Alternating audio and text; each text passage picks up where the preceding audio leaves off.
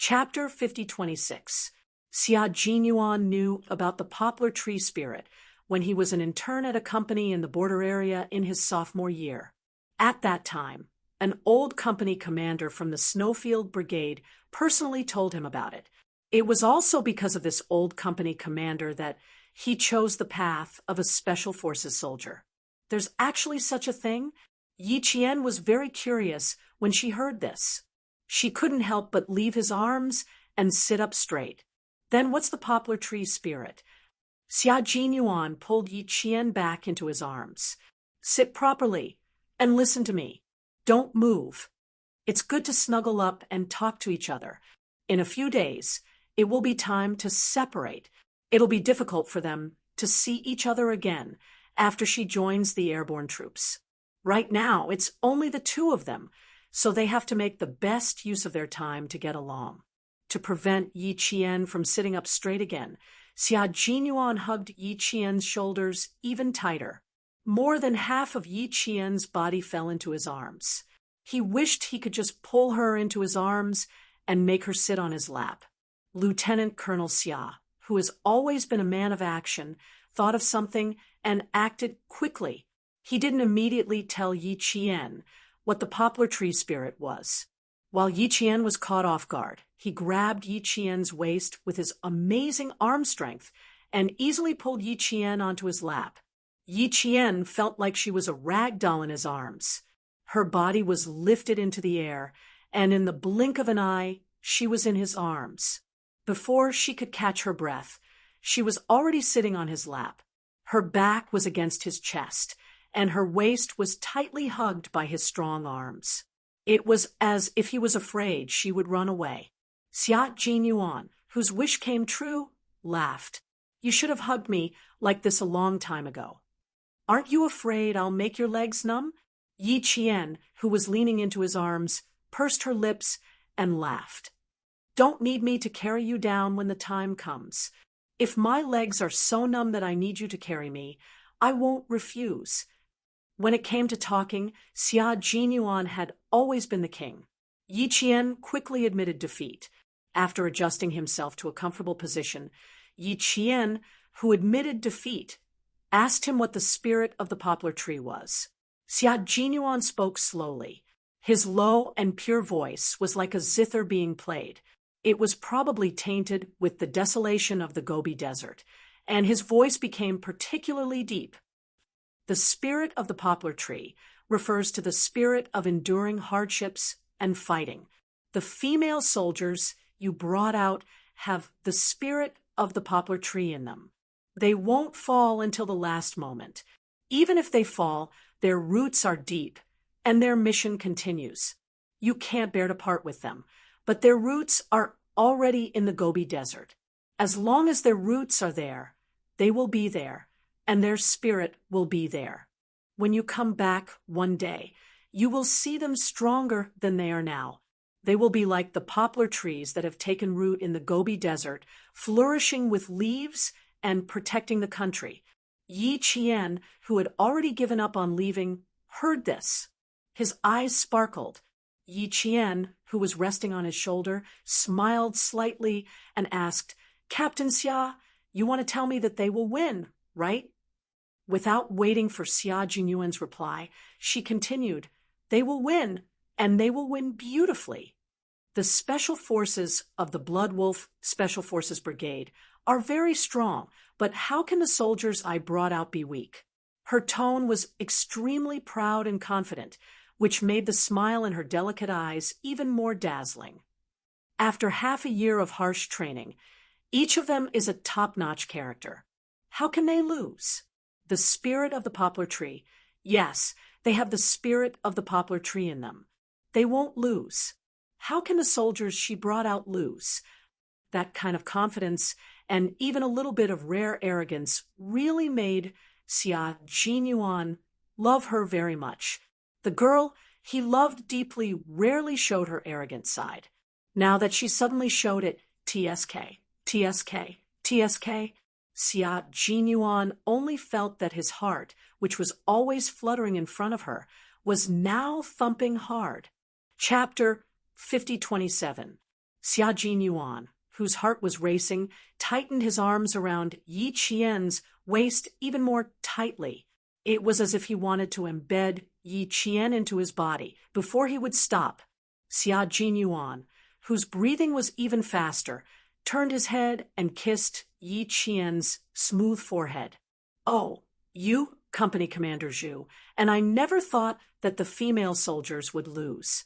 After half a year of rigorous training, we all saw the improvement of the female soldiers. Would they be willing to see a group of female soldiers who refused to admit defeat? Although the difficulty of all the competition subjects has been increased, the military did not blindly increase it. They increased the difficulty based on the female soldiers' usual training content and the results of their assessments. You hope that the female soldiers can win, and you hope that they can work together to realize their dreams. The military does the same.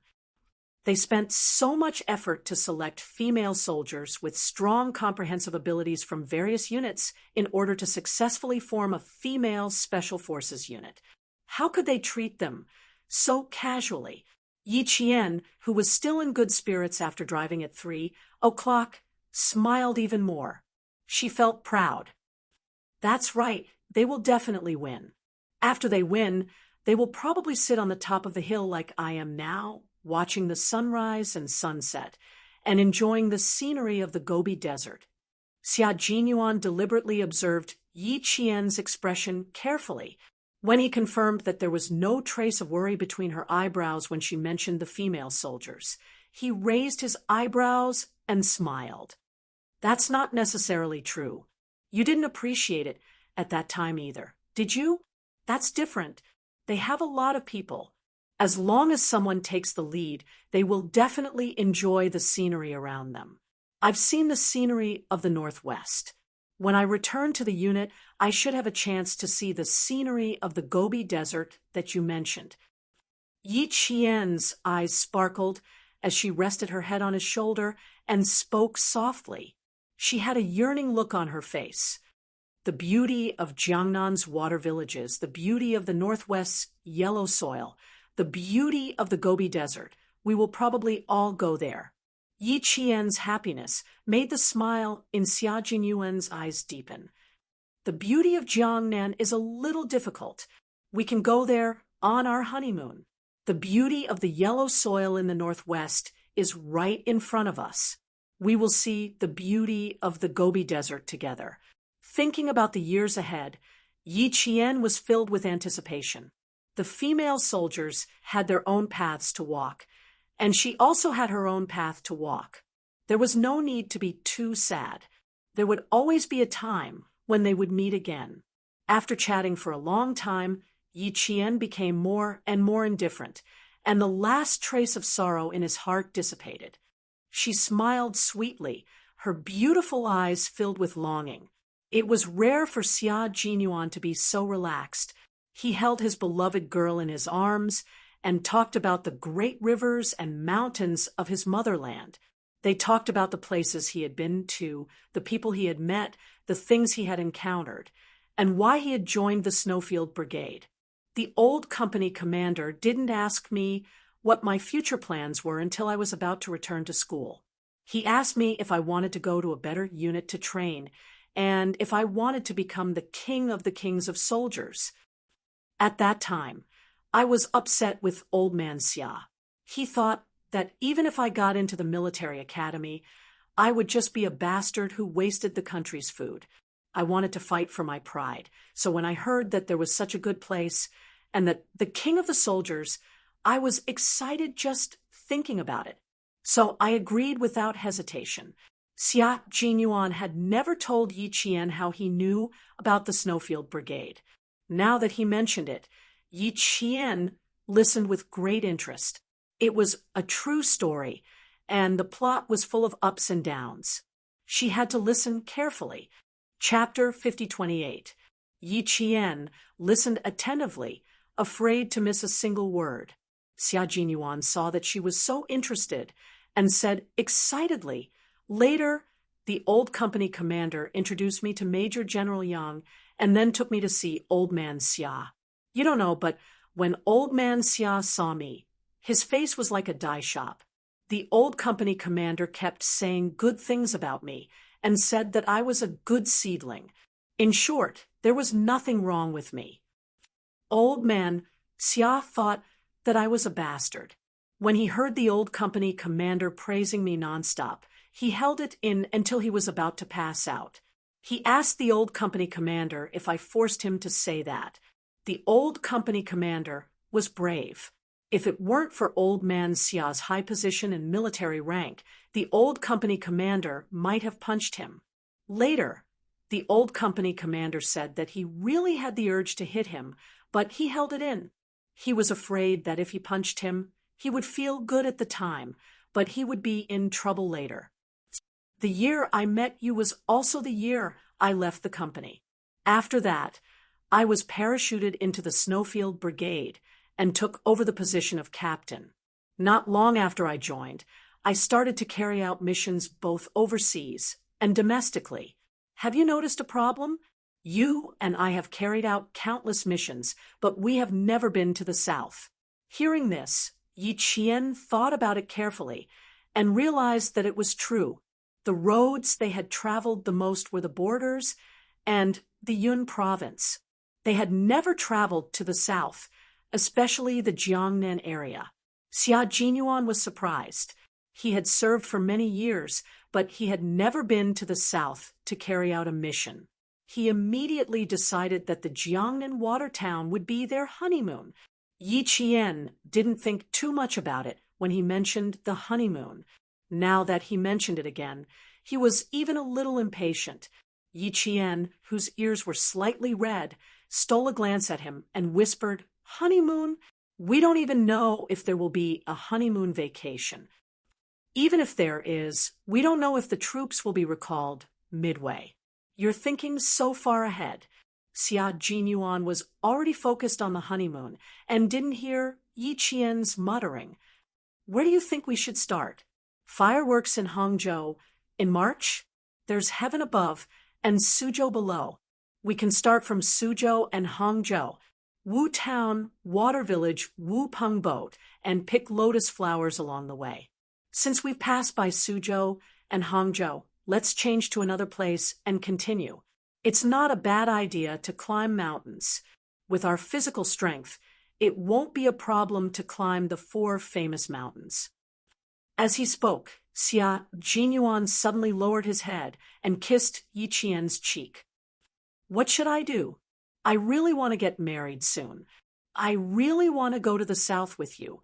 At this moment, the two of them had already put aside all their worries, and they only had each other in their eyes. He kissed and nudged Yi Qian until he felt ticklish. As he dodged, Yi Qian smiled and pushed his head away to prevent him from causing trouble again. "Captain Xia, think about it in your heart. I just graduated and am still young. There's no hurry to get married. You still have to wait. We have to be 24 years old when we get married. I'm only 22 years old this year." A basin of cold water was poured down, instantly drenching his heart. Xia Jinyuan, whose heart was cold, bit Yi Qian's tender earlobe in revenge. The tip of his teeth purposely rubbed and sucked. "Little heartless girl, don't you know how hard it is for me to hold it in?" As he spoke, he pulled the person sitting on his lap harder into his arms, making her sit on his lap. "You feel it? Is it hard for you to hold it in?" Yi Qian was so stiff that he didn't dare to move. Yes, she felt it. It was already like this. How could she not feel it? Chapter 5029. Yi Qian, who could feel it, was very worried. In the past, she could still use her young age as a shield. But now, she was old, an adult, and a university graduate. Her best shield had lost its effectiveness. What should she do? The worried Yi Qian did not even dare to move. What else could she do? She had to put out the fire first. We're in the wilderness. Calm down, Captain Xia. Bear with it. Continue to bear with it. She stammered. She would only panic in the wilderness. What if something happened? She, should she resist or not? What a difficult choice. In the wilderness, she couldn't possibly be executed on the spot. The inexperienced Captain Xia probably did not have the hobby of fighting in the wilderness. At this moment, Yi Qian's heart was like a small boat swaying with the waves in the vast ocean. One moment, the boat was about to capsize, and the next moment, it was about to sink. What should she do? What should she do? It was such a big feeling. His breathing sounded like a wild beast panting in her ears. The scorching hot breath was like fire, roasting her and making her feel extremely uncomfortable. Captain Xia, why don't you put me down first, and we can walk? They were clearly talking about serious matters just now. Why did the atmosphere change so suddenly? Yi Qian, whose neck was red, suggested softly. She did not dare to disturb him. If that doesn't work, why don't you run a few kilometers to vent your anger? She suggested again. It was all out of conscience. Holding it in was harmful to the body. Xia Jinyuan did not accept her suggestion. He was also helpless. Why did his body feel? The more he spoke. Sigh, he could not blame his body for not living up to expectations. Just think, an old virgin chicken that hasn't even eaten meat at the age of 30. How can you expect it to live up to expectations? It had been abused for more than 10 years. It felt very wronged. It was just that. Xia Jinyuan laid his head on Yi Qian's shoulder and groaned painfully. I've already wronged it for more than 10 years. I can't bear to let it suffer anymore. Cough, cough, cough. Yi Qian's neck was not red. She felt that her entire body was red. She didn't want to. Then, tell it that the location is wrong and let it cool down. What else could he do? Coaxing. Yi Qian used all his energy to coax her. Xia Jinyuan was in even more pain. His hands were no longer tied around Yi Qian's waist. Instead, he gradually began to climb up. As he did so, he complained, I can't coax him. He won't listen to me. No, it doesn't listen to me. Her voice was so soft that it made Yi Qian's heart tremble. It was irresistibly sexy. Yi Jian's hand stopped him from climbing up, and she clenched them tightly. Gritting her teeth secretly, she began to exert more strength in her lower abdomen. Gently, she persuaded him again.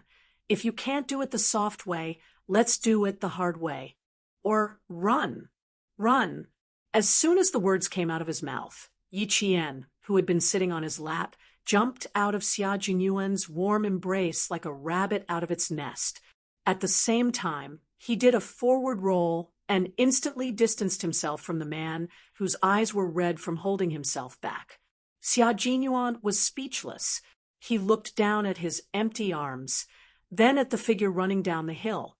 He gritted his teeth and said, when the time and place are right, don't even think about getting out of bed for 3 days and 3 nights. He leaped up and chased after the figure in front of him. The location was really not right. As for him, he did not expect that he would suddenly have such thoughts. They were clearly talking about business, but after a while, he suddenly missed it and forcefully suppressed it again. He needed to go to the andrology department for a thorough examination to see if there were any problems with his various functions. Chapter 50-30. Xia Jinyuan thought as he chased after her while taking deep breaths. As the figure in front of him got closer and closer to him, the gentleness in his eyes grew stronger. Finally, he caught up with her and hugged her as they lay down on the cold, gravelly ground. This time, the two of them did not hug each other. They had learned their lesson from their predecessors, so they should take it easy. The surroundings were very quiet. After running for 3 kilometers, the two of them rested their heads on their hands, closed their eyes, and adjusted their breathing with a smile on their faces. Their hearts became calmer and calmer until there were no more distracting thoughts. Without speaking, the two of them lay there quietly, as if they could lie there until the end of time. After some time, Yi Jian was about to fall asleep. There was a shadow above her eyelids. She slowly opened her eyes, and a handsome face was reflected in her black pupils. "Have you rested enough?" he asked with a smile. His voice was so gentle that Yi Qian couldn't help but slowly close her eyes again. She smiled lazily and said, "No, I just want to take a nap before we continue." Her lazy appearance made Xia Jingyuan's eyes melt. He pinched her nose gently with his slender fingers and pinched her so hard that she couldn't breathe. "If we sleep here, the people at the military station will think that we've lost our way. Come, I'll carry you to the car. You can sleep in the car. When you wake up, the results of the female soldiers' competition this morning will probably be out." Yi Qian, who was pinching her nose and breathing through her mouth, suddenly opened her eyes. Her eyes were so clear that one could tell that she was in good spirits and didn't feel sleepy at all. "Can I know the results of the female soldiers?" Not only did she not feel sleepy, she even sat up straight and stared at Xia Jinyuan. "You're not lying to me, right? Can you really know? Lie to her?" Xia Jinyuan raised his head and flicked her forehead. "When have I ever lied to you?" He really didn't. Yi Qian smiled and lay on Xia Jinyuan's back. She hugged his shoulders with both hands and swayed her slender legs with his steps. She was extremely happy.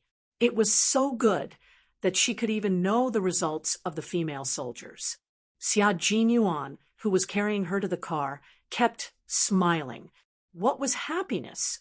Happiness was when he carried her on his back and walked until the end of time. After getting into the car, Yi Qian let himself fall asleep. They still had to continue driving. When they woke up in the afternoon, they would be able to take over the shift. They would also be able to know the female soldiers' results. It was killing two birds with one stone. The military jeep drove onto the asphalt road built by the Army Corps of Engineers. From the desolate Gobi Desert to the asphalt road, where vehicles occasionally passed by, Xia Jinyuan rolled up the windows that were originally rolled down to prevent the car horn from waking up Yi Qian. At 9 o'clock in the morning, the temperature of the sun gradually rose. The female soldiers with rifles in their hands lay motionless on the ground. In front of them was a chest target and an alarm clock that rang every 5 minutes. Another 10 minutes passed, and the alarm clock let out a sharp ding-ding-ding sound, destroying everyone's willpower and disintegrating everyone's perseverance. As Company Commander Zhu listened to the ringing of the alarm clock, he swore countless times in his heart. "Damn it! I swear that I will never buy an alarm clock for the rest of my life. I don't want to hear an alarm clock for the rest of my life. It's 2F** King Torturous. Hang in there, female soldiers. You have to hang in there. There's still an hour to go. You've already endured for 4 hours. There's only 1 hour left. Don't let the first 3 hours go to waste." As he listened to the ringing of the alarm clock, Company Commander Zhu's gaze continuously swept across the female soldiers. He clenched his fists tightly until all the ringing stopped. Then he slowly took a deep breath and relaxed his fists. Chapter 50:31. While Company Commander Zhu was paying attention to the female soldiers, he was also paying attention to the male soldiers of the Blood Wolf Special Forces Brigade. Seeing that the male soldiers were all very steady, he muttered in his heart, "Damn it! Hurry up and drop a few for me. Hurry up and drop a few for me." He couldn't say it out loud. Captain Hu of the Blood Wolf Special Forces Brigade had been watching the battle from the side. Unfortunately, the male soldiers of the Blood Wolf Special Forces Brigade didn't do as Company Commander Zhu wished. The female soldiers persisted, and so did they. They didn't move at all, as if they were one with the ground. No matter how strong the wind and rain were, they wouldn't move. The veteran special forces wouldn't lose so easily. Moreover, they were fighting against female soldiers. If they lost to them in the first round, wouldn't they be ashamed? Since the female soldiers persisted, the male soldiers didn't dare to let themselves fall. Captain, who of the Blood Wolf Special Forces Brigade, was no less mentally active than Company Commander Zhu. Occasionally, he would glance in the direction of the female soldiers with a cold expression. The corners of his mouth were pressed tightly together, and the atmosphere around him was a little gloomy. These female soldiers weren't just pretty vases. They were all well-trained and had a certain level of strength. Take the gun control training as an example. Ordinary soldiers trained for about half an hour to an hour, while the Special Forces trained for at least 2 hours. Under normal circumstances, they would train for more than 2 hours. At the same time, there would be several interference factors around them. This was to allow the soldiers to perform normally in a noisy environment without being affected by the environment. Ordinary soldiers could control their guns for an hour, but the female soldiers who were fighting against them had controlled their guns for 3 hours. Their expressions didn't change, and they didn't look tired at all. It was obvious that their daily gun control training was done according to the standards of the Special Forces. This group of female soldiers wasn't ordinary. They should be a special force of the 76th Army Group. As a soldier from the Northwest, he didn't know that the 76th Army Group had established a special force of women. No wonder Company Commander Zhu said that the female soldiers weren't simple. How could the Special Forces be simple? There was only one male Special Force soldier in 10,000 miles. After all, there were more male soldiers. What about female Special Forces soldiers? There might not even be one in 10,000 miles. Captain, who took a deep breath. The sun shone on his dark face, but it couldn't melt the coldness on his face. After glancing at the female soldiers, Captain, who turned to look at Company Commander Zhu, who had the same cold expression as him. After a moment of consideration, Captain, who casually said, "The 76th Army Group even has a special force of women. It seems that there will be a big change at the top. We have a Navy, an Army, and we only lack an Air Force.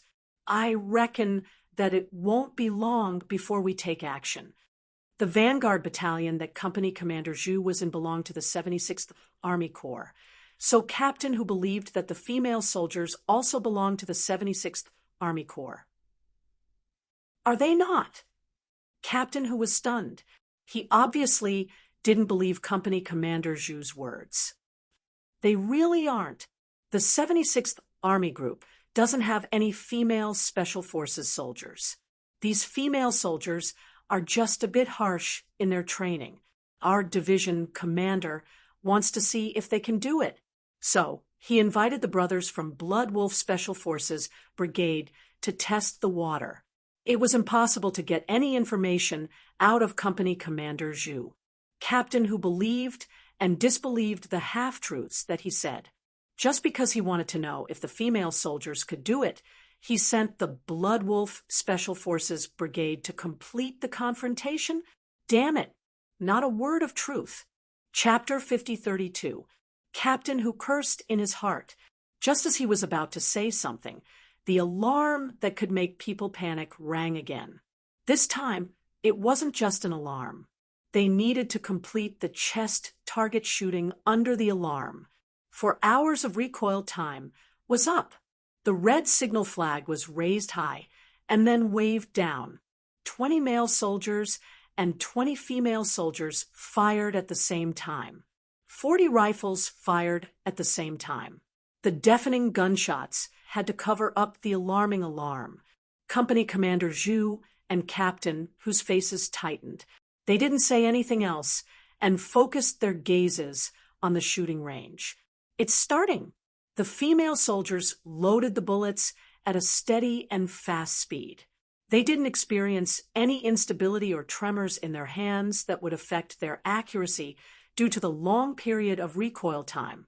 The male soldiers who were trained in the special forces were much more mentally stable than the female soldiers.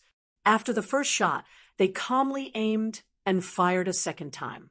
Their speed was the same as before and didn't slow down at all. A smile flashed across Captain Hu's eyes. He calmly said to Company Commander Zhu, "The soldiers in my team are all good shooters. Their accuracy is quite high. After 6 hours of recoil time, 16 out of 20 of them shot perfectly." In other words, the female soldiers might not be as good. Company Commander Zhu wasn't afraid. The final assessment for the female soldiers wasn't to surpass the male soldiers. The final assessment was to assess the overall performance of the female soldiers. Even if they lost to the male soldiers in a certain subject, as long as their accuracy met the standards set by the military, they would still pass. Company Commander Zhu's smile didn't change in the face of Captain Hu's provocation. The veteran Special Forces soldiers really live up to their reputation. This is a good opportunity for our female soldiers to learn from each other and make up for their weaknesses. Captain Hu, who was probing and provoking, really couldn't figure out what the Pioneer Battalion was planning. They weren't from the Special Forces and didn't care about their results. Then what were they after? Could it be that what this Loach company commander in front of him said was true, that they just wanted to see how strong the female soldiers were? Captain Hu didn't get any useful information after a long time. Instead, he made himself confused. He bit his cheek and decided not to ask any more questions. He wouldn't get anything out of him, no matter how much he asked. Fine, he shouldn't waste his energy. Just let the brothers do their best. The soldiers of the Blood Wolf Special Forces Brigade would not give in just because the opponent was a female soldier. As long as it was a competition, there would only be a winner and a loser. There would never be humility. The female soldiers did not need to be modest either. After half a year of bitter training, they had long been reborn. They were many times stronger than when they first arrived. Now, they were only one step away from their dreams. They didn't dare to relax in the slightest. They were like sea swallows soaring in the sky, fearlessly meeting the blade. Yi Qian, who had just woken up from his sleep, jerked his body slightly. He opened his eyes and sat up straight to look behind the car. Behind the car was an unknown number of kilometers into the vast Gobi Desert, and she was getting further and further away from there. Did you dream? Xia Jinyuan, who was driving, quickly glanced at Yi Qian, who was looking back, and then looked at his watch. It was 11:26 in the morning, and the female soldiers had finished the second round. Yi Qian retracted his gaze and sat up again. He rubbed his dizzy temples, closed his eyes, and answered, "I had a strange dream that I can't remember at all. I don't know what I dreamt of." She must have had a dream related to the female soldiers. Xia Jinyuan only thought about it in his heart and didn't say it out loud. Chapter 50:33. You probably haven't rested well. There's a service area downstairs. Get out of the car and rest for a while. Eat something while you're at it. Xia Jinyuan, who was looking straight ahead, yawned and said, "I'm a little hungry. I need to eat something to fill my stomach." Speaking of hunger, Yi Qian suddenly felt a little hungry too. He nodded and said, "Okay, I'll drive after you eat. You rest." The journey was long, so the two of them had to take turns driving. When they arrived at the service area, Yi Qian looked at the line of cars and suddenly laughed. Seeing the cars without camouflage and the people in casual clothes, I suddenly feel like I've been separated from the world for a long time. It was true. Ever since Yi Qian joined the Pioneer Battalion, he had never walked out of the Gobi Desert. The barracks were filled with soldiers in camouflage. Now that he suddenly saw people in casual clothes, Yi Qian was not used to it. He even felt that it was a little strange. There were very few service areas on the Northwest Highway. There was only a very simple service area after a few hundred kilometers. Every car that passed by would enter the service area to rest. Now that there were many cars, many passengers got out of the cars to rest. Some were on road trips, some were going to and from various cities, and some were going into the Gobi Desert to participate in construction. Those from Tianan were all resting and replenishing their food at the service area. Xia Jinyuan, who was following the car in front, was amused by Yi Qian's strange expression. There was a teasing smile in his eyes. How do you feel about returning from a primitive society to a civilized one? I'm not used to it. Yi Qian smiled and sighed. It's only been half a year, so I'm really not used to it. Captain Xia, do you feel the same way? Officers and soldiers who stayed in the army for a long time would feel the same way as Yi Qian. Officers and soldiers in remote units would feel the same way. Xia Jinyuan also felt the same way in the past. He found a place slightly further away from the service area and parked his car. He smiled and said, I did before, but I got used to it. You'll get used to it in the future too. Sometimes you don't even want to go back to the bustling city. You just want to go back to the army as soon as possible. Oh, no wonder you left in a hurry every time you saw me. So, you didn't even want to see me. After getting out of the car and taking a few steps, Yi Qian, whose dizziness had dissipated a lot, deliberately found fault with her. To think that I miss you for a long time every time you leave, and it takes me a long time to get used to it. Xia Jinyuan chuckled. After I got to know you, I hated how short my vacation was. Even if I only had 2 days off, I still wanted to fly over to see you. I have collected 7 calendars. Excluding the year when I first met you, from the following year onwards, every time I saw you, I would draw a heart on the calendar. I will show it to you when you return to the team. This small gesture made Yi Qian smile sweetly. She looked at him with watery eyes and pursed her lips into a smile like a flower bud waiting to bloom. When she returned to the team, she had to take a good look at those calendars. She had to count how many times she and Captain Xia had met over the years and how many days they had spent together. She wanted to see if there were any discrepancies in her memories. Yi Qian was a female soldier with an incredible memory. As long as she tried to recall, she could also recall every day they had spent together. The car was parked a little far away.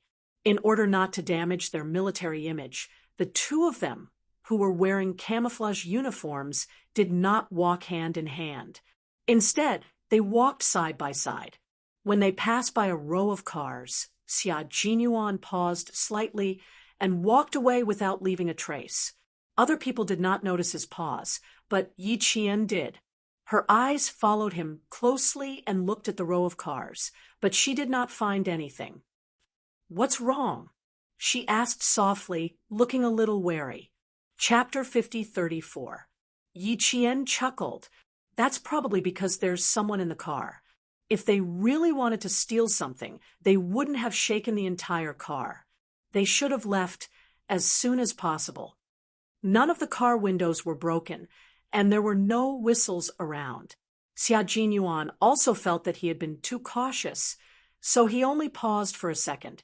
The two of them took a few more steps forward, and the sound of a sliding door came from the car behind them. It seemed like there was some danger in the car, and the people in the car were escaping in a hurry. Something was wrong. The two of them, who were talking and laughing, turned around at the same time and ran in the same direction. They saw a gray figure sweep past them and run towards the highway.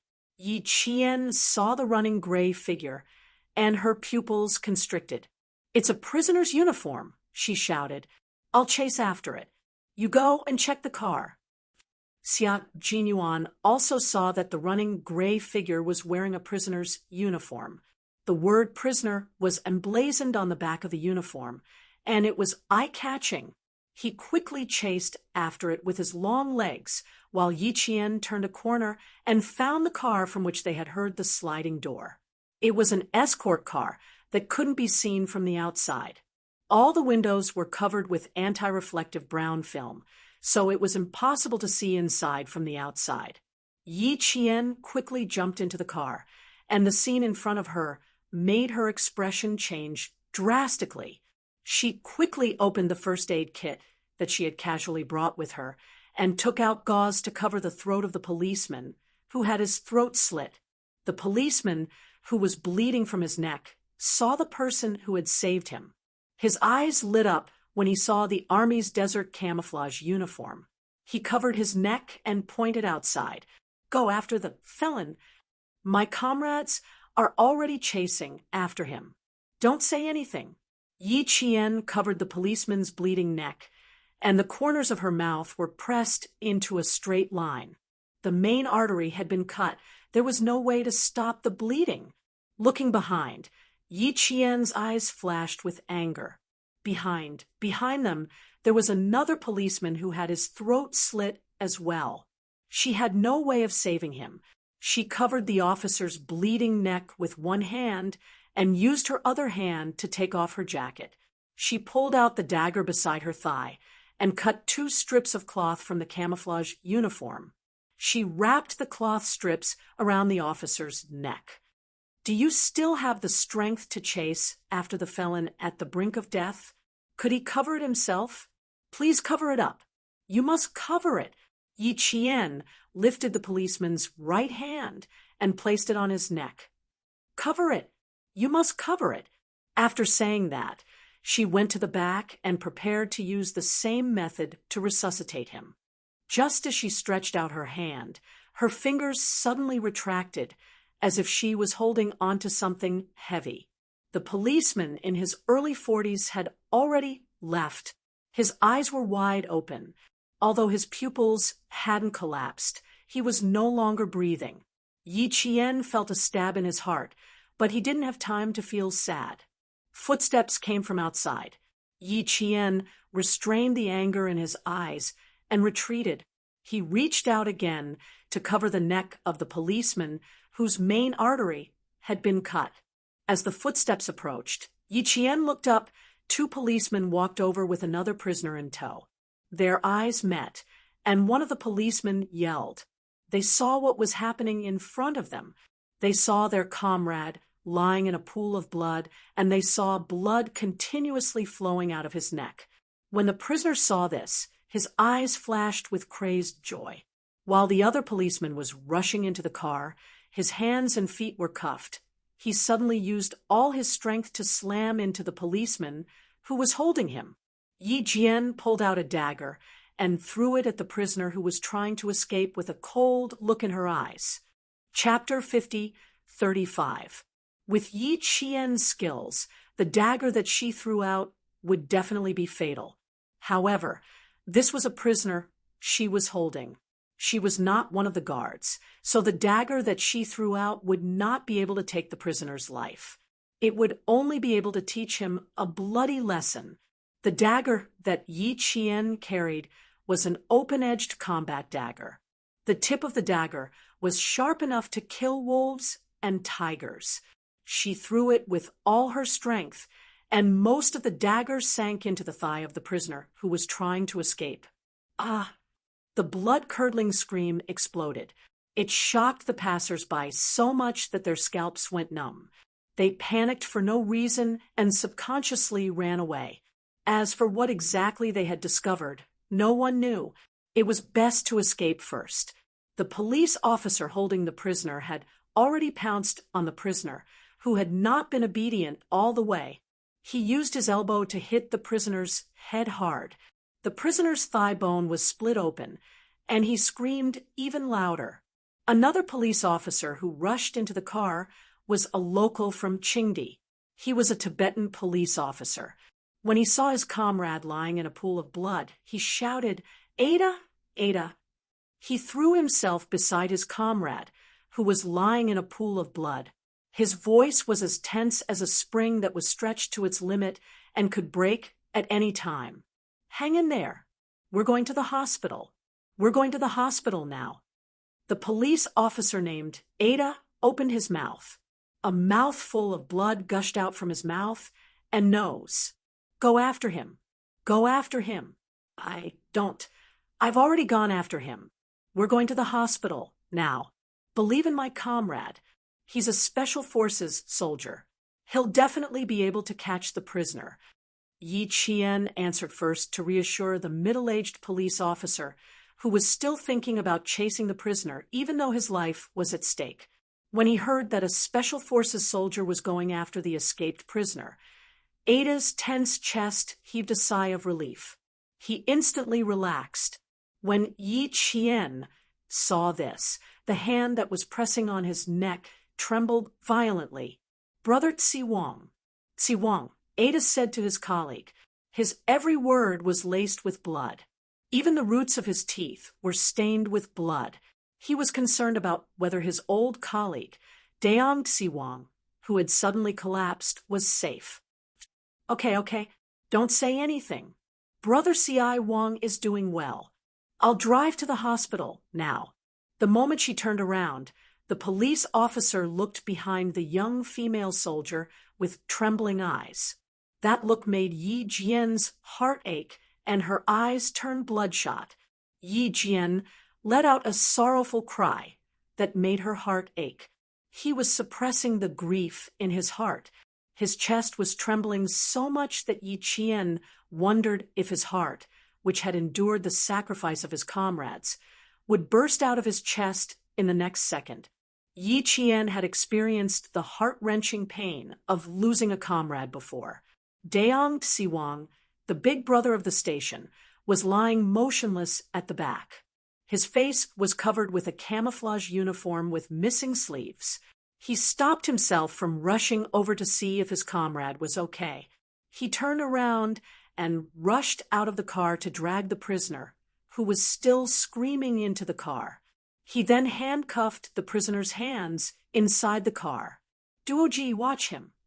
The police officer who locked up the criminal gritted his teeth and growled at the police officer who was holding the criminal. Keep an eye on him. The police officer who was holding the criminal, Duoji, nodded. Okay, you drive. I'll keep an eye on him. The two police officers did not panic when they saw their comrade covered in blood. One of them drove while the other looked after the dead prisoner. They quickly divided the work, with the young female soldier helping their comrade to stop the bleeding. They were very relieved.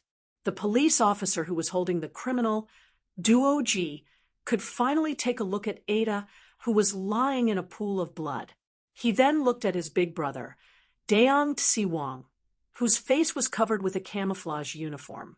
Grief flooded over him like a tidal wave that had broken through a dam. Chapter 5036. His comrade was sacrificed, but the prisoner was still laughing. Duoji's heart was filled with anger, and he kicked the prisoner, who was still screaming. Ja, Tsomu, you're asking for it. He kicked the prisoner's injured leg, and the prisoner fell to the ground. Because his hands were cuffed, he could not touch the ground, so he was suspended in the air. This was a prisoner whose hands were stained with human lives. Even if he screamed in pain, it could not hide the cruelty in his eyes. He saw the policeman lying in a pool of blood in front of him, and his mouth suddenly cracked into a cruel smile. Dead. Really dead. Good death. Good death. He still wants to take us back. Ha ha ha, he's not that lucky. The policeman who was holding him down looked ruthless. With bloodshot eyes, he lifted his leg again and kicked the prisoner's chest. Shut up. The prisoner coughed violently and laughed crazily. Ha ha ha, ha ha ha, he's not that lucky. He's not that lucky. He was beaten until he vomited a mouthful of blood and fainted from the pain. Only then did he stop. After the prisoner fainted, the policeman, Duoji, rushed to the front seat. His hands trembled as he took off the camouflage jacket that covered his colleague's face, who was also the leader of the station, Daong Tsiwang. Yi Qian had helped Daong Tsiwang up from the car and buckled him with a seatbelt to prevent him from falling again. He also covered Daong Tsiwang's face with the sleeveless camouflage jacket as a sign of respect for the deceased. After the jacket was removed, Duo Ji saw that the leader, who had already left, had his right hand pressed against his chest. He looked like he was in pain, and his eyes were bloodshot from exhaustion. His lips were abnormally purple, but because his body had not yet stiffened, his lips had not turned white, but his face was gray and leaden. Yi Qian, whose hands were stained with blood, looked away after a glance.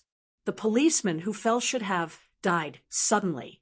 To be precise, he died suddenly from exhaustion. The car had already started, and the policeman who was driving turned on the siren and asked the cars in front to move away. He drove to the nearest hospital at the fastest speed. Yi Qian, whose hands were stained with blood, kept pressing on the neck of the policeman. Ada, whose qi and blood were getting worse, and his lips were getting paler and paler. "Hold on. We're driving to the hospital now. Hold on." Police officer Ada should know that he did not have much time left. He forced a smile. He wanted to smile at Yi Qian to express his gratitude. "You're welcome. It's what I should do." Yi Qian understood what he was trying to say. She curled her lips into a reassuring smile. "Everything will be fine. Everything will be fine." Officer Duo Ji, who was suppressing his grief, covered his brother Daong Tsiwang's face with his camouflage jacket again. He wanted to take off his police uniform jacket, but he was afraid that his colleague, Ada, whose fate was unknown, would know that brother Tsiwang had left and become agitated, so he put on Yi Qian's jacket again. Prisoner Jia Soma fainted. Duo Ji, who was grieving, crawled to his colleague, Ada's side. This was a 7-seater MPV, which was not used to transport prisoners. They had borrowed it from the hospital at the last minute. The police and the prisoner were in the same space, which gave the escaped prisoner a chance to attack. Duo Ji, who had crawled over, held on to Ada's cold fingers. Ada, hold on. You'll be fine. You'll be fine." He was not speaking Mandarin, but Tibetan. Police officer Ada smiled. He could not hold on any longer, although he could not bear to leave, wanted to live well, and wanted to see the sun rise tomorrow. He knew that he could not do it. He knew that he did not even have the strength to hold on to Duo Ji's hands. He knew that he was going to die. Chapter 50:37. Looking at Ada's pale face, Yi Qian's voice tightened as she questioned Duo Ji, who was gasping for breath. "Why did you stop midway when you were escorting a felon? Why did you bring a felon out of the car? Why did the escaped felon have a weapon in his hand?" According to the rules, Yi Qian had no right to ask. However, when she saw the police officer, Daong Tsiwang, lying in a pool of blood, she couldn't help but ask. His questioning voice was extremely harsh with the momentum of a golden spear. Duo Ji choked and was about to explain when Ada spoke. His voice was so weak that it sounded like he could die at any moment. "Tsiwang, big brother, suddenly fell ill. I tried to save him. Wugan, sneak attack from behind. Throat slit. Murder weapon, plastic piece. Hospital, someone helped him." It wasn't Tibetan, but common language. He didn't avoid the young female soldier who helped them. He wanted Yi Qian to hear it. This was an answer to Yi Qian's question. He explained to Yi Qian that it had nothing to do with his colleagues, Ada and Ping Tso. The escaped felon had a plastic piece that was sharp enough to slit the throat. There was someone in the hospital who helped the felon. The police officer, Daong Tsiwang, suddenly fell ill. Duo Ji, who was in custody, tried to save him, but the felon slit his throat instead. This meant that the felon was skilled. Yi Qian looked down to hide the haze in his eyes. "Captain Xia, You have to be careful." Ada, who was speaking weakly, spat out blood again. Duo Ji shouted at Ping Tso, who was driving, "Drive faster, drive faster." The Tibetan man didn't cry easily. At this moment, tears and screams flew everywhere. Duo Ji wasn't young anymore. He was in his early 30s. The UV rays in the highlands were strong, so Duo Ji looked like he was in his 40s. One of his comrades was sacrificed, and the other's life was uncertain. This made the Tibetan man look much older. The police siren blared all the way. The police officer driving the car accelerated to 180 kilometers per hour and headed towards the small county town that was more than 80 kilometers away. At that time, many places in the northwest Gobi Desert had no mobile network signal. Even if he carried a cell phone with him, it would show the word "no service." Yi Qian kept his cell phone within his line of sight, waiting for a signal to appear, and immediately dialed a number. Police cars were equipped with satellite phones, but this was not a police car, but a civilian car. When the incident happened, there was no way to contact the outside immediately because there was no signal at all. The only satellite phone that was used for emergency communication was also taken away by the escaped prisoners. "I should have borrowed a landline in the service area," Yi Jian thought to herself. Then she frowned. There was no time to borrow a landline. The best choice was to drive to the hospital as fast as possible. She kept her hand on Ada's neck and did not dare to let go. Duo Ji also kept staring at Yi Qian's phone until the vertical bar that represented the signal appeared. There was only a 2-grid signal, but it was enough to make Doji overjoyed. He dialed the 120 emergency number and asked the hospital to immediately arrange for personnel to be on standby. Then he dialed the police station's number. Before he could finish explaining what had happened, the call was cut off. His phone once again indicated that there was no service and no internet. With no service and no internet, he couldn't even make an emergency call. Duo Ji, who was holding the phone tightly, was heaving up and down violently. He lowered his head and kept talking to his comrade, Ada, who was so weak that he couldn't open his eyes. "Ada, hold on a little longer. Just a little longer. We are almost at the hospital. Don't sleep." Chapter 5038.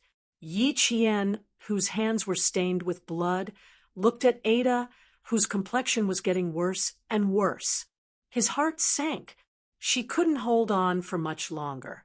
This police officer on the front line couldn't hold on for much longer. Her life was slipping away at a speed she could see, hearing his comrade encouraging him to persevere. After a while, Ada struggled to open his eyes that were about to close. He hummed softly as a response.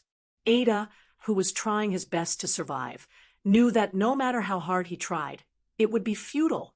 Duo Ji, who had been waiting for an answer, cried like a child when he heard this soft and inaudible voice. The Tibetan man with a broad back arched his back and sobbed beside his comrade. Ada, who closed his eyes tiredly, had tears flowing out from the corners of his eyes. He heard his comrade's sorrowful cries and heard his comrade's reluctance to part with him. He also knew that his elder brother, Daong Tsiwang, who had been silent all this while, had already passed away. His elder brother, who had suddenly fallen ill and could not be saved in time, had passed away. Ada, whose breathing was as weak as silk, wanted to take one last deep breath, and he did it. After taking a deep breath with much difficulty, he looked at the figure that had already doubled. His lips moved. Stop the car.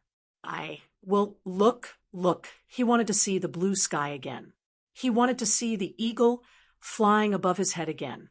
He wanted to be close to the land he loved deeply. He wanted to breathe in the cold wind from the snowy mountains for the last time. The car stopped.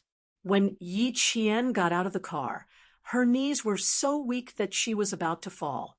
Her hand was still covering the police officer Ada's neck. She could not fall. If she fell, her hand would loosen. The police officers Ping Qo and Duo Ji carried Ada out of the car. They walked to the side of the road. Ping Qo sat down first. Ada sat down and leaned into his comrade's arms. Duo Ji knelt beside him and held Ada's hands tightly. Yi Qian also knelt. His hands never left Ada's neck. The wind blew from the mountains and blew across the highway. Even the wind was filled with sadness. Ada tried his best to open his eyes. He looked at the blue sky and wanted to see if there was an eagle flying past. The sky was so blue. When would the eagle fly over? The air was really good.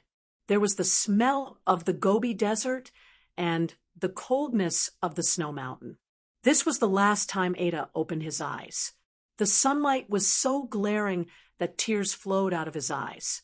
He tried his best to keep his eyes open and look, because this was the last time he would see sunlight. In less than a minute, Ada slowly closed his eyes. In the last moments of his life, he left behind his last words. Big, Brother C.I. Wang, Brother C.I. Wang and I, together, you guys, continue, live. He didn't mention his family, only his comrades who had fought side by side with him. At the last moment of his life, he was most worried about his comrades. As for his family, he didn't even have time to leave behind his last words before he closed his eyes. Ada, my Ada, the Tibetan man cried out in pain. Ping Qo hugged the departing Ada tightly and cried loudly. Her sorrowful voice was enough to make the wind weep. Ada left. As a police officer, Ada left. Yi Qian slowly retracted his hand and stood up. His hand was trembling so badly that he didn't even have the strength to raise it up and send the deceased policeman off with a military salute. He looked down at his blood-stained hands. The blood had already dried and coagulated into brown blood clots. His palms, the back of his hands, and the seams of his hands were covered in brown blood. It was the blood that represented life. Now, it had already dried up. Chapter 5039. The blood had dried up, and police officer Ada had left. It was an era of peace. Peace belonged only to the people, not to the police, not to the soldiers, and not to the frontline workers who fought against all criminals. They had to bear the price of peace. The photos they took on the first day they put on their uniforms would be the photos of their sacrifice in the morning hall. The true era of peace only belonged to the common people. The common people who lived in the era of peace actually had piles of bones beneath their feet. They were the bones of martyrs who sacrificed their lives in exchange for the people to live in peace. Yi Qian closed her eyes. She really didn't have the strength to raise her arms to salute. Her legs, which suddenly lost the strength to stand, fell heavily on the ground filled with gravel. She knelt to send off police officer Ada, who had sacrificed himself. Ada's comrade was in pain. Her tears splattered on the ground, leaving little tear stains. Police officer Ada had sacrificed himself. Police officer Deang Xiwang had sacrificed himself. In one day, 2 frontline police officers had sacrificed themselves in a county police station. The director of the police station received a call that was suddenly cut off. No matter how he called, he couldn't contact them. The director panicked and personally led several police officers out. In the small county, 3 police cars blared their sirens and sped out of the county. Duo Ji told the director that there was a situation on their side. The felon Gonganimbu had escaped, and Ada was injured. Then the call was cut off, and they couldn't contact them anymore. Why did the felon Gonganimbu escape? They had just caught him and hadn't brought him back to the station. How did he escape? The panicking director sat in the car with a gloomy face. From time to time, he would use his phone to call the number that had contacted him 5 minutes ago. No matter how hard he tried, there was no way to contact him. He kept telling him that the number was temporarily unavailable. The director was so anxious that he wanted to throw his phone away. In 2003 and 2004, there were still many villages in the mainland with no mobile network signal, let alone remote areas like the Northwest and the Highlands. Ping Kuo carried his comrade Ada, who was no longer breathing, into the car and carefully placed him on the seat next to Deang Xiwang. He and Duo Ji sat in the back, their hands tightly holding the shoulders of their fallen comrade. Yi Qian became the driver. Ping Kuo and Duo Ji told Yi Qian that they had to turn back to the service area. They needed to capture the escaped felon Gong Ningbu. Yi Qian, who was worried about Xia Jinyuan, thought for a while before nodding in agreement. She actually wanted to send the two policemen back to their workplace first.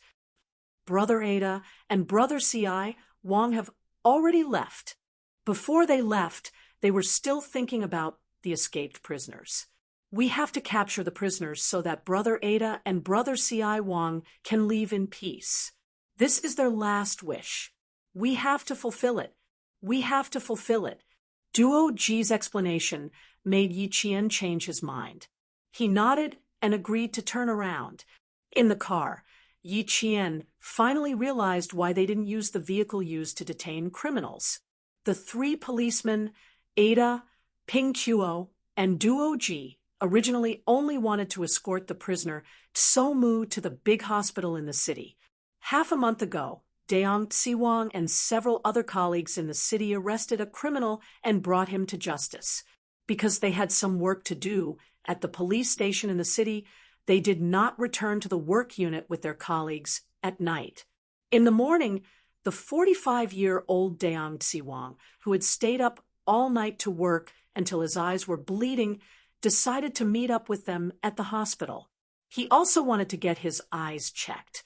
He planned to prescribe some medicine and bring it back to the station.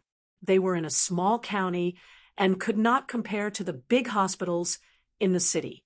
Chapter 5040. Who knew that before he could find a doctor to check his eyes, he would see the fugitive felon Gong Ningbu pass by with a bag of medicine in his hand.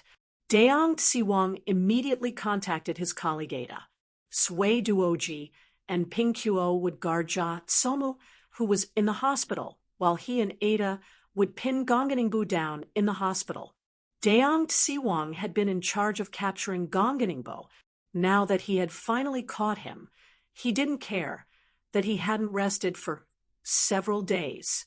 It turned out that the police car that brought Jia Tsomu to the hospital was just a car. Gong Ningbu couldn't sit in it, so the four of them borrowed a car and rushed back to the police station with Jia Tsomu. They rushed back to the police station immediately instead of borrowing a car from the local police station because they could borrow a car immediately. There was no need to trouble the local police station, so they rushed back to the station as soon as possible. It was normal for the four of them to guard two felons. They informed their colleagues in the local police station to check on the fugitives' movements in Gong Ningbu. The four of them immediately drove out of the city with the two felons. To prevent any accidents from happening, they returned to the station without even taking Jia Tsomu's medical results. They didn't expect something to happen halfway. Jia Tsomu said that he had abdominal cramps and needed to get out of the car. Jia Tsomu didn't look well at that time, and he was out of the hospital. Ping Kuo and Duo Ji escorted Jia Tsomu out of the car. Ada and Deang Xiwang stayed in the car to watch over Gong Ningbu, whose hands and feet were handcuffed. Gong Ningbu was wearing the prison uniform that Jia Tsomu had changed into. They didn't expect Deang Xiwang, who had been working nonstop, to suddenly fall ill. Ada tried to save him, but they didn't expect Gong Ningbu to open the handcuffs and cut Ada's carotid artery with a thin but sharp piece of plastic when Ada bent down to save him. After Gonganingbu was caught, they immediately searched him and took away all the items that they thought were dangerous. As for the piece of plastic, Ada, who was sacrificed, suspected that someone threw it to Gonganingbu when they borrowed the car. It was also possible that Gonganingbu was hiding it somewhere, but they didn't find it. As for how the whole process had happened, they would have to capture Gonganingbu and interrogate him. Ping Chuo and Duo Ji hit their heads with one hand countless times when they were talking. Unfortunately, there was no regret in this world, and things happened so coincidentally. There was no problem with the three of them escorting a felon to the hospital for treatment. The eldest brother, Deong Tsiwang, caught the fugitive and rushed back to the station. There was no problem. They had made all the necessary arrangements, but they didn't take into account that their health would be affected. Deong Tsiwang, who had died suddenly, did not expect that he, who was known as the Iron Man, would suddenly suffer a myocardial infarction. He did not have time to say anything before he collapsed while escorting the criminal. He also did not expect that the felon, Gonganingbu, had the ability to unlock his handcuffs. No other police officer would have thought of this. Gonganingbu was a murderer and a crazed poacher. 5 years ago, he first hunted the Tibetan antelope and other protected animals in the no man's land. 2 years ago, he cruelly killed 3 volunteers who protected the animals in the no man's land. Then, he relied on his cunning to escape until now. He didn't panic, says Tsiwang. Didn't panics. Didn't. Jesus. Didn't panicked when he ran when when he was TSS. Ada of Tsiwang. T-Hizas S. Chapter 5041. Gonganingbu confirmed that he needed a car. Only by hijacking a car would he be able to shake off the soldiers who were hot on his heels. Damn it! He cursed under his breath and quickly took off his prison uniform. After taking it off, he crumpled it into a ball and threw it out of the road. Running in a prison uniform was tantamount to telling passing cars that he was a criminal. No car would stop for a criminal. The road was only 2-lane and 2-way. Fortunately, the width of the road was wide enough. In addition, the tourism in the Northwest Gobi was still in its infancy, so there were relatively few self-driving tour vehicles passing by. Most of them were construction vehicles for the construction of the Northwest, such as pickup trucks, vans, mini cars, trucks, and other vehicles. These vehicles did not travel fast. With Gonganingbu's speed, he could climb up while the drivers were not paying attention. After taking off his prison uniform, Gonganingbu began to look for a vehicle that he could climb up smoothly. A car passed by. He glanced at it and looked away. The back of the car was short and smooth. There was no tool for him to hold on to with both hands, so it was not within his scope of choice. Gonganingbu, who had a faint greenish-black scar on his left cheek and a typical reddish-black skin tone of the highlands, looked back again. Seeing that the soldier who was hot on his heels seemed to be speeding up again, Gonganingbu gritted his teeth fiercely. He had run into a tough nut to crack. He had been running fast since he was young. In addition, he had been chasing Tibetan antelopes almost every day during his years of hunting in the no man's land. As long as he started running, he could immediately leave the people behind him in the dust. For this reason, he had become a hunter who hunted Tibetan antelopes. Later, when he was wanted by the police, he had relied on his running speed to escape from Deong Tsiwang and the others several times. He had never failed. This time, however, he was in danger. He did not expect that the soldier who was hot on his heels was also a long-distance runner. Gonganingbu clenched his fists. His eyes were even colder and fiercer. Killing one was killing. Killing 2 was also killing. He had already killed 3, so he did not care about killing 1 more. As long as the other party caught up to him, he would dare to kill them. Ganganimbu's calmness was also beyond Xia Jinyuan's expectations. When a criminal realized that he was being chased by the police and soldiers, he would more or less panic, but Ganganimbu was not. He was calmly analyzing how he could escape from the soldiers chasing after him. He was cunning, bold, and careful. Otherwise, he wouldn't have the guts to appear in a big hospital in the city. A person who even dared to kill a police officer could not be expected to have any mercy in his heart. Xia Jinyuan did not know what had happened in the car, but he could guess that something big must have happened. Otherwise, the police in the car would not have watched the criminal escape without giving chase. As public officials, they could not choose to watch the prisoner's escape. Since he couldn't, then it meant that something had happened to the police in the car, and it was a big deal. They were either seriously injured or dead. Xia Jinyuan had stayed in the highlands and Tibet before, so he knew that the police in these places were tough.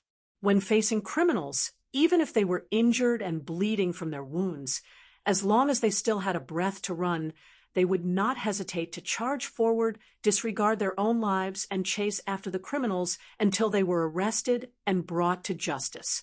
Now, he had been chasing for nearly 10 minutes, but no police came to help. Xia Jinyuan looked at the figure in front of him, who was running as fast as a beast. There was a bloodthirsty look in his dark eyes. Chapter 5042. 10 minutes. He had been chasing the prisoner for 10 minutes, but there were still no police officers chasing after him.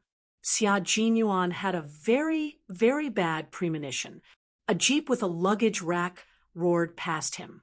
Xia Jinyuan, who was running in front, suddenly saw the window of the jeep roll down, and a man's arm stretched out. As if he had expected something, Xia Jinyuan, who reacted quickly, shouted, "Take your hand back!" He shouted so loudly that the 4 young men and women in the jeep, including the driver, heard him. The young man who had stretched out his arm continued to stretch it out and laughed wantonly. Damn it. I wanted to give him a high five, but he actually asked me to take my hand back. You're sitting in the car while he's running on the road, and you still want to give him a high five? What high five? High five? The young man who was driving laughed loudly. The sunlight shone through the window, and a few bright rays of light appeared beside his ears. It was the light from the diamonds on his ear studs, 2 in his right ear and 3 in his left ear. The 4 young men were only 21 or 22 years old, and they were at the age where they could squander freely. They had the capital to squander and sufficient financial and material resources to support their squandering. Oh, F***CK, there's someone running in front. Do you want to give him a high five? The journey was too boring, so they wanted to find something to do. They didn't care if it was exciting or dangerous. As long as they wanted to do it, they would do it. They didn't think that there would be danger, so they were purely looking for something to do. F***CK, he's running like a rabbit. I'll get out of the car and give him a high five. The young man who stretched out his arm touched his forehead with one hand and combed his hair behind his head. His actions were natural and unrestrained, and he had the intention to make his hair look handsome. The young girl who was sitting next to him and hugging a pillow laughed until she bent over.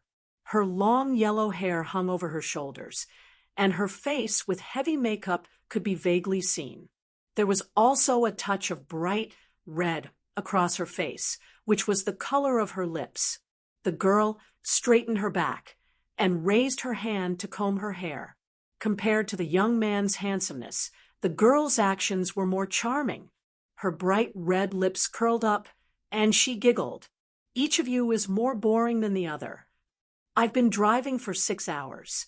I'm so King bored that my balls are moldy. Boy, stop the car. I'm going to give you a high five. Ha ha, ha ha. You tramp, do you dare to get out of the car and call us Uncle Rabbit in front of others? The young man driving the car laughed even louder. If you dare to call us that, I'll be your grandson for a day. Oh, F***CK, let's do it. Stop the car. Withdrawing his hand from the car, the young man, who was jokingly called Wastrel by his friends, patted the headrest of the driver's seat. Damn it, I'm waiting for you to be my grandson for a day. Inside the car, the two girls were laughing so hard that their giggles echoed in the car. When Xia Jinyuan saw the arm that had been stretched out outside the car retract, he felt relieved. However, the speeding jeep came to an emergency stop with a sharp squeak. All four of them, including the driver, fell forward due to inertia. Coquettish and coarse curses could be heard as the car door opened. Drive! Drive! There are murderers ahead. Cursing in his heart, Xia Jinyuan shouted so loudly that the blue veins on his neck appeared. He was less than 30 meters away from the fugitive, and he was using all his strength to close the distance bit by bit. However, the sudden change made Xia Jinyuan unable to stop it even though he had a premonition. Chapter 5043. The car door opened, but the engine was not turned off. The young man who made the bet only opened the car door. Gongan Ningbo, who was as strong as a leopard, grabbed the man's wrist and pulled him out of the car. At the same time, he got into the car himself. Bam! The car door was closed, and the window was rolled down. He was already in the car. The young man who was pulled out by Gongan Ningbo was caught off guard. He lost his balance and fell off the road. As he fell, he screamed, "Oh, F***CK! Oh, F***CK!" Obviously, he had no idea what had happened or what might happen next. He was lucky to be pulled out of the car. In the car, the young driver cursed, "Oh, F***CK, you mother****. Are you crazy?" Before he could finish his sentence, he was so shocked by the scene in the back seat that he almost jumped. The young girl in the back seat slammed her head against the car door. The force of the impact was so strong that it made a dull sound. She was seeing stars and seeing stars. Drive, or I'll kill her. Everything happened so suddenly that the dizzy young girl in the back seat could not react in time. The young man driving did not react in time either. The young girl in the passenger seat was watching, but the scene in front of her was so fast that the smile on her face froze. She saw the man who rushed into the car inexplicably with something in his hand. He cut her good friend's neck, and it was bleeding. Ah! She screamed. The scream came from the car. Xia Jinyuan, who was sprinting 100 meters, grabbed the door lock and slammed his elbow against the window that was already closed by Gongan Ningbo. The window did not move at all. Xia Jinyuan raised his hand and slammed it again. The force was so strong that Gongan Ningbo, who was already in the car, had a cold look in his eyes. F***CK. He's so difficult to deal with. His voice was hoarse and cold. Drive. Hurry. He pushed the plastic piece in his hand into the neck of the girl who was being held hostage. The frightened girl screamed, and the girl in the front seat also screamed. The young man who had fallen headfirst into the bushes outside the road, his palms and face scratched by the thorny bushes, was still confused. When he stood still, he saw a man in camouflage using his elbow to hit the car window. That strength was definitely real. Hey! As soon as he opened his mouth, the car suddenly rushed forward. The young man with a few scratches on his face widened his eyes. Oh, F***CK. Is this a F***King blockbuster? He saw the man in camouflage hanging on to the lock handle of the car. Even when the soles of his feet rubbed against the asphalt, he didn't let go.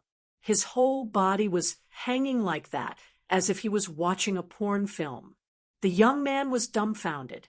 Inside the car, Gonganimbu pressed the thin and sharp piece of plastic against the neck of the young girl in the back seat.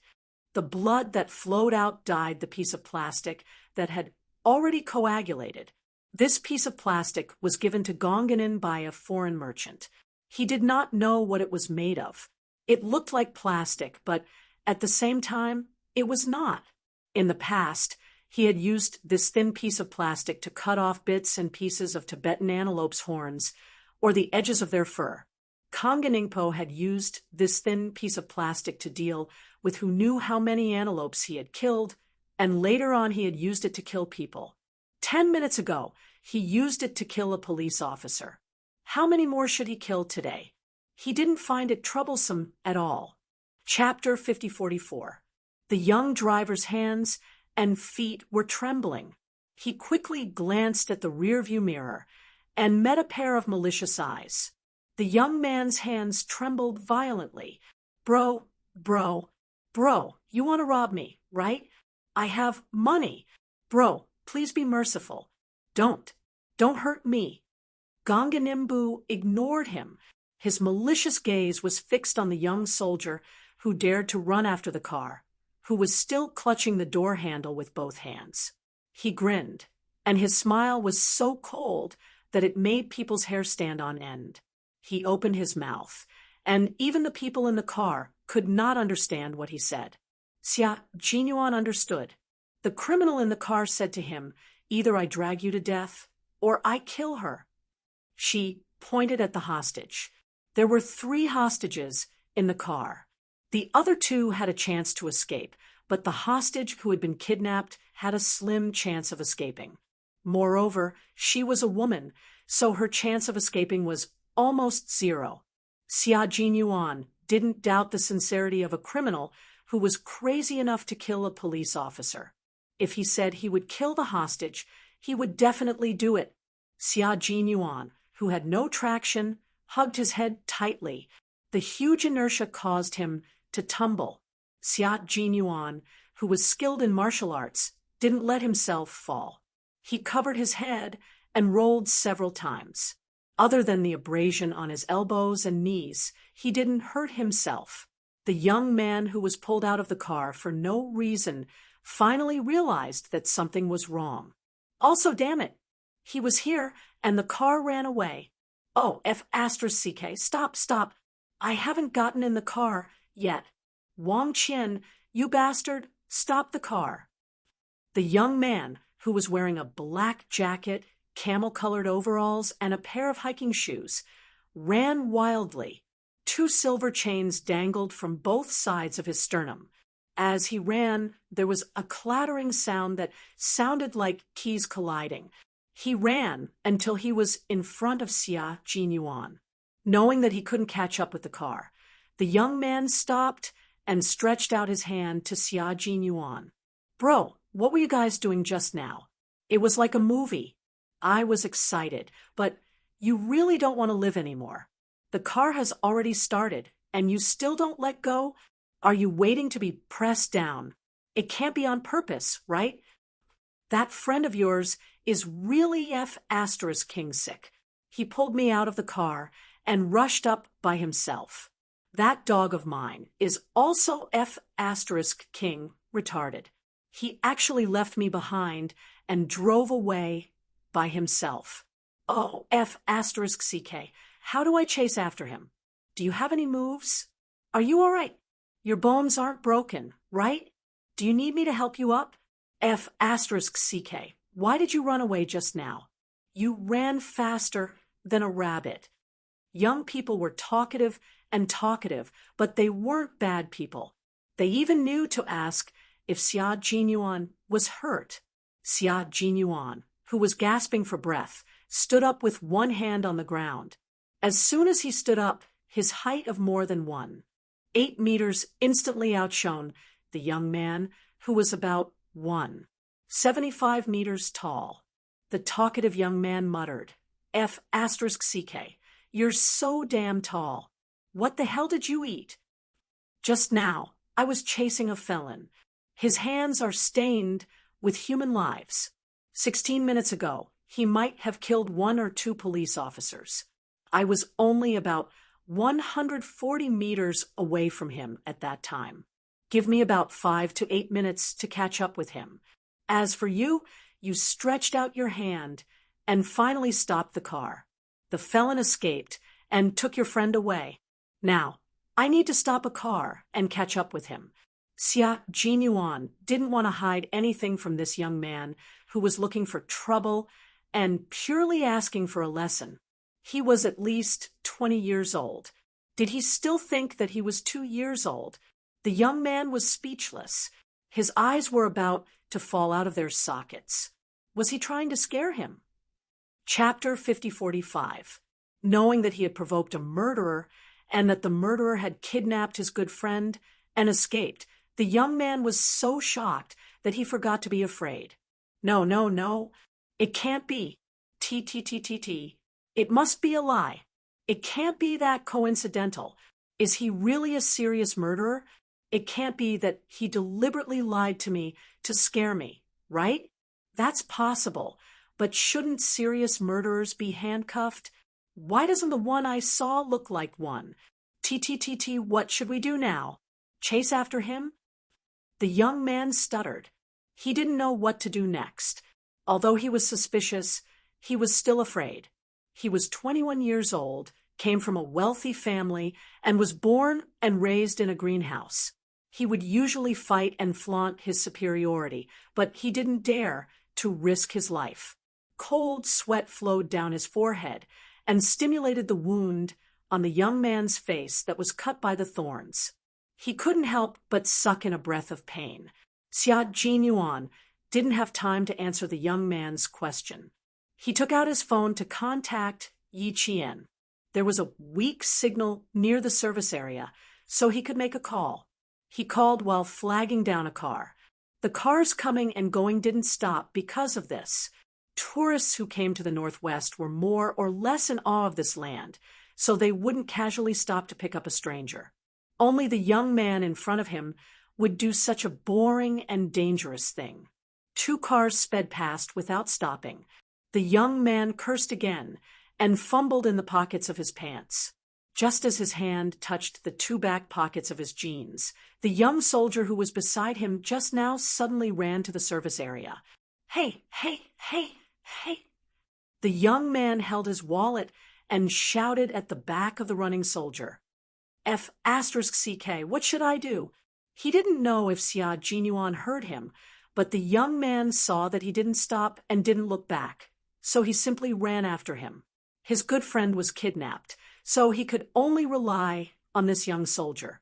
Xia Jinyuan ran back to the service area as fast as he could and found the military jeep that they drove all the way from the Gobi Desert. He opened the door, got in, started the car, and reversed out. He was so fast that the wheels spun and dust was blown to one side by the wind. The tourists who were resting by the side were amazed. This technique was amazing. Xia Jinyuan picked up the young man who was still desperately running towards the service area. What's the license plate number? He asked coldly. His voice was so deep that it was as if he was suppressing a terrifying storm. The young man, who was still gasping for air, didn't even care that he couldn't catch his breath and hurriedly reported it. After that, Xia Jinyuan repeated it again. Only then did the young man notice that the soldier driving the car was holding a handheld communicator in his hand. There was a satellite communication system in the car. Even if they entered an uninhabited area, they could still contact the outside world. Soon, the director of a county police station, who was rushing out of the city, received an even worse piece of news from the army. The fugitive Gongan Ningbo had hijacked a jeep with 3 hostages and was heading toward the city center. The young man sitting at the back was now completely convinced that they had really provoked a murderer. Out of boredom, he provoked a murderer. Then, out of boredom, he got out of the car because of a bet. In the end, he was dragged out of the car by the criminal. Then, he kidnapped his friend and ran away. Chapter 5046. At this point, the young man was already cursing in his heart. F***CK, that son of a b***, TC. All kinds of vulgarities exploded in his heart, but he did not dare to curse out loud. The young soldier sitting next to him was too scary. He was so scared that he wanted to go home and look for his mother. Xia Jinyuan did not care whether the boy was scared or not. He first asked about the situation of the hijacked vehicle, especially the oil condition. After learning that they had filled up the server and left, Xia Jinyuan punched the center of the steering wheel. The car honked, and in the blink of an eye, it overtook a construction truck. A full tank of oil was enough for Gongganan to drive for hundreds of kilometers. The boy, who was almost scared to death, saw Xia Jinyuan suddenly hit the center of the steering wheel and honked. His thin body trembled violently like a bird in the wind and rain. Xia Jinyuan immediately reported the car condition information to the Pioneer Battalion, and the Pioneer Battalion reported it to the Shiji City Police. Fortunately, with Xia Jinyuan and Yi Qian's help, the police were not blinded. The boy, who was trembling in fear, straightened his back again. He cursed in his heart to give himself courage and hide the fear in his heart. At this moment, his hand was tightly gripping the tab on the roof of the car. He glanced at the young soldier sitting in front of him from time to time. He wanted to say something to the young soldier, but the young soldier's aura was so frightening that it made it difficult for him to breathe. He did not have the courage to speak, but if he did not speak, he would be even more panicked and scared.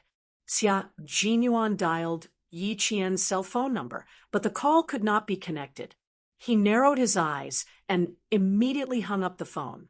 He pressed the accelerator, and the car sped forward like an arrow. He put his cell phone in his pocket and gripped the steering wheel tightly with both hands. He drove at 180 kilometers per hour and headed towards Shiji City along National Highway 15. At the same time, he had already familiarized himself with the basic information of the 3 hostages from the young man. They were all rich kids from Suzhou and Hangzhou. They studied in the capital and sneaked out to have fun in the name of internship when they entered their 4th year. They had just arrived in the Northwest for 2 days and were preparing to go on a tour. In the end, they got themselves into trouble because of boredom. When the satellite communication system in the car received a call from the Pioneer Battalion, company commander's son told Xia Jinyuan that a policeman had died of myocardial infarction, and another policeman had his throat slit by a fugitive felon. The boy sitting in the back was already scared enough, and now he was so scared that he had to pee. Kill, kill, kill, kill, kill, really, really, really, really, really killed. He even killed a police officer. Throat cut. Brother, how the F***CK would I know that this grandson is a felon? The word felon isn't written on his body. If we knew, we wouldn't have dared to get off the car. We would have run as far as we could. You told us not to get off the car. Brother, we really didn't hear you. Brother, I was wrong. Don't be angry. Let's think about how to save my 3 friends. The 21-year-old young man cried out loud. If he had known, he definitely wouldn't have made the bet and wouldn't have gotten out of the car. In the blink of an eye, he had provoked a fugitive felon who even dared to kill a policeman. Hearing the crying, Xia Jinyuan glanced at the rearview mirror. He saw the boy crying until his face was covered in snot and tears. He clenched his teeth and said in a cold voice, "Although they were kidnapped, it doesn't mean that their lives are in danger. The felon needs to escape. Bringing 3 hostages at once will drag him down. Maybe he will let your friends get off the car midway." His words probably had a comforting effect. The young man, who was about to cry himself silly, said, "Really? Will that bastard really let my friends get off the car?" Chapter 5047. At this moment, the boy was no longer as high-spirited as he had been in the car. He looked like a frosted eggplant, listless and listless.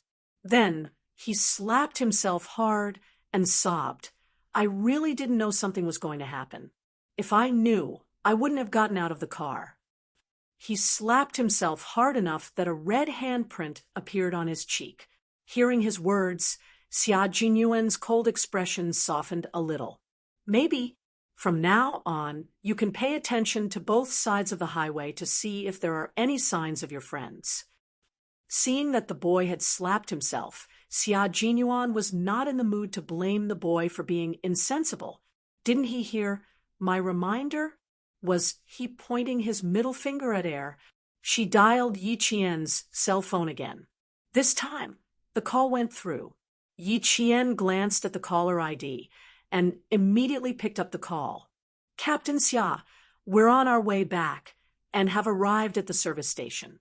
2 police officers were killed in the car, and there are 2 more accompanying them. I'll drive." She quickly told Xia Jinyuan about her situation, and Xia Jinyuan also told Yi Qian about his situation. Yi Qian, who was driving, heard that the fugitive had taken 3 hostages and was heading in the direction of West Jining. Yi Qian's heart sank. This was a fugitive who dared to kill police officers. Killing a few more hostages was nothing to him. In the car, Ping Qiu and Duo Ji heard this, and both of them said something Tibetan at the same time. Yi Qian did not know what they meant, but he knew it was not a good thing. "I'm going at 180 kilometers per hour now. I haven't found any hijacked vehicles yet. I'll speed up to 240 kilometers per hour. Follow me closely. You don't have to rush to catch up with me." The military jeep had been modified to a certain extent. Yi Qian was driving a civilian 7-seater MPV, so he could only go up to 200 kilometers per hour at most. He could not go any faster. The 2 of them had a short conversation and knew each other's situation. They were calmer when chasing after the fugitive. Due to the escape of the wanted criminal Ganga Nimbu from Sijinan and the kidnapping of 3 hostages, the entire city's police force was mobilized. Sirens blared all over the city as hundreds of police officers were mobilized. The plan on how to rescue the hostages was urgently launched. As for the location of the vehicle, it was currently unobtainable. The Transportation Department pulled out all the sky eyes on the entire Northwest Highway, starting with the service station as the starting point for a comprehensive inspection. Continuing ahead was Gancha County, which was also the county where Ping Tso, Duo Ji, and the 2 police officers who had been sacrificed had to reach. Behind them was Kesaji City, which was the provincial capital where Gongan Ningbo was captured. The incident happened at the service station in Lari Village, which was located on the 567 public road and 315 National Highway in Shiji City. It was about 400 kilometers away from the service station to Gancha County. The 2 sides were so far apart that no one could guarantee that Gongan Ningbo would not abandon the vehicle midway. Moreover, they all agreed that the possibility of him abandoning the vehicle midway was very high. Once they abandoned the vehicle midway, the chances of capturing Gongan Ningbo again would be slim. With his survival skills, he could easily survive for half a year or even longer if he entered the barren mountains of the Gobi Desert. This was a cruel and cunning person who did not have many requirements for survival. The possibility of him entering Shiji City is very low. There are about 560 kilometers between the service station in Lari Village and Shiji City. With Gongan Ningbo's cunning, it is impossible for him to drive all the way into Shiji City. Moreover, the wanted criminal must know that entering Shiji City is equivalent to walking right into a trap. The possibility of him abandoning the vehicle midway is 80%. It was not 80%, but 100%. The wanted criminal, Gongan Ningbo, had planned to abandon the vehicle midway and escape. He did not even consider entering Sijinan again. Chapter 5048. The possibility of abandoning the car was 100%. Then, would Gongan Ningbo take the hostages and enter the Gobi Mountains? There were 3 hostages in the car, 2 females and 1 male. The female hostages in the back seat were in serious danger. The male was the driver, so he was relatively safe. If the car was abandoned midway, and the criminal intended to take the hostages into the mountains, the two female hostages would most likely be brutally killed by the criminal. The male hostages would most likely be taken into the mountains by the criminal. Since entering the mountains required a certain amount of physical strength, the male hostages would be the criminal's first choice. These were all the police's guesses and analyses. The actual situation was in the hands of the criminal. The cold-faced Shi Jining Public Security Bureau chief immediately contacted the military. No matter how many guesses and analyses the police had, there was only one best solution. Let the pursuing soldiers stop the criminal from abandoning the car and entering the mountains to ensure the safety of the 3 hostages in the car. There were patrolling traffic police on National Highway 315. The nearby traffic police also received instructions from the brigade and rushed to the service station of Lari Village. When they saw a car in front, they immediately used their horns to ask the car in front to move aside. The cars that heard the traffic police's instructions all moved aside, making the already sparse national highway even smoother. Several police cars whizzed past, causing the drivers who were trying to move aside to wonder if something had happened in front. The car was going as fast as 240 kilometers per hour. Xia Jinyuan received the latest instructions. The Shi Jining Public Security Bureau chief hoped that he could stop the criminal Gongan Ningbu from abandoning the car. At the same time, all of Gongan Ningbu's personal information was given to him. The poacher in the no man's land had brutally killed 3 volunteers and a police officer. Now, he was very likely to kill the hostages. When the pale-faced boy heard that the felon who had kidnapped his good friend had killed 3 people, he immediately broke down and bit down on his arm. The force of his bite pierced through his clothes, and he was so vicious that he could bite off a piece of flesh from his arm. Xia Jinyuan had been paying attention to the boy's emotions. When he saw this, his eyes darkened slightly. He only said to the boy after the satellite communication was cut off, "For you, this is the best lesson. It will make you consider whether there will be consequences before you do anything in the future." In front, a silvery gray Jeep appeared. It was the same color as the hijacked car. Xia Jinyuan's expression suddenly turned ruthless. He faintly curled the corners of his lips. "Sit tight. Your car is right in front." The chase took 15 minutes, including the time it took for Xia Jinyuan to run back to the service station to get his car. The boy who had bitten his arm through his shirt, leaving deep teeth marks, looked up. "Brother, can I go down and help? I'm going to beat that bastard to death." "Little brother, even though he's a felon with several lives on his hands, you won't be able to escape punishment if you really beat him to death. It's a good thing to have a personality, but you can't be blindly impulsive lest you harm others and yourself." As soon as Xia Jinyuan said that, the boy behind him moved to the middle so that he could see the front clearly. When he saw the silver Jeep, he thought of his friends in the Jeep and how cruel the criminals were. The boy wiped away the tears on his face and said stubbornly, "I won't cause trouble for my brother. If you guys fight, I'll just help a little. He must have a knife or something in his hand.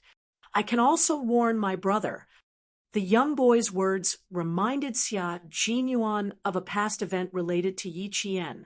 Not long after he met Yi Qian, he asked Yi Qian to sit in the car on a rainy night. Yi Qian said softly to him, "The relationship between the people and the people is as strong as water. Comrade soldiers, occasionally as civilians, we can also be your support." Chapter 5049. Once upon a time, there was a brave girl who made him remember her like this. A hint of a smile flashed across his dark eyes as he said to the boy, "Thank you for your concern. When you get in the car later." He paused for a moment and looked at the target vehicle that was getting closer and closer. Xia Jinyuan asked him, "Do you know how to drive?" The young boy, who wanted to do his part to save his friends, nodded vigorously. Yes, yes, yes, I know how to drive. I drive better than Wang Qian. I'm braver than him." Xia Jinyuan sneered. Fortunately, Wang Qian was driving now. If the boy in front of him was driving, the target vehicle would probably have sped up, and he wouldn't have been able to catch up so quickly. There was one good thing about the chase on the Gobi Highway. There was only one road throughout the entire journey, and there wasn't even a turn. Even if the fugitive Ganganimbo hijacked a car, he could only keep driving forward. After a faint smile, Xia Jinyuan said, "Very good. After saving your 3 friends, you'll drive them away. Your 3 friends should be fine for now. He doesn't dare to kill the girl in the back seat now, and he needs Wang Qian to drive. If he kills the girl in the back seat, Wang Qian won't be able to drive properly. You don't have to worry about the girl in the front passenger seat. Ganganimbu can't be in danger to her now. So don't be in a hurry to cry. Sit properly and don't cause trouble for me." Xia Jinyuan believed that young people, especially boys, needed to be brave. The young boy's reaction was very much in line with Xia Jinyuan's temper. Even if he knew that they were chasing a felon who had killed 4 people, he didn't think of getting out of the car to protect himself. He even wanted to get out of the car with them later to help. This was worthy of praise, since he agreed to try his best to protect himself in case of an accident and put his own safety first, but he was the one who caused the trouble. When the accident happened, he became a coward who only cared about protecting himself and caused his friends to lose their lives. He really couldn't think highly of such a person. When the young boy heard this, he immediately patted his chest and promised, "Okay, brother, leave it to me. I'll definitely take them away." After that, he leaned over and asked anxiously, "What about you, brother? What will you do after we leave? Won't you come with us?" Xia Jinyuan shook his head. "My mission now is to capture the fugitive. Take good care of yourselves later." The target vehicle in front of him was getting closer and closer. It was so close that he could clearly see the taillights of the vehicle. The people in the vehicle should be able to see him as well. "Sit tight."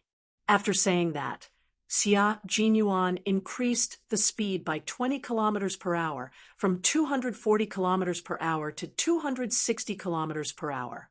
The performance of military vehicles was far superior to that of ordinary jeeps. In addition, Xia Jinyuan was a member of the Special Forces, so his driving skills were top-notch, and he could completely control the speed.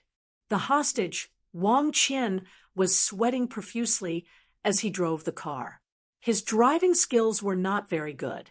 He had only gotten his driving license for a year, and was still in the middle of it. Driving at 180 kilometers per hour was already his limit.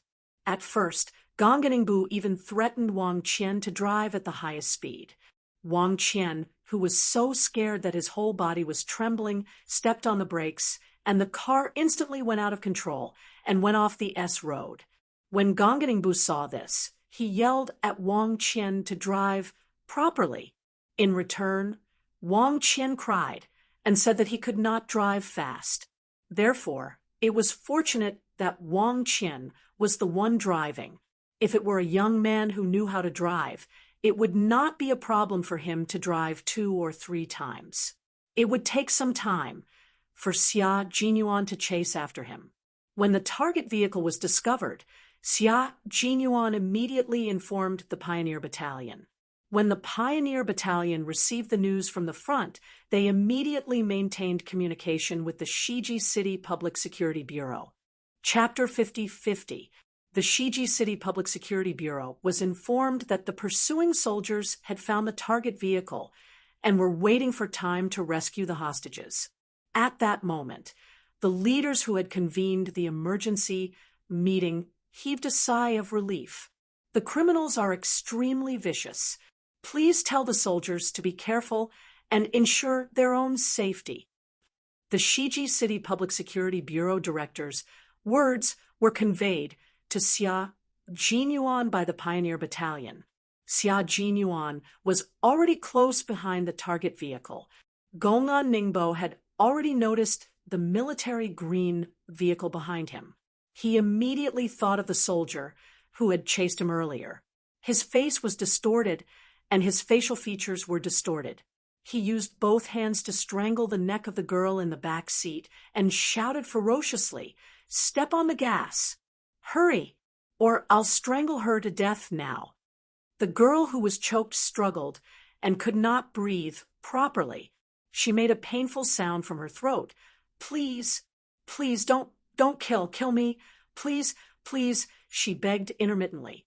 Her face was getting paler and paler, and her lips were losing their color.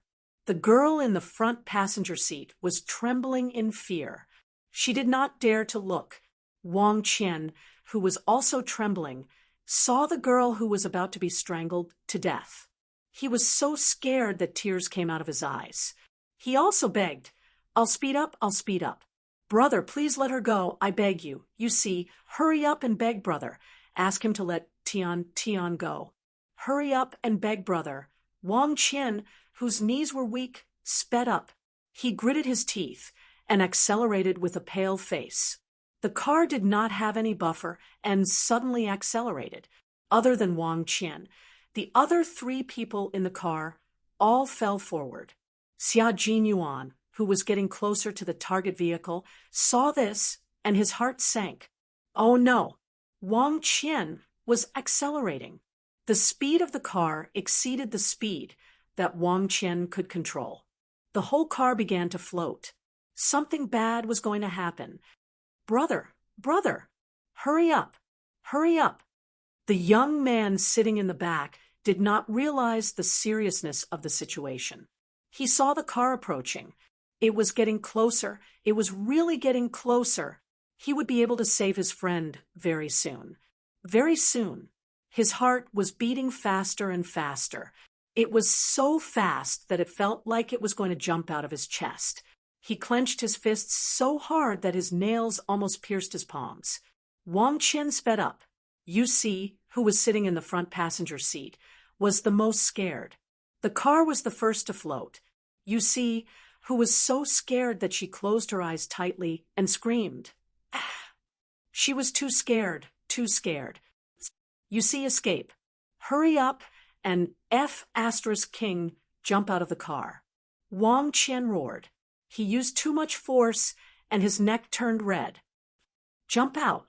Quick. Mother F*Ker. As long as one can escape, that counts. He couldn't escape, but you see could.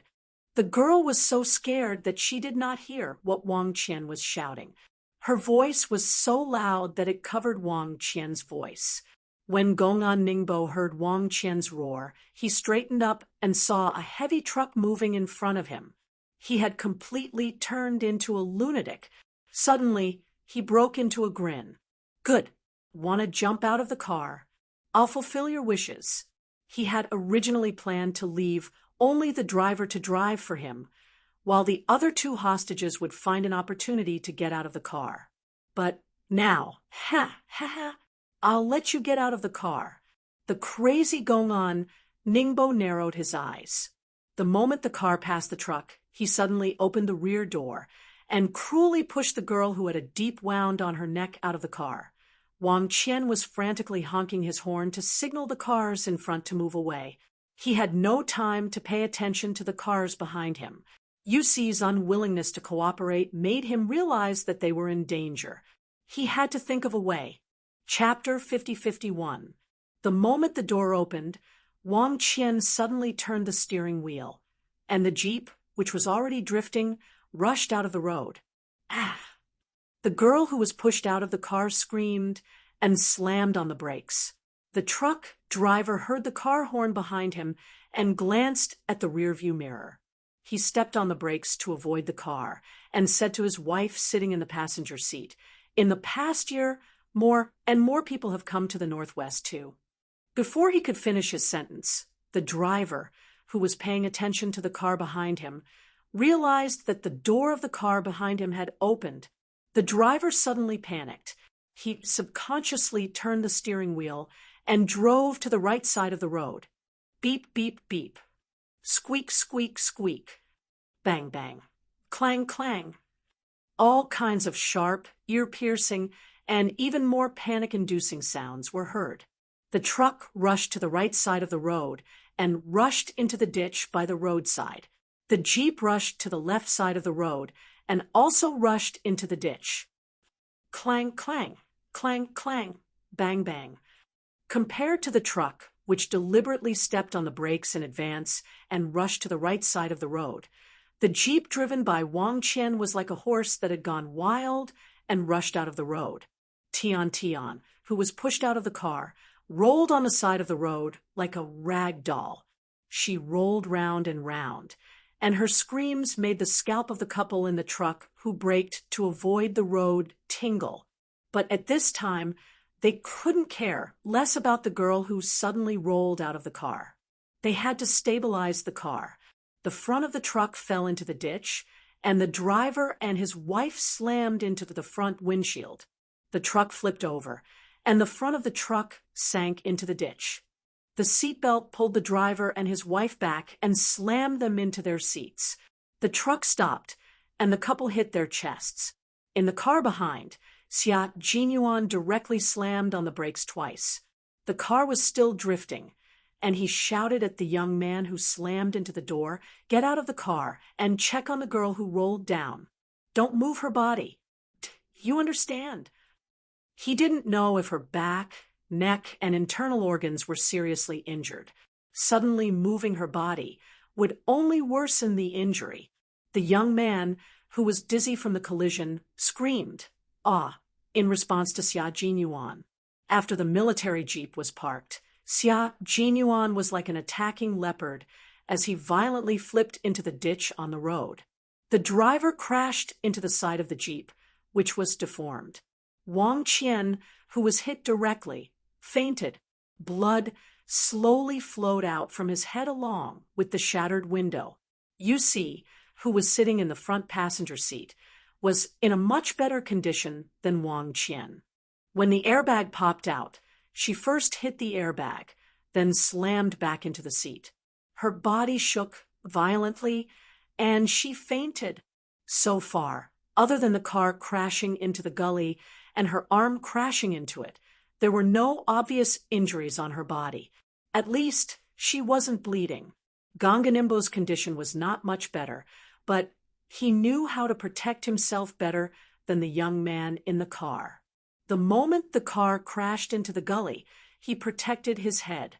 When the car rolled over, his feet were facing the side of the car, while his head was facing the other side.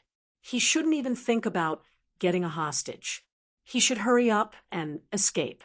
Xia Jinyuan had already rushed over, and the frightened truck driver and his wife also got out of the car. The driver's wife wanted to check the severity of the damage to their car first, but the driver said, "What are you looking at?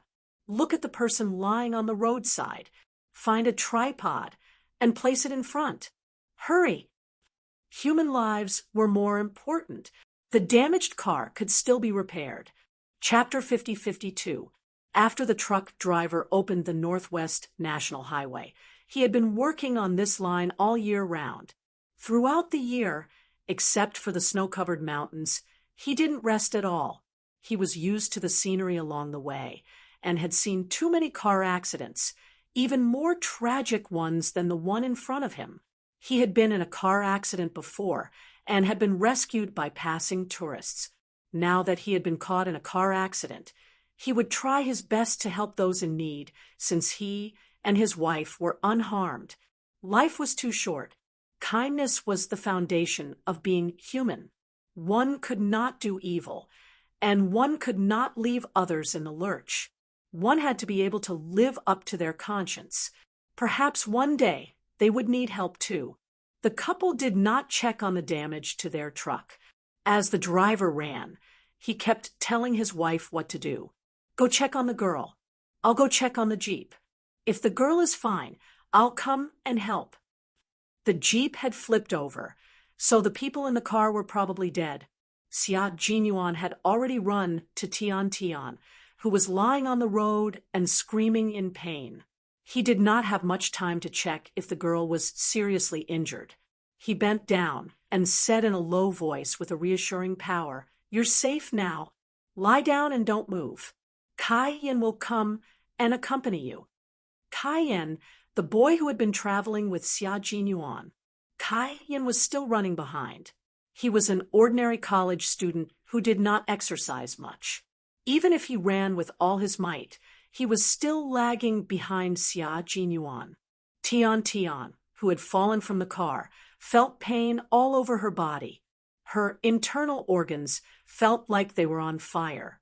She seemed to hear someone whispering something in her ear. The low voice had a peace of mind that would keep death away from her. It was also very warm, so warm that she couldn't help but want to get closer. "Save me, save me." She stretched out her arms weakly and wanted to grab the warmth. If she did, she would be saved. Her fingers moved lightly, but she did not have the strength to lift them. Seeing this, Xia Jinyuan gently held Tian Tian's slightly better left hand and slowly put it down. "You're saved now. Lie down. The ambulance will be here soon." Her right palm scraped the asphalt road, and the skin on her palm was abraded. Although the wound was not deep, it was hideous. As he spoke, Xia Jinyuan saw the girl's lips trembling slightly. She seemed to be very cold. He quickly took off his jacket and covered Tian Tian's body.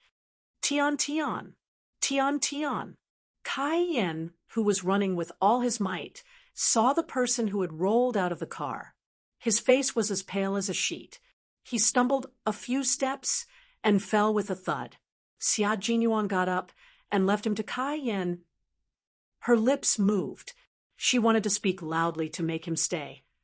The warmth of despair was like a drowning person finding a piece of driftwood, or a lost person in the desert finding a source of water. Her forehead was grazed, and blood flowed down her heavy eyelids. Tian Tian wanted to open her eyes to see who it was, but her eyelids were too heavy, so heavy that her vision was hazy. "Don't move. Don't move." The driver's wife came over and said anxiously. Kai Yen crawled and rolled over. His voice was trembling. "Tian Tian, Tian Tian. Don't sleep. Open your eyes." Chapter 50-53. Seeing his friend's clothes torn, face covered in blood, and eyes still closed, Kai Yen was so scared that he thought she was dead. It wasn't until Tian Tian responded in a low voice that Kai Yen realized she was still alive. "Still alive, still alive, you're still alive." He cried and laughed at the same time, remembering Xia Jinyuan's warning not to move Tian Tian. On the other side, Gonganingbu endured the pain and tried to pull out his leg that was stuck in the deformed car door. He was cruel to others, but he was also cruel to himself. He knew that if he didn't escape now, he wouldn't have another chance. Even if his left leg was injured again, he didn't care. The car was flipped on its left side, and even the left accelerator was damaged. The full tank of gasoline flowed out like water, and the smell of gasoline in the car was getting stronger. Gongan Ningbu, who had yet to pull his legs out from the ground, seemed to have caught something in his hands. Just as he was about to throw it away, he realized that it was a lighter. A lighter! He needed to start a fire to escape into the Gobi Desert. At a time like this, Gonganingbu's mind was very clear, and he knew exactly what he needed to do next. Before he could escape from the car, he saw a figure standing in front of the car. Gonganingbu gripped the lighter in his hand tightly and looked at his leg that was still stuck in the car. His eyes flashed fiercely. He had to think of a way. He had to think of a good way. First of all, he couldn't let the guy outside find out that his leg was stuck in the car. Xia Jinyuan, who rushed over, saw a large oil leak, and black engine oil spilled everywhere. He quickly scanned the car and didn't see any smoke. Only then did he relax a little. He rushed to the front of the car. Through the cracked windshield, he could feel a fierce gaze staring at him from inside the car. The hostage was still in the car, and so was the criminal. Xia Jinyuan didn't choose to arrest the criminal immediately. Instead, he rescued the hostage first. The car was flipped on its left side, and the right wheel was hanging in the air. Even though Xia Jinyuan was tall enough, he couldn't directly open the door of the right passenger seat. He could only choose to climb in from the front and open the door. Wang Qian intentionally let you see who was in the front passenger seat escape. The moment he rushed out, he used the central control to open the 4 car windows. It could be said that Wang Qian made the wisest decision in the most dangerous moment. As Xia Jinyuan climbed, the overturned vehicle shook slightly. Gong Ningbu licked his cracked lips with a ferocious look on his face. His lips were probably broken because he tasted blood. That's right, he loved the taste of blood. The smell of gasoline in the car was getting thicker and thicker. It was so thick that it felt like one was in a tank of gasoline and could suffocate to death at any time. Clang! The car door opened, and the strong smell of gasoline rushed out. Ganganimbu, who was motionless in the car, finally saw what the soldier who was chasing him looked like. He held the lighter and placed his hand on the lighter's gear. Licking his lips, he grinned and said, "Soldier, are you trying to save someone? If you reach your hand in again, the thing in my hand will get angry." There was a lighter in his hand and a few pieces of paper beside it. Xia Jinyuan glanced at him and slowly reached out his hand. He opened the car door completely with one hand and squatted in front of the car. He didn't take Ganganingbu's threat to heart. Instead, he smiled coldly and said, "Do you want to die?" He glanced at the lighter and the paper, and the sneer on his face deepened. "Are you sure you want to die?" No, Ganganingbu didn't want to die. Chapter 5054. His thoughts were immediately seen through.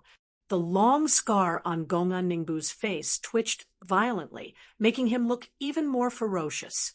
"I dare to die if I drag you along with me." Gongan Ningbu was a lunatic who could do anything. If pushed too hard, he would go crazy. In the game between the two parties, Xia Jinyuan was at a disadvantage because of his scruples. In addition, his line of sight was blocked by the 2 seats in front of him, so he did not immediately notice that one of Gongan Ningbu's legs was stuck. "Okay, I won't move." As he spoke, Xia Jinyuan discreetly looked at the 2 hostages trapped in the car. The driver, Wang Qian, was seriously injured. His waist was pinched, and the airbag popped out to protect him. There was blood on the left side of his head, caused by hitting the pillar when the car overturned. Yu Si, who was in the front passenger seat, was the least injured. There were no signs of injury, and judging from her breathing, she seemed to have fainted from fright and was still unconscious. Wang Qian needed to be rescued immediately. Xia Jinyuan, who had a rough idea of what to do, stared coldly at the felon who was struggling to make a way out for himself. He did not push him too hard. If he did, Gongan Ningbu, whose hands were already stained with several lives, would indeed set the car on fire once he went crazy.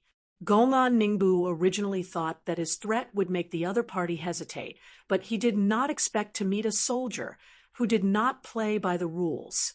He was not afraid of being scared. He grinned, revealing 2 rows of yellow teeth, and laughed sinisterly. "Is that so? I'll shout 1, 2, 3. If you don't leave, I'll set the car on fire. If we die together." Bang! The car exploded, and everyone died. "I'm fine. If I'm caught, I'll die anyway. I'm not afraid. But they're different. Look at how young they are, and they drive their own cars. Their families must be rich. They could have lived, but you let me set the car on fire. If I die, I die, but If you die, you die. You die trying to save people, but in the end, you die with a bad reputation. Is it worth it for you to be a soldier? He was eloquent, his thoughts were clear, and his logic was clear. He was so calm that even Xia Jinyuan was slightly shocked. He had carried out countless missions and encountered countless criminals who were struggling on the brink of death, but he had never seen one as calm as this felon in front of him. However, the calmer he was, the more certain he was that he wanted to live. Only those who wanted to live would be so calm and look for a way to escape. Those who wanted to die would really drag someone down with them. They would ignite the fire earlier and would not say a single word of nonsense. Xia Jinyuan, who had figured out what she was thinking, pretended to be hesitant. He frowned, and his calm gaze suddenly became fierce. What do you want? The smell of gasoline in the car was getting fainter and fainter, and it was all coming out from the open car door. Xia Jinyuan tightened his grip on the car door. He was not worried about the lighter in Gongan Ninbu's hand, but he was worried that the felon would take the opportunity to take the hostage again while he was stuck in a traffic jam. If he were to take hostages again, that was good too. He could let him out first. Only by letting him out would he be able to rescue Wang Qian, who was seriously injured and unconscious. His every move was observed by Gonganingbu. Although Gonganingbu was delighted to see him relenting, the cunning Gonganingbu did not let his guard down. 2 things. First, prepare a carriage for me immediately. Secondly, you must be at least 1 kilometer away from me. If you can do it, I'll let them go and you save them. Impossible. Xia Jinyuan's expression changed as he shouted. Then we'll die together. Gonganingbu roared. Just as Xia Jinyuan expected, he suddenly leaned over and rushed to the front passenger seat. Chapter 50-55. Xia Jinyuan was blocked by the car door and had no way to rescue Yusi in time. A very thin and sharp piece of paper was pressed against Yusi's neck. Xia Jinyuan was in the way of the car door and had no way to rescue Yusi. His leg also broke free from the crack the moment he rushed out with brute force. The pain was so excruciating that his legs trembled violently. I'll give you 5 minutes. If you don't arrange it for me, I'll kill her. I'll kill her. Gongan Ningbo roared with bloodshot eyes. There was a hint of smugness in his eyes. Set the car on fire? No, he wouldn't. He didn't want to die. He had always wanted a hostage. Yusi, who had fainted, suddenly opened her eyes. Her eyes were open, but she was still in a daze. She only remembered what had happened to her when she heard a fierce and cold laughter. Ah! She screamed. Before she could finish speaking, her neck was cut painfully.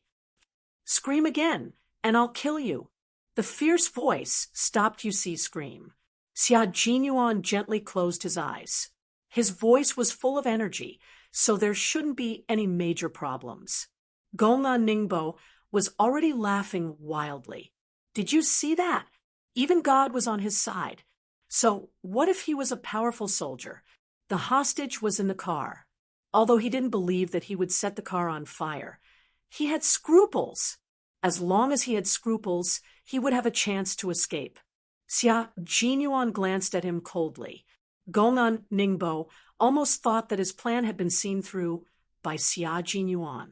The next second, he saw the guy who also had scruples nodding. Okay, I'll arrange it for you. Very good.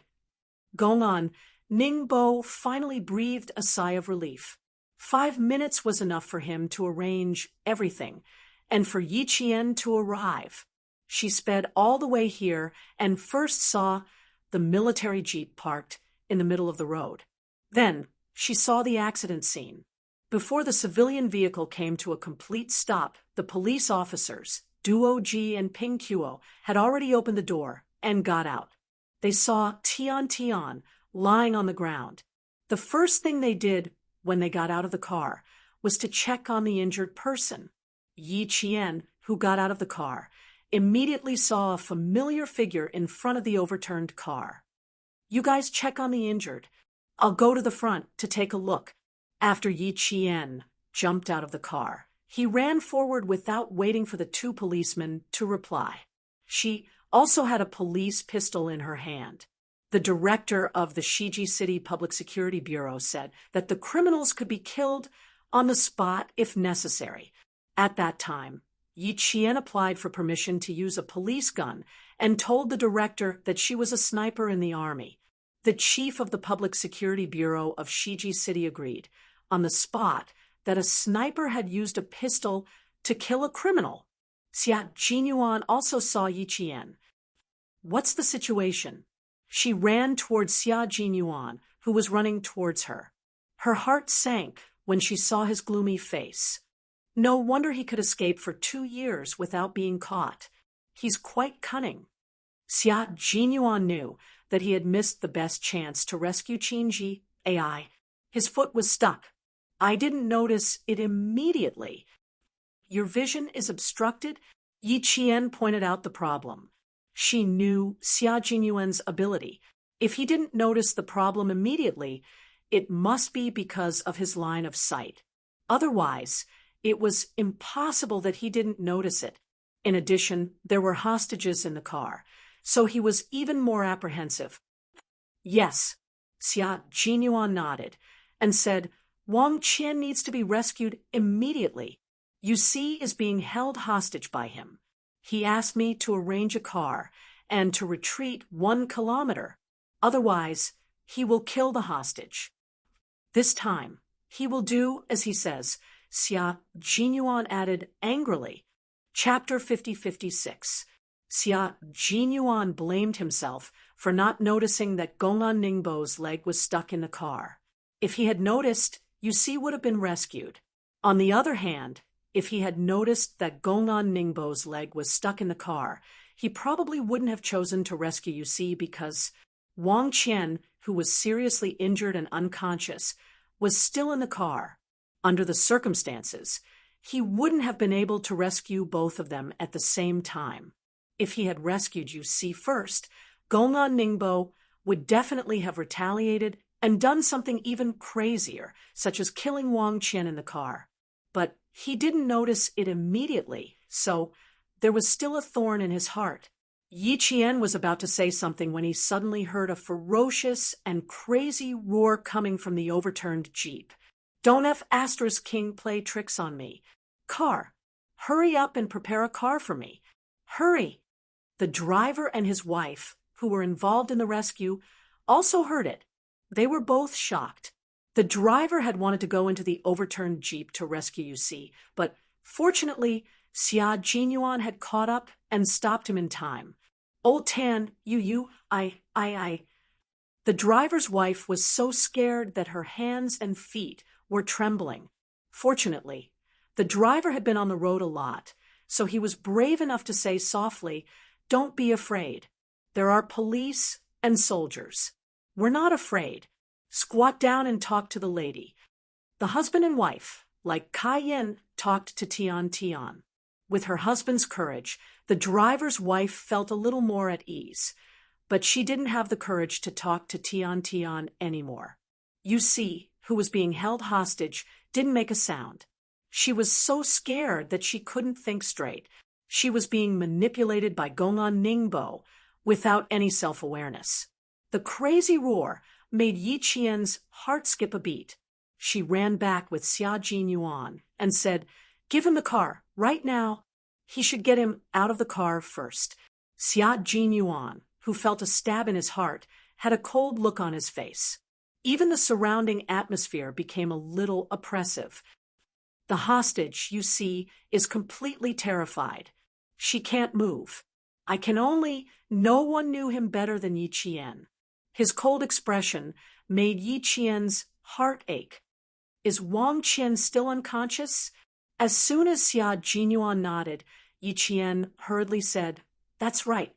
Even if you found out that the felon's leg was stuck and couldn't move, even if you rescued Yu Si, you wouldn't be able to rescue Wang Qian immediately.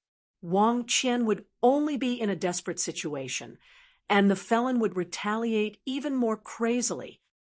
Captain Xia, you don't have to blame yourself for not discovering that the criminal's leg was stuck. Luring the criminal out of the car and then rescuing the seriously injured was the best decision. I think Captain Xia should have already thought of it.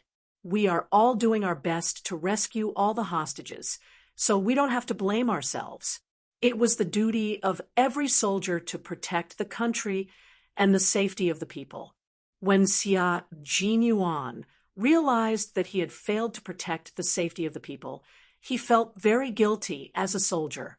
Rescuing the hostages, especially when the hostages couldn't move, made the entire rescue extremely difficult. Even as a Special Forces soldier, Xia Jinyuan had to be careful with every step. He couldn't afford to make the slightest mistake. When rescuing the hostages, the most important thing was to first stabilize the kidnapper, then stabilize the hostages' cooperation, and not blindly struggle. Only then could the rescue plan be carried out. Before Yi Qian and the two policemen arrived, Xia Jinyuan was in control of the entire situation, including holding back the driver who wanted to help.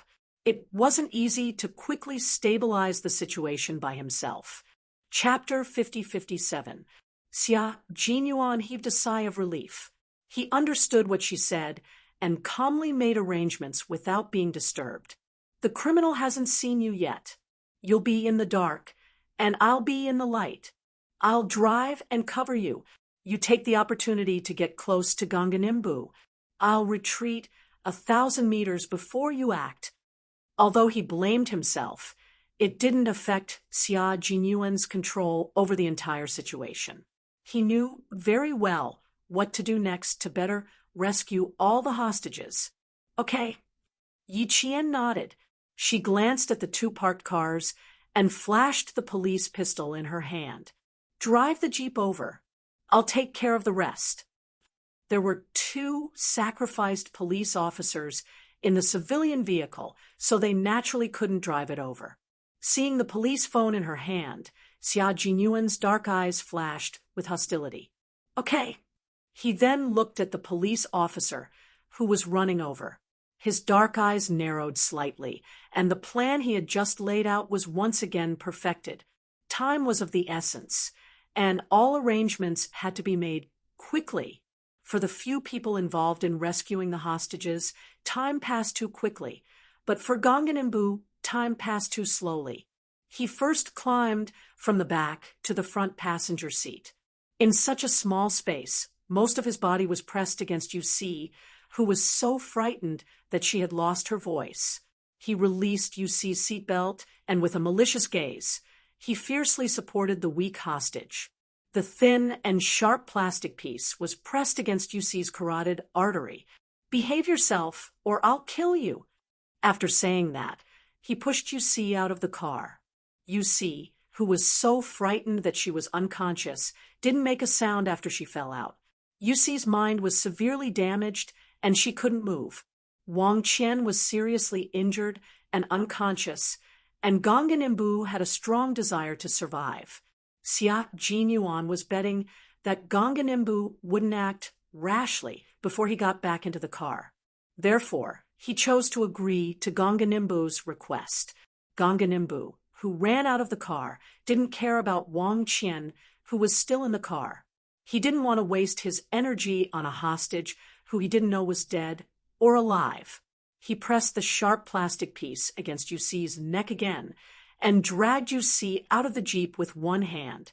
He was extremely alert and walked towards the side of the road. Just as he approached the road, he saw 2 policemen. He lost control again and shouted, "Get the F***CK away from me. Do you hear me? Get the F***CK away from me. Where's the car? Where's my car?" Kai Yen, who was sitting in the middle of the road with Tian, looked up in shock and saw Yusi being held hostage. Thinking of what the 2 policemen had told him just now, Kai Yen bit the tip of his tongue with his teeth to suppress the shock that rushed to his throat from his chest. Don't look, don't look. The policeman told him not to look in front. He must not look in front. He just had to take good care of Tian Tian. He just had to take good care of Tian Tian. Tian Tian's situation was still considered good. Kai Yin accompanied her and kept talking to her, causing her to wake up bit by bit. At this moment, she could still speak intermittently. However, she didn't know about Wang Qian and Yuxi's situation, and Kai Yin, who was both shocked and scared, didn't dare to tell her, fearing that she would be agitated. Tian Tian, who had just woken up, also heard the voice that scared her. She, who had just recovered from her shock, was shocked again. "Young man, don't look, don't look. He's far away from us and can't hurt us. Don't be afraid." Kai Yin was very scared. The driver even comforted him in a low voice. "Don't worry, we have the police and the People's Liberation Army to protect us. Your friend will be fine. They're all thinking of ways to save him." Chapter 50-58. The driver only saw that Kai Yin was scared, but he didn't realize that Tian Tian was also scared. Yes, don't be afraid. The three of us will accompany the lady. Just listen to the police, and don't run around." The driver's wife, who was also very scared, comforted Kai Yin and herself. "I just saw a woman from the People's Liberation Army. She wasn't scared at all. You're still a young man. What are you afraid of?" Kai Yin was speechless. He was scared. However, with the driver and his wife accompanying him, he did feel much more at ease. He could even comfort Tian Tian, whose eyes were already filled with fear. It's okay. Lie down properly. The ambulance will be here soon. Just wait a little longer." The two policemen who were warned immediately stopped and retreated step by step. Gongningbu was still worried. They had guns in their hands. They would only be safe if they were far enough away that they couldn't see them. He shouted at them, back off. Don't let me see you." Xia Jinyuan started the car. The sound of the engine attracted Gongningbu's attention. In the gully on the left side of the road, which was the side where the jeep had overturned, Yi Qian, who had already started moving, tensed her waist and sped up. She chose to shoot blindly from Gongningbu's line of sight. She needed to kill the felon with one shot. The police phone was a Type 92 9mm pistol with a magazine capacity of 15 rounds. The moment Yi Qian got the phone, she was very glad that only Ping Tso and Duo Ji had guns. The two policemen who died didn't have guns. The jeep was about to overturn. Yi Qian quickly went around the front of the jeep. When she went around, she glanced at the front windshield that was cracked like a spider web. Among the fragments, she vaguely saw a motionless figure lying sideways by the completely deformed left door. That was Wang Qian. Yi Qian tightened her grip on the gun in her hand. With a fierce look in her eyes, she rushed out of the front of the car. Xia Jinyuan, who was in the open, had already stopped the jeep. He jumped out of the car and shook the car keys in his hand.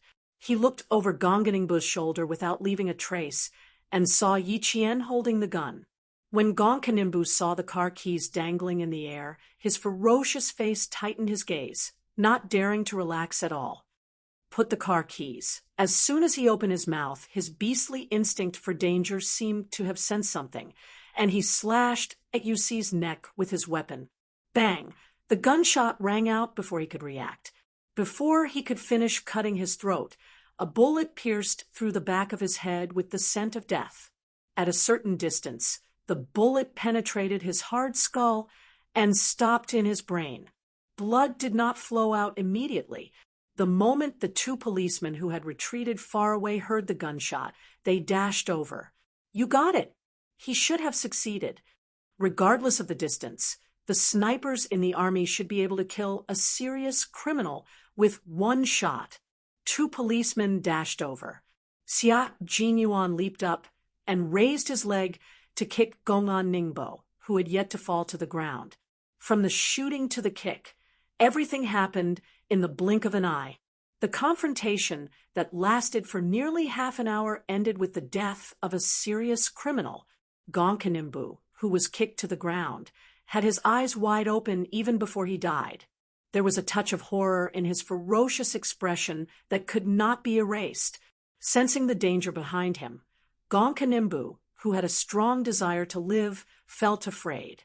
The horror of being crushed by an avalanche rose directly from the bottom of his heart.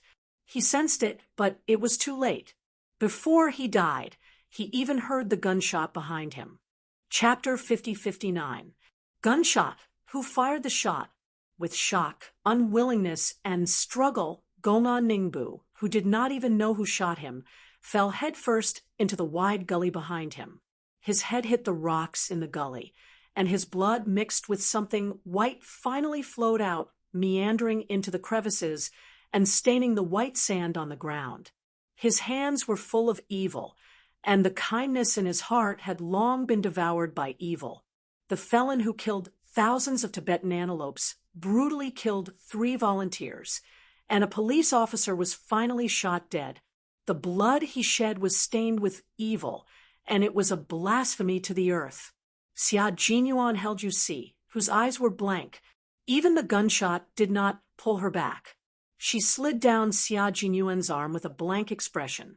Xia Jinyuan let her sit down and shouted at Kai Yan, who was still talking to Tian Tian. Kai Yan! Kai Yan!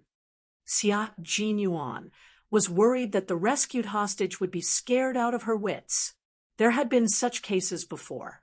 The moment the gunshot rang out, Kai Yan was so scared that his body trembled violently, like a bird startled by the twang of a bough. When he heard Brother Bing, who had brought him here, calling for him, he scrambled over. Yi Qian, who had put away her pistol, ran over and took Yusi from Xia Jinyuan's arms. The crisis was resolved. She was more suitable to take care of Yusi than Xia Jinyuan. I'll go save Wang Qian. Xia Jinyuan withdrew his arm and quickly got up. 2 policemen ran over. Xia Jinyuan only said, "Successful kill." The 2 of them did not check and quickly approached the overturned jeep. The driver looked carefully. Seeing this, he patted his chest and said to his wife, "I'll go over and help. You stay with Mississippi. Old Tan." Her husband wanted to go over again. As his wife, she was a little reluctant. Who knew if something would happen again? It's okay. They need help. The driver ran over. What could happen? There were policemen and soldiers. There was nothing to be afraid of. Also, the one who fired the shot just now was that female soldier. She was so brave. She even dared to shoot. The criminal should have been shot by her. She deserved it. This kind of person should be killed and left alive to not harm others. The bold driver even pulled Kai Yan, whose legs were so weak that he couldn't run anymore, to Yi Qian's side. He even looked at Yi Qian curiously. Out of the corner of his eye, he suddenly saw the guy lying in the ditch. Blood was flowing all over the ground. Even though the driver was brave, he couldn't help but shudder. Oh my God, he was really shot to death. Thank you, big brother. Yi Qian thanked him and returned the driver's gaze. It was better for the commoners not to watch such a bloody scene, as it would leave a psychological scar. The faint voice was slightly cold. The driver immediately retracted his gaze and said hurriedly, "You're welcome. I'll help if I can, but I can't cause trouble for you." He pointed at the overturned jeep and asked, "Should I go over and help?" Yi Qian smiled. "Thank you very much. Please take care of your own safety." The driver's kindness accentuated Gonkanimbu's evil. Yi Qian watched the driver leave. Then he said to Kai Yan, who was sweating profusely, "Come, let's help her to the car first." Kai Yan didn't even dare to look at the ditch. He hurriedly nodded and followed Yi Qian to help Yusi to the car. The smell of blood drifted over with the wind and entered Kai Yan's nose. The smell of blood made Kai Yan glance at the ditch out of the corner of his eye. He only dared to take a peek. When he saw that the person was motionless, he didn't dare to look any further. Chapter 50-60. Yi Qian saw all of Kai Yan's little movements. It was normal for boys to be curious. Now that the criminal who had traumatized them had been shot dead, they should feel better after taking a look. Yi Qian thought. Kai Yan, who only dared to take a glance, chanted Amitabha in his heart. He was really King dead. Blood was flowing from the back of his head. He must have been. He glanced at the female soldier, who was helping you see to the left. Ah, she's so pretty. At this moment, Kai Yan's eyes lit up when he looked at Yi Jian, but he quickly withdrew his gaze. She had blasted the fugitive's head into pieces so beautifully. Thinking about it, he was quite scared. If it were him, he wouldn't have dared to blow up the criminal's head even if he had a gun. That's not right. He was just an ordinary citizen. How could he blow up someone's head? Soldiers couldn't either. It was a special situation. Yusi was helped into the car and sat down. Kai Yan saw that she didn't have any other injuries besides her clothes being stained with dust and a scratch on her forehead. The tension in his heart eased a little. He looked at the female soldier, who was holding a military water bottle and pouring water to wet her hands. He hesitated for a moment before saying, "Sis, was she too scared?" Yi Qian wanted to splash cold water on Yusi's face to stimulate her to come back to her senses. He nodded. Yes, she was too scared. She needs to wake up. He patted Yusi's pale face with his wet hands. Do you have a towel or a handkerchief? Is a silk scarf okay? Yes. Here. Kai Yan, who only knew how to follow, unzipped Yusi's jacket pocket and took out a small handkerchief. She bought this as soon as she got off the plane. I asked her why she bought it. She said she bought it first, and that it would come in handy sooner or later. Sis, don't you think this is what the old people used to say? I didn't mean it to be a prophecy. Yi Qian took the handkerchief and smiled. It's a very pretty handkerchief. Any girl would like it. Then, Sis, do you like it? Yi Qian, who was pouring water into her handkerchief, glanced at the talkative boy and saw the uncontrollable nervousness in his eyes. She knew that the boy was using words to release his tension. Me, we wear military uniforms all year round, so we don't need them. Sis, you're a captain, right? Sister, how old are you? You're already a captain at such a young age. Did he join the army very early? Joining the army at the age of 18? That's not right. Some of my parents joined the army too. I heard that they even made contributions. I didn't see him as an officer when he came back to visit his family. Kai Yan was originally an outgoing and talkative boy. In addition, his family background was good, and he was generous. From junior high school to university, he was very likable. In addition, he was also quite handsome. He was eloquent and knew how to make girls happy, so girls liked him even more. However, Yi Qian always had a headache when it came to guys who talked too much to her. If it weren't for the special circumstances and the fear in Kai Yan's eyes, she would have really left without keeping him company.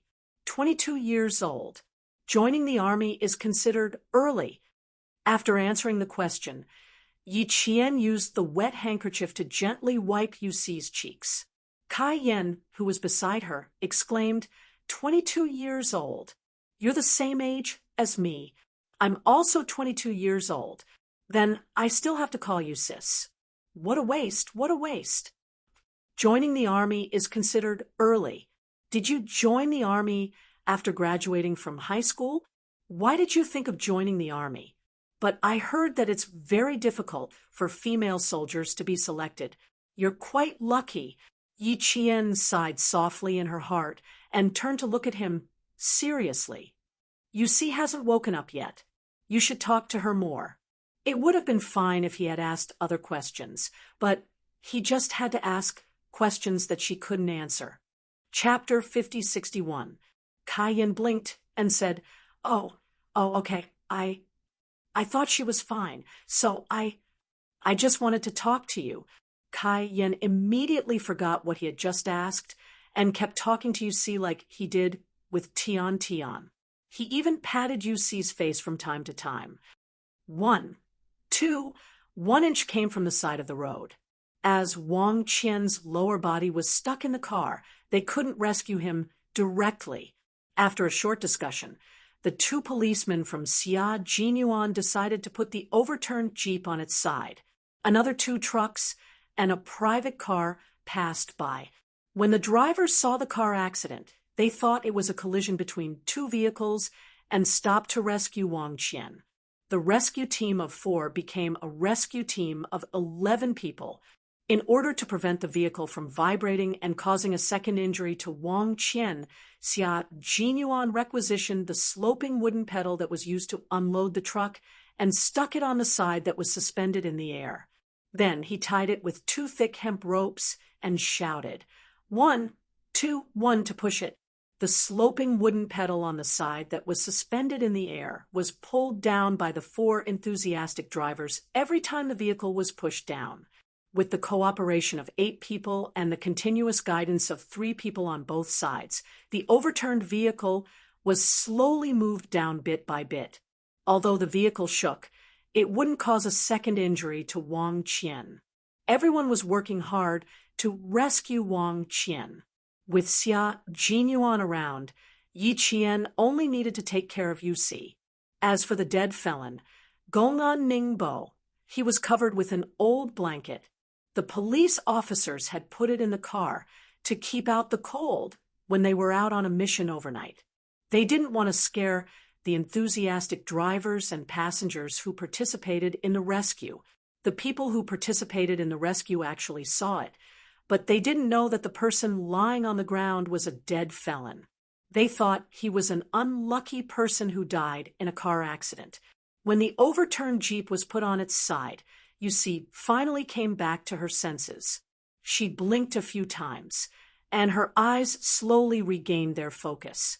Then her lips began to tremble violently, and her body and hands began to tremble as well. Yi Qian was afraid that she would bite her tongue in her trembling, so he immediately stuffed a wet patch into Yusi's mouth. Raising his voice slightly, he said gently, Yusi, don't be afraid. Don't be afraid. You're safe now. You understand? You are very safe now. Look, Cayenne is with you. Cayenne immediately understood what Yi Qian meant. He held Yusi's trembling hand tightly and said loudly, Cayenne, we've all been saved. Wang Qian, Tian, and I are all fine. Hurry up and say something to me. We are all saved. We are all fine. Really? Did you see that? That's the People's Liberation Army. Haven't you always wanted to find a soldier to be your boyfriend? Let me tell you, you don't even need me to introduce you. There's already one outside. Yi Qian didn't know whether to laugh or cry. There was still time to paint Captain Xia's face. Damn handsome. He's even more handsome than the most handsome kid in our school. Really, I'm not lying to you. He's even more handsome than a celebrity. He's tall and handsome. You'll definitely like him when you see him. He's really a handsome soldier, a military officer, a lieutenant colonel. If you don't look now, you won't have a chance anymore. Tian, we'll snatch him away.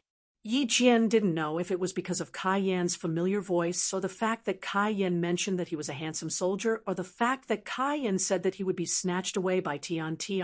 But Yi Jian saw Yusi burst into tears before throwing herself into Cayenne's arms and crying loudly.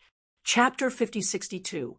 Cayenne, she cried loudly and cursed loudly. You 2 bastards caused me so much trouble. I almost lost my life.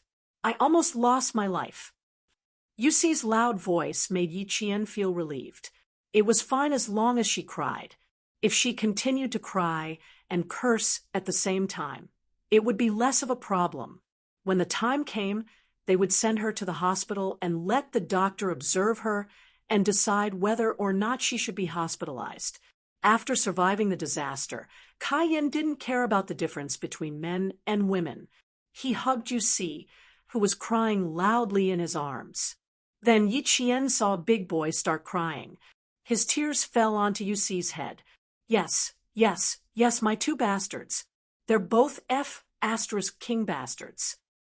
Everything is fine now. It's okay, we're fine. We've been saved.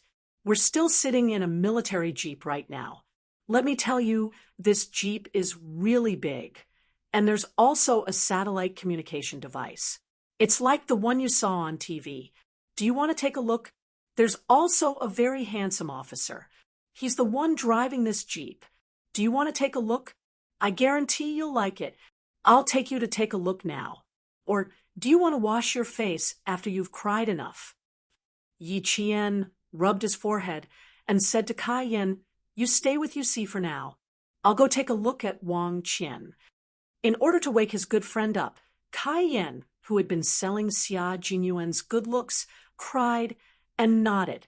He pulled Yusi from his arms and said, do you see that?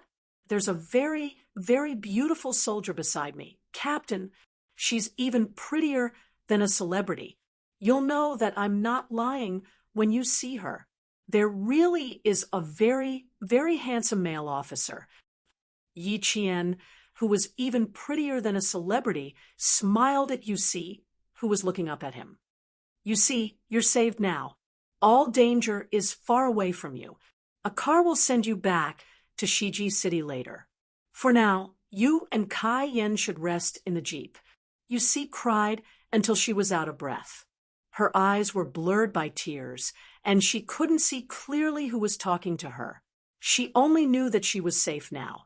The pervert who had jumped into the car and held a knife to her throat was no longer there. Choking with sobs, she said, thank you, a few times, and continued to pull Kai-yen's sleeve and cry. As for the handsome soldier brother, who was more handsome than a celebrity, and the beautiful soldier sister, who was more beautiful than a celebrity, she did not hear any of it. Yi Qian got out of the car and immediately joined in the rescue of Wang Qian. The jeep on the left was completely deformed and caved in from the impact. Even though the front of the jeep was on the other side of the ravine, it was now easier for them to rescue Wang Qian. Due to the remote location, the road was flat, and there were no obstacles on either side. The accident happened on a road that had never happened since the construction of the national highway. Ambulances and fire engines could not come immediately, so the rescue work could only rely on themselves. This was also why all the drivers who were passing by would stop and participate in the rescue. Those who were familiar with this part of the road knew the situation. The director of the Shiji City Public Security Bureau and the director of the Gangcha County Police Station, who had rushed over, immediately knew the situation after killing the criminal, including the fact that the hostage, Wang Qian, was trapped in the jeep and urgently needed to be rescued. The criminal, Ganganimbu, was shot in the back of the head by a sniper from the army and was killed on the spot. When the news came, the director of the Shiji City Public Security Bureau drank 2 large cups of warm water. The director of the Gangcha County Police Station, who was sitting in the car, held his phone tightly with one hand. 2 streams of tears flowed down his tanned face. Brothers who fought with him on the front line, rest in peace. Chapter 5063. The criminal has been killed, and he can no longer stir up trouble. He won't make you worry anymore. Rest in peace, my brothers. The Gangcha County Police Station superintendent covered his face with his hands that were so rough that there were fine black lines on the back of his palms. He was panting heavily. Inside the car, the 3 policemen who were driving the car were already soaked in tears. The policemen at the Gangcha County Police Station already knew that their big brother, Deng Tsiwang, and Ada, who had joined the police force for less than 3 years, had died. The entire police station was shrouded in grief, and everyone's faces were filled with deep sorrow. The old man who had worked in the reception office for his entire life and didn't want to leave even after retirement wiped his tears and murmured, "Sacrificed again, sacrificed again. Wait for me to come back. I'll tell Ada and Siwong's families. Don't tell them yet. I have to go to Ada and Siwong's house to apologize." The superintendent informed the station with red eyes and kept the matter from the families of the two policemen first. The officer on duty who answered the phone choked up. The policemen who were on duty in the Gangcha County Police Station knew that the bodies of the two policemen had not returned yet. They told their colleagues on duty to inform them when their brothers returned so that they could rush back to see their brothers. The Gangcha County Police Station was filled with grief, and so was the scene of the car accident. The 3 policemen and 3 traffic policemen who had been stationed in Laurie Village for many years were the first to arrive. They already knew that their brothers had died on the way here, but they didn't have time to visit them before they threw themselves into the rescue. Xia Jinyuan suggested that the enthusiastic drivers and passengers who had participated in the rescue could leave. Hence, a traffic policeman directed the parked cars to leave first. "Look, they're saluting us." The driver suddenly saw the 2 young officers who had sent them off standing by the side of the road from the rearview mirror. They were saluting them and sending them off. For a moment, he felt touched and proud. They were the soldiers who would definitely be the first to step forward to protect the people in times of danger. As they left, they didn't know that 2 policemen were lying quietly in a commercial car parked by the side of the road. They could no longer open their eyes to look at the blue sky and clear water. As for the felon who was killed, other than the traffic policeman who directed the car to leave, no one else took a second look at him. With their combined efforts, they used a jack to pry open the deformed car door. Wang Qian successfully rescued her. The ambulance had not arrived yet, so they had to rely on Yi Qian and Xia Jinyuan to do a simple check and treatment. Fortunately, Wang Qian did not suffer from any internal injuries. His legs were fractured, but the extent of the fracture was unclear. His arm was dislocated. After Yi Qian checked that there were no fractures, he set it back. His technique was neat, and the unconscious Wang Qian did not feel anything. They didn't wait for the ambulance to arrive. After confirming that the ambulance had already left West Lucky City and that Wang Qian's life wasn't in danger, they carried Wang Qian to the military jeep while Tian Tian was carried to the police car that came to rescue them. A police officer took care of her as they rushed to West Lucky City. Before they left, Yi Qian, Xia Jinyuan, and 2 other policemen who had left earlier came to the MPV and saluted the 2 policemen who had sacrificed themselves. The heroes of the people are immortal. Half an hour later, Wang Qian, who had suffered a heavy blow to his head, began to moan softly. Yi Qian, who was taking care of him, was the first to notice this and gently woke him up. At this point, all 4 hostages had been successfully rescued. None of them died, and the fugitive was successfully shot dead. Evil could never prevail over good. Chapter 5064. Yi Jian and Xia Jinyuan, who still had a mission, could not escort the 2 sacrificed policemen back to their hometown, Gangcha County. They could only give a solemn military salute to bid farewell to the eternal heroes of the people. Police Ping Qo and Duo Ji drove the MPV again and rushed back to Gangcha County with their brothers. The body of the criminal Gong'an Ningbu was transported back to Gangcha County along with the murder weapon. He was from Gangcha County. Even if he was killed, his trial still had to be carried out. There were 2 traffic police cars in front, escorting them. Sirens blared all the way, opening the way for the returning heroes. 4 cars divided into 2 groups went in opposite directions. One side was life, the other side was death. The 4 rescued hostages would be bathed in the warmth of the sun the next day, but the dead heroes would be in eternal rest accompanied by the dark land. Xia Jinyuan drove, while Yi Qian took care of the unconscious Wang Qian. Their hearts were heavy. The two of them were silent and didn't speak much along the way. After making a big turn, Yi Jian looked back at the back of the car and saw that the car behind her had disappeared. The heaviness that weighed down on her chest made her unable to breathe. Even her breathing felt sluggish. She had faced countless sacrifices head-on. Now that she was faced with death again, she still couldn't accept it. Sadness, anger, heaviness. It was like a mountain was pressing down on her, so heavy that she couldn't even straighten her back. Exhaling a breath of air, Yi Jian asked Xia Jinyuan, who was driving in a low voice, "Captain Xia, is it common for policemen at the grassroots level to sacrifice themselves?" "I can't say often, but wherever they are, there will be sacrifices. There's no way to completely avoid it. We can only try to minimize it. Just like us, sacrifices can't be avoided. We can only reduce the sacrifice rate." Xia Jinyuan also gently exhaled. There was a faint haze in his dark eyes. "Yi Qian, study hard after you go to the airborne unit. Learn real skills. In the future, they will be your life-saving shield when you're in danger.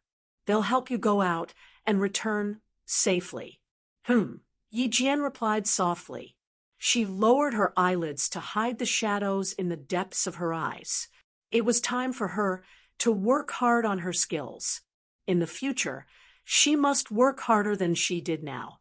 Time was precious, and every minute of their time was an inch of their lives. Wasting an inch of time was equivalent to wasting their own lives. After a few words, the two of them fell silent again. Xia Jinyuan drove seriously while Yi Qian carefully took care of Wang Qian, who was still unconscious. The two of them had faced the topic of sacrifice countless times. They both knew that sacrifice was inevitable, and there was no need to talk about it over and over again. They were silent and faced with it together. After driving for about 20 kilometers, Yi Qian frowned when he saw the unconscious Wang Qian. His eyes were still closed, and the expression on his face was first painful, then horrified. Yi Qian gently pressed Wang Qian's shoulder, who was about to wake up. His voice was soft and gentle. "Wang Qian, you have some minor injuries. Don't struggle. We're going to the hospital now." Wang Qian didn't open his eyes immediately. Instead, he struggled. He seemed to be having a bad dream. His limbs were slightly twitching, and his brows were furrowed tightly. The horror on his face deepened. "Wang Qian, you're saved now. The criminals who kidnapped you have been arrested by the police. You see, Tian and Cayenne are all fine. You're fine too. You don't have to be afraid anymore." Chapter 5065. Perhaps Yi Qian's voice had an effect, but Wang Qian, who had been struggling in pain, gasped for air and opened his eyes. He wasn't like Yusi, who had been scared out of her wits. His body felt like it had been run over by a car, but the pain and fear in his heart made him keep his eyes wide open. He stared at the unfamiliar woman's face that had appeared in his line of sight. Then he reflexively tried to get up. "You shouldn't move around now. Lie down." Yi Qian, whose hand had never left his shoulder, smiled and said, "We're going to the hospital now. You can only move after the doctor has examined you. Also, you're fine now. You, Cayenne, Yusi, and Tian are all fine." Wang Qian blinked his eyes. Just as he was about to say something, he choked on his breath and coughed violently for a while. Yi Qian's expression changed slightly when he saw this. He asked Wang Qian in a low voice, "Do you feel chest pain? You feel dizzy? Do you feel like vomiting?" Wang Qian, who couldn't speak due to his choking, raised his wrist slightly and waved his hand to show that he didn't feel anything other than pain. "Damn it! It hurts so much. Am I going to be crippled?" He coughed uncomfortably and leaned his shoulder to one side. He coughed until his breathing calmed down, then slowly laid back down. Damn it, I'm finally saved. Lying down, Wang Qian, who was in so much pain that his fingers were twitching, opened his mouth in a very sociable manner. The moment he opened his mouth, he seemed to have something in his mouth. His expression stiffened and changed again. His tongue moved nimbly in his mouth, and a hard little thing made his stiff cheeks twitch fiercely. Damn it! Tooth. It was definitely a tooth. Half of his tooth was broken.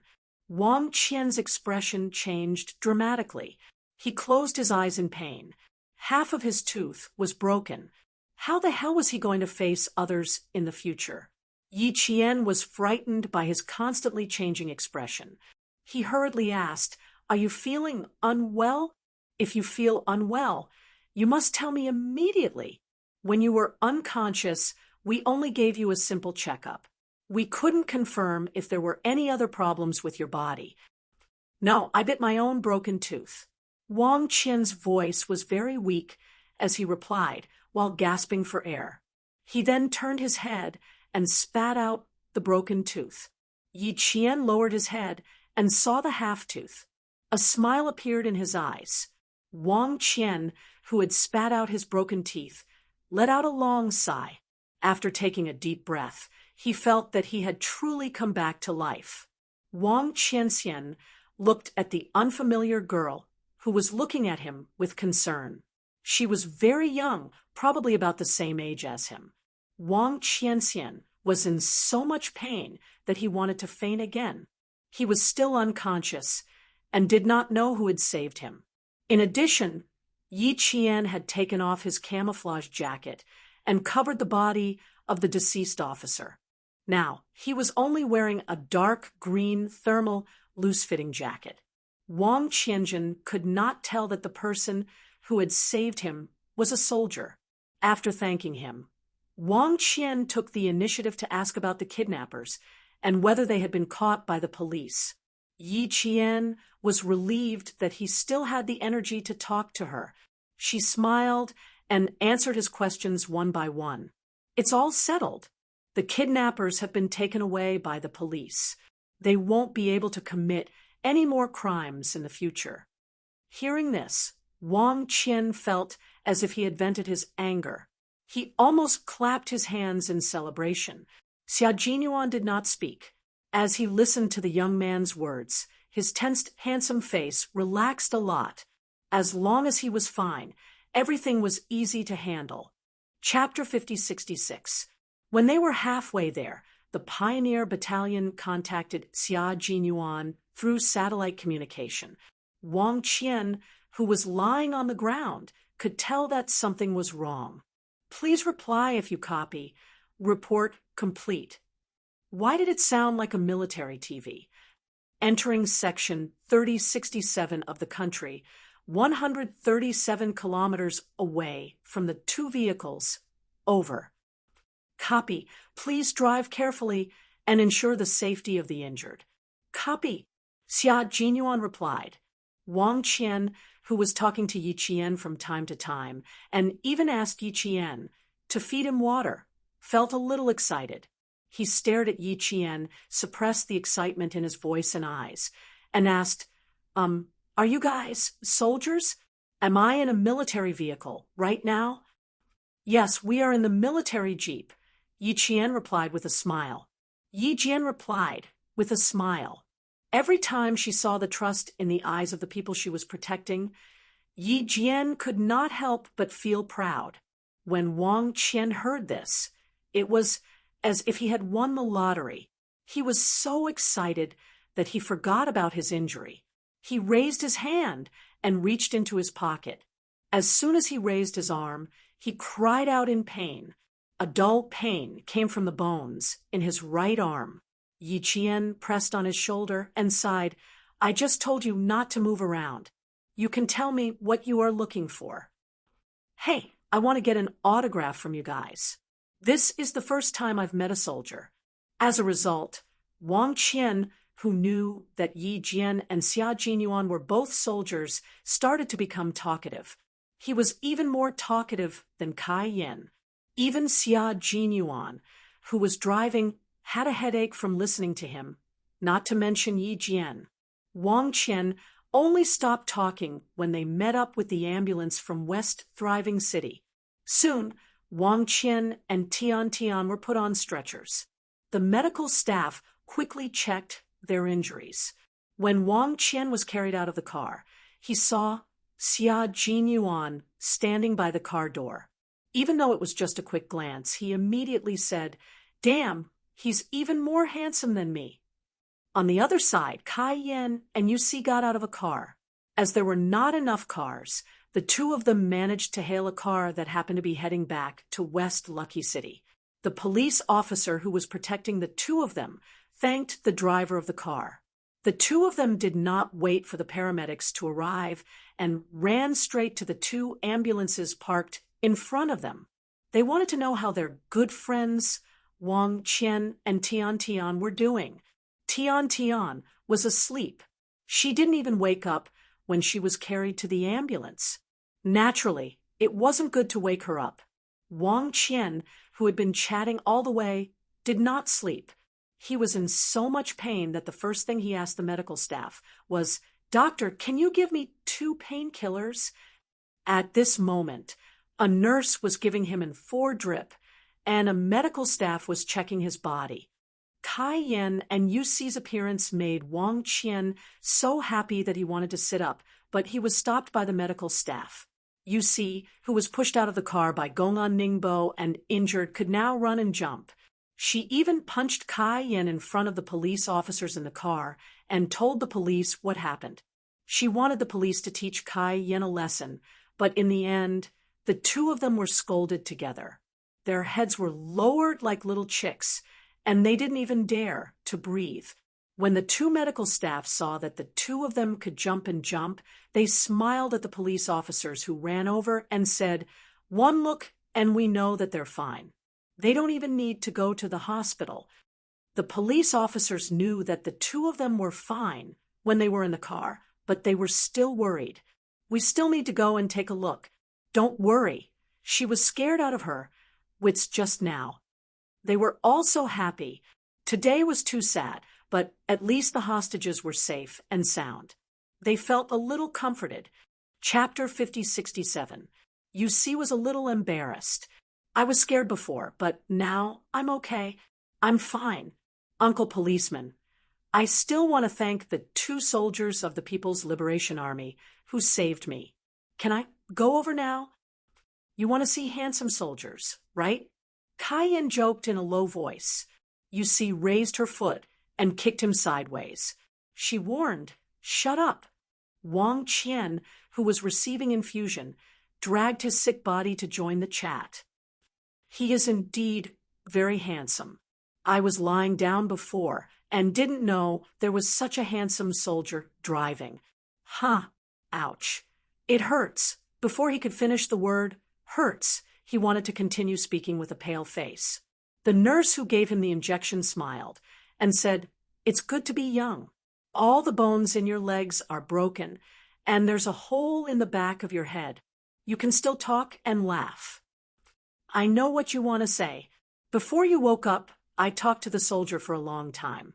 Let me tell you that beautiful female soldier is only 22 years old. She's the same age as me. She's holding Kai Yen. If you don't go over, your savior will leave." The policeman who escorted the two interrupted Kai Yen's words. Kai Yen, who was reminded, swallowed the words that he almost blurted out in time. He scratched the back of his head in embarrassment. In a moment of joy, he almost forgot that he couldn't say that he saw the beautiful female soldier shoot. The medical staff and the police all smiled kindly. Seeing that Kai Yen stopped talking in time, the policeman smiled and said, "Don't talk anymore. Go. Otherwise, they'll leave. You should thank the soldiers who saved you. If it weren't for the two of them, you really wouldn't know which corner of the mountain you would be in now. Go and thank them properly. In the future, don't do things that you think are cool, but are actually very stupid." Sure. I promise to be a well-behaved person in the future. Kai-yin nodded repeatedly. He was scolded by the policeman in the car, like a grandson who didn't dare to talk back.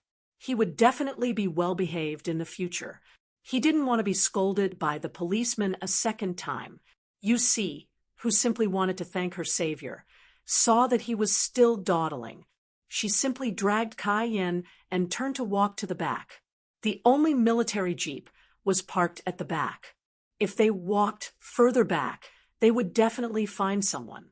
Yi Jian and Xia Jinyuan, who had finished moving the injured, were communicating with the two Shiji City police officers who had come to their aid. They told the two police officers in detail about how they had met each other, where Yi Jian had found the dead police officers, and so on and so forth about the hostage rescue operation. The two police officers also wanted to invite the soldiers who had contributed greatly to the rescue of the hostages and the killing of the criminals back to Shiji City, but they were all rejected. I'm sorry, I still have a mission, so I can only cooperate up to this point. If there's anything else, you can contact me before the day after tomorrow. Xia Jinyuan gave him his mobile phone number and explained, I will be returning to the army the day after tomorrow. According to the relevant regulations of the army, all mobile electronic devices have to be handed over. Then, do you have the contact information of the military? A policeman who was taking notes seriously looked up and asked, The main thing is that we may need to contact you later. Xia Jinyuan said, I'm sorry, if you still need my cooperation in the future, you can leave a message. I will contact you after I turn on my phone. The policeman who asked the question looked at Xia Jinyuan and seemed to understand something. He then looked at Yi Qian. Yi Qian shook his head and said, I'm sorry, I'm in the same army as him. The two policemen who asked the question laughed and closed their notebooks. They reached out their hands and thanked him again. Chapter 5068. The older policeman said, solemnly, I'm very grateful for your cooperation. Without your cooperation in rescuing the hostages and killing the criminals, the consequences would have been unimaginable. Since you still have a mission to complete, we won't take up any more of your time. Thank you again. Xia Jinyuan shook their hands and said politely, This is what we should do. Thank you for your hard work. He glanced at the two figures in front of the jeep and said, There are people looking for you in front. We won't disturb you any further. His voice was not loud, but the two people could hear him clearly. They quickly ran over and stopped. Without saying a word, they bowed 90 degrees to Xia Jinyuan and Yi Qian. The older policeman saw this and smiled. Not bad. You came here to thank your saviors. You too, don't do stupid things in the future. Many people get into trouble because of their stupidity and lose their lives. I hope you too learn from your mistakes and don't play with your lives. You understand? The two people knew that the policeman was doing this for their own good. They nodded obediently and promised solemnly. Kai-yin said, We understand. We understand. We won't dare to do it again. Thank you, Mr. Policeman. Thank you, brother and sister soldier. Yusi bowed 90 degrees again. Her eyes were red, and she sniffed. She bent down for a long time and did not get up. Thank you, Mr. Policeman. Thank you, brother and sister soldier. Yi Qian smiled and helped her up. You're welcome. You were frightened too. Don't think too much about it when you go back. It's over now. Don't take it to heart. No matter how arrogant the criminals are, they can't escape the punishment of the law. You too have to protect and take care of yourselves at all times. After all, the word criminal will not be written on the criminals' faces. Yusi was a girl, so Yi Jian was the most suitable person to console her. In the face of such gentle consolation, Yusi's tears fell in streams. In the end, when she thanked the soldier who was more handsome than a celebrity, she was already speechless. Later on, Yu Si said regretfully to Tian Tian, who had just been discharged from the hospital, Tian Tian, what I regret the most now is that I didn't ask for that beautiful soldier's phone number. She's beautiful and gentle. I really like her. Tian Tian, who was discharged from the hospital, thought of a blurry male face. She also had the biggest regret. That was, she pursed her lips and sighed. At least you know who saved us. As for me, I didn't even see what they looked like. Big loss, big loss, big loss. A handsome and beautiful combination, completely surpassing male and female celebrities. Stop talking. The more I talk about it, the more regretful I feel. Ha ha ha, don't regret it. Maybe you'll have another chance in the future. I'll tell you the next time I see them. I hope there's still a chance. Tian Tian sighed. Yu Si thought for a moment before replying, there will definitely be a chance. After all, we are still alive, aren't we? Yes, there must be a chance. As long as he was alive, there would be a chance. It had already been a month, but the two policemen who had sacrificed themselves would never have the chance. The sun was shining brightly outside. The 4 seasons of spring had arrived. The mountains were covered in greenery, and it was the time when the peach blossoms in the mountain temple were shining brightly. It was good to be alive. As long as one was alive, one could see the sun, see the flowers bloom and wilt, see the 4 seasons change. As long as one was alive, one could see the flowers of spring, the sun of summer, the fruits of autumn, and the snow of winter. It was really good to be alive. Yi Qian, who had jumped down from a height of 3,000 meters with an umbrella, felt the wind whistling in her ears. She felt the pressure on her chest and felt her pulse racing. When the snow-white umbrella opened with a bang, she pulled on the rope and landed in the designated area. Now, she had become a paratrooper in the airborne department. Chapter 5069. After leaving the Northwest, Yi Qian did not rest at all. He did not even know the results of the female soldier assessment before he headed to a special Air Force training base. When the two of them arrived at the military base in the evening, Xia Jinyuan had just parked the car. Before he could hand over the car keys, 2 Air Force soldiers walked out of the military base. When they saw Yi Qian, they strode quickly towards Yi Qian as if they were equipped with wind and fire wheels. Xia Jinyuan, who was still holding the car keys in his hand, revealed a rare look of surprise on his handsome face. Then he turned his head and said to Yi Qian, who got out of the car and closed the door, "Why are you so fast?" Yi Qian, who had closed the car door, was equally confused when he saw the 2 soldiers striding towards him in the Air Force's blue sky camouflage uniform. That's right, why are they so fast? The 2 Air Force soldiers came over and saluted the 2 of them. One of them, who had a round face and was full of energy, stood up straight and introduced himself seriously. Then he told Yi Qian that they would be leaving in an hour by helicopter. They would be leaving in an hour.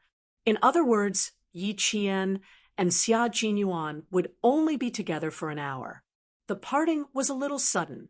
Even though the 2 of them were prepared, they were still caught off guard and were reluctant to part. Fortunately, the 2 of them were calm and collected, so no one noticed anything amiss. Xia Jinyuan handed the car keys to the soldier at the military base and took Yi Qian for a walk around the military base. The military base they arrived at was located in a small county. The county was located at the bottom of a group of rolling, gray snow-capped mountains. Just by looking up, one could see the snow-capped peaks of the mountains. Although it was already spring, the temperature in the county was still a little low. One could even smell the cold smell of snow in the air. This was a very, very small county. It took 20 minutes to drive from the east to the west of the county. The 2 of them left the military depot and walked around nearby. Xia Jinyuan even brought Yi Qian to drink a bowl of mutton soup. Seeing that it was about time, He sent Yi Qian back to the military depot. They were already used to parting. After walking around, the sadness brought by the sudden separation was lessened. When Yi Qian left, Xia Jinyuan stood at the entrance of the military depot. He stood tall and straight, and there was an elegant smile on his face as he watched his lover leave. In the past, it was Yi Qian who watched him leave. Now, it was Xia Jinyuan who watched Yi Qian leave. Only the two of them knew how it felt. The two of them parted ways in this small county. Xia Jinyuan returned to the head of the chicken on the map, while Yi Qian took a taxi to the tail of the chicken on the map. It was not far from the northwest. It was in the southwest of China and was known as the roof of the world. If there were no special reasons, it would be difficult for them to see each other again in the next 2 years. In addition, the two of them were in special units and could not contact the outside world at any time. If one of them had the time, the other might not have the time. In other words, they might not even have the time to call each other in the next 2 years. It might even be the longest time they had lost contact since they fell in love. The last time they lost contact for the longest time was when Xia Jinyuan was lurking around Cobra. Yi Qian had entered a place in the southwest that could not even be found on the map. She had 3 days to adapt, mainly to see if she could adapt to the highland climate. When Principal Chen and Uncle Jen were still alive, Yi Qian had undergone highland climate training. After Uncle Jen passed away, Principal Chen brought Yi Qian to the highland to complete the training. During the training, they met Xia Jinyuan and helped Xia Jinyuan eliminate a foreign mercenary that had entered the country. Chapter 5070, because it involved the operation of the Snowfield Brigade. The training was classified as a top military secret. Now, besides Commander-in-Chief Xia, Major General Yang, and Xia Jinyuan, no one else knew. Even if Yi Qian was seconded to a certain airborne unit, he didn't disclose it. All his personal information was only known to the leaders of the airborne unit. For example, Captain Lei knew what training Yi Qian had undergone and how many military exploits he had made. But other than that, he didn't know anything. As for the military exploits he had received, Captain Lei only knew that Yi Qian had received 3 third-class exploits and 2 second-class exploits, but he didn't know the specific mission he had received. Even if they didn't know the specific reason, it was enough to shock Captain Lei and the other leaders. He was also a military school student who had received a total of 5 military exploits while still in school. One of the photos was released at last year's graduation ceremony before he was directly awarded the rank of captain. There were gunshot wounds, knife wounds, scratches, punctures, abrasions, bumps, bruises, and all sorts of other injuries. When Captain Lei and the other leaders saw the photo, they all felt a faint pain in their bodies. And at that time, how much pain must Yi Qian have been in when he was injured? How much perseverance must he have had to endure the pain until he came back alive? After seeing the photo, the other leaders who still had some complaints about the female Army Special Forces soldier didn't say anything anymore. When Yi Qian arrived, several instructors in charge of the female airborne military training came out to greet him personally to show that they valued him. During the 3-day observation period, Division Commander Sun avoided Captain Lei and the others and secretly chatted with Yi Qian for nearly 2 hours. After they finished chatting and sent off Division Commander Sun, Yi Qian rubbed his forehead for a while, asking her to hide her strength, and then slowly attacked the female airborne soldiers. Yi Qian felt that this was a very difficult problem to solve. At the same time, he also felt that Division Commander Sun thought too highly of her. She was an Army Special Forces soldier who ran from the Army to the airborne unit to study. Did she still need to hide her strength and then slowly attack the carefully selected female airborne soldiers? Was it possible? It was simply impossible. Did she still need to hide her strength? She was just a rookie in the airborne unit. Why would she need to hide her strength? Don't be a burden. 3 days later, Yi Qian, who was dressed in army camouflage, appeared among the 14 female soldiers who were dressed in Air Force blue sky camouflage. It was very abrupt, eye-catching, and quite repulsive. Yi Qian, who had been repelled, was about to jump down from a high altitude.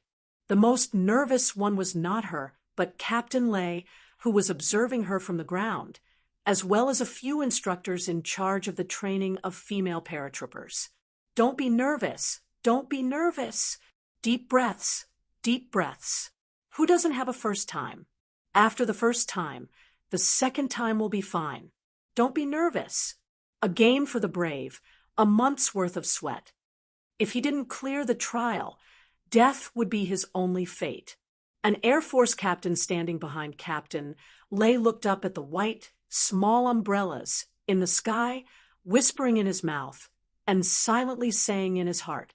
Captain Lei, who was so nervous that he almost broke his high-powered binoculars, took a deep breath and locked onto Yi Qian, who was in the 10th jump.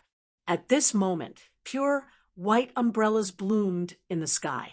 The umbrellas that belonged to Yi Qian had yet to appear.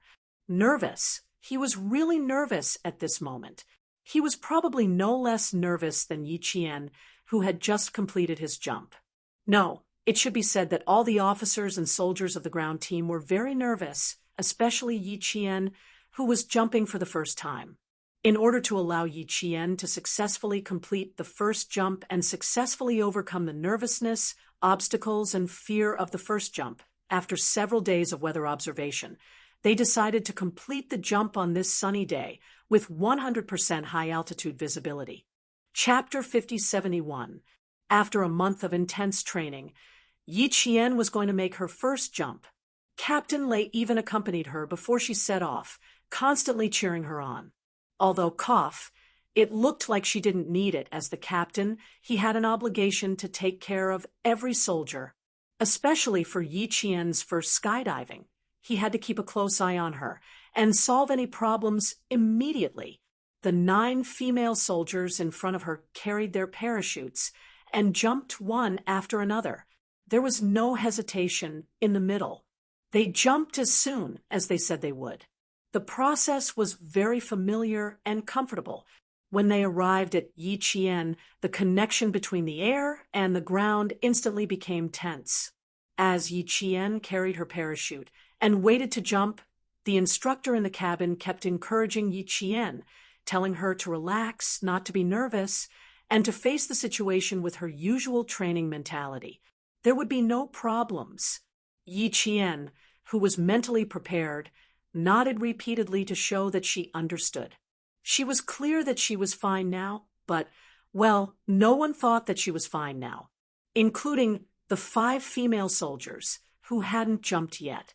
They all thought that she was very nervous now. Odd numbers pull left, even numbers pull right. Avoid your neighbors. Number 10, do you know what number you are? Even numbers. Remember, you are an even number. Pull right. The instructor tightened the safety belt on Yi Qian's shoulder and reminded her again.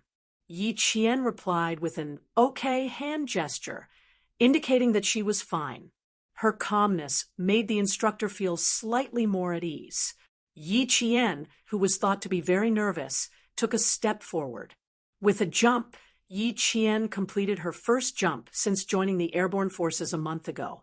The wind whistled past her ears, and the scenery of the highlands entered her eyes. The blue sky and magnificent mountains spread out like a painting, and she was just a grain in the painting. As her body rapidly descended, the calm and composed Yi Qian opened her parachute. The white parachute swelled with the wind and turned into a white cloud that floated towards the ground. Number 10 has successfully completed the first jump. The parachute bag has been successfully opened. Prepare to enter the landing area. Ground team, get ready. The instructor in the cabin contacted the ground and completed the guidance link between the situation in the air and the ground. Captain Lei, whose sight was locked onto Yi Qian's white umbrella through high-powered binoculars, replied calmly, "Roger that. The ground team is ready to receive them. 11 jumps completed. 12 jumps completed. 15 jumps complete. Air team, return. Ground team, received. Air team, please return to the landing point. Ground team, prepare to attack." Captain Lei, who had never left his binoculars, calmly issued the next order. The 15 female soldiers successfully completed their first parachute jump from the cabin to the airborne special training team. Now, it was time for them to land smoothly. Their formation was a special formation. Therefore, the problems they faced were not ordinary problems. Even if they completed the first jump, Captain Lei also incorporated actual combat according to the special formation. In actual combat, paratroopers suffered the most casualties from the moment they left the plane to the moment they landed. How to make paratroopers land quickly and safely had always been a problem that every country had been researching. For this airborne landing, Captain Lei incorporated actual combat to see the reactions of the female soldiers. For safety reasons, Captain Lei did not attack the female soldiers who were still floating in the air. Instead, he waited for all 15 female soldiers to land before starting. There was no other way. Captain Lei had to weigh his options before he could be ruthless. He needed to ensure that no female soldier was sacrificed during the entire training process. Chapter 5072. It was much harder to select female paratroopers than female Special Forces soldiers. There were very few female soldiers in the Air Force, and it was even more difficult to select female soldiers who were excellent in all aspects. Only 14 female soldiers were selected from the entire Air Division, including Yi Qian, who was seconded from the Army. There were a total of 15 female soldiers. They could barely make up 2 ordinary classes.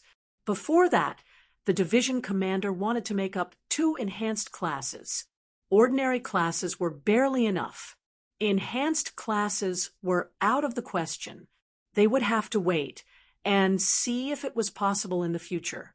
Captain Lei didn't dare to imagine the consequences if a female soldier was accidentally sacrificed during the training. Among the 15 female soldiers, only Yi Jian had not undergone systematic airborne training and had no prior airborne experience. As for the other 14 female soldiers, 2 of them had been squad leaders of the airborne troops. Their individual abilities were quite strong, and they were also the 2 female soldiers with the strongest comprehensive ability among the 15 female soldiers. Yi Qian, who was from the Army, appeared in the Army's camouflage among the 14 female soldiers in the Air Force's blue sky camouflage. She was ostracized on the first day. Captain Lei was not coordinated, so it was normal to be ostracized. You would be a burden to the class, and it was very likely that you would tarnish the reputation of the team.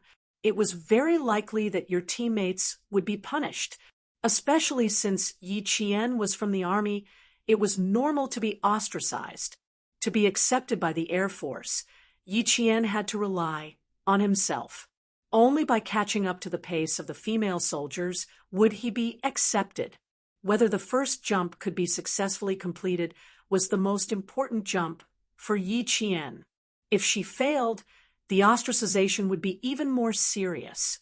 The Air Division would also reconsider whether Yi Qian could continue the training. Captain Lei didn't know that Division Commander Kong had secretly looked for Yi Qian and asked Yi Qian to train in a low-key manner after joining the team. He wanted the female paratroopers to think that Yi Qian would be a burden from the first day. Yi Qian, who was preparing to descend, pulled the rope of her parachute and adjusted it according to the wind direction. She kept a safe distance to the left and right so that she could successfully complete the descent. She didn't focus on how to descend. Instead, she observed the ground calmly as she descended. The female Air Force who had already landed were quickly packing up their parachutes. They did not know that the ground had already arranged for an actual attack. The first female soldier to jump down was a second lieutenant of the Air Force. She was also the former squad leader of the male airborne troops. She entered the airborne troops at the age of 18 and was 23 years old this year. She had made many contributions and was promoted to sergeant. She was the first to pack up her parachute. She quickly helped the second female soldier pack up her parachute and said in a low voice, "Army is the 10th jump. Let's confirm her approximate location and go over to help her pack up her parachute." "I'm not going." The second female soldier who completed her descent refused without hesitation. "We've been cooperating with her all this time. Now that we're in the first jump, do we still need to cooperate? The Army should stay in the Army. Why did they come to our airborne troops? They're just dragging us down. Squad leader, we should let her know the difficulties and retreat as soon as possible. Otherwise, it'll be too late to say anything when something happens." The second lieutenant, who used to be the squad leader of the male squad and was now the squad leader of the female squad, sighed softly. "There must be a reason for her to come to our squad. She usually trains very hard. Although she can't cooperate with us in some aspects, she's still from the Army after all. She hasn't received any training from the airborne troops. It's already amazing that she can complete the first jump in a month. Think about it. How long did it take for you to complete the first jump after you joined the Army? The fastest was 3 months. As for her, she started her first jump a month later. In the future, don't always say that she's dragging us down in front of her. Leave her some face." Chapter 5073. The class leader's words didn't have any effect. If Yi Qian was in the same military as them, they wouldn't reject him at all. If an individual's ability was a burden to the class, they wouldn't forget to help when they were targeted. But Yi Qian was in the Army, so even if he helped them, it wouldn't affect them much. Since they wouldn't be working together in the future, they should leave while they still had a chance. If they really became a martyr, the ones who would suffer the most would be her family. The female soldier who had already packed her things didn't agree with the class leader and calmly retorted, "Is face more important than life? She should go back to where she belongs. All the soldiers here are worried about her safety. Class leader, she's not in the same military as us." The female soldier who completed the second jump came from the 17th Air Division, formerly known as the Air Force's 1st Brigade. The 1st Division commander was Commander Wang, who was also one of the first elite members of China's airborne troops in the 1950s. The 17th Air Division had countless achievements and was one of the best elite divisions.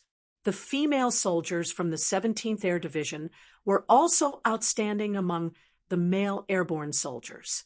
The 17th Air Division's tradition was survival of the fittest, so those who didn't meet the requirements were directly eliminated.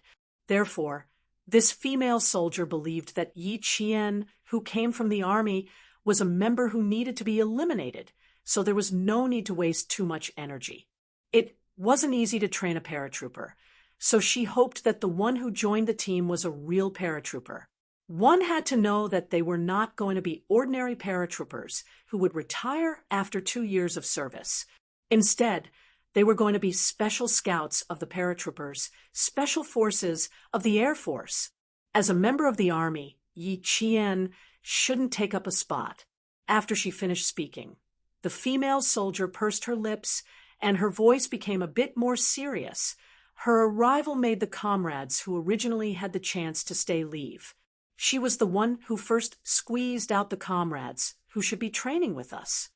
The female soldier was talking about the 2 female soldiers who were previously observed, but because they couldn't adapt to the plateau climate, they returned to their original unit. One of the female soldiers was also from the 17th Air Division. The class leader also thought of this, and her face was a bit cold. She took a deep breath and tried to persuade the female soldier, while running This isn't a decision we can influence, nor is it a decision Yi Qian can influence. Moreover, they have no way to adapt to the climate of the plateau. Forcing them to stay will not do them any good. They can adapt to the highland climate. Regardless of whether Yi Qian is here or not, they can't stay here. The class leader's tone gradually became serious.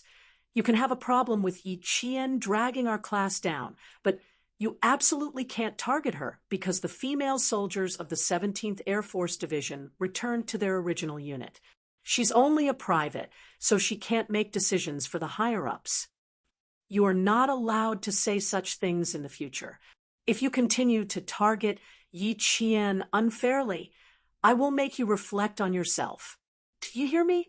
When the class leader realized that the female soldier was targeting Yi Qian, other than the fact that Yi Qian was a burden in the army, there was also a female soldier from the 17th Air Force Division who couldn't adapt to the climate in the highlands. She left the highlands 3 days after Yi Qian arrived. The class leader didn't let her off and immediately gave her a warning. The squad leader was a little angry. Although the female soldier still had complaints in her heart, she did not dare to continue. She bit her lower lip and nodded. Understood. Louder. Understood. The running female soldier replied loudly. Chapter 5074. The third female soldier, who successfully landed, didn't hear the first half of the sentence clearly. She only heard the words understood, so she quickly put away her parachute and asked the second female soldier, "What did you talk about with the class leader? What did you understand?" "Just." The female soldier said one word, then swallowed the rest of her words. Her expression was a bit gloomy as she replied faintly, "Nothing, we were just talking about how we're going to get out of here." The third female soldier, who successfully landed, clearly didn't believe her. She looked at the female soldier with suspicion and said, "Oh," before quickly putting away her parachute. Because they were all the first to jump from the plateau, Captain Lei didn't jump to the landing point at 4,000 meters above sea level. Instead, she chose to jump to the lowest point on the plateau.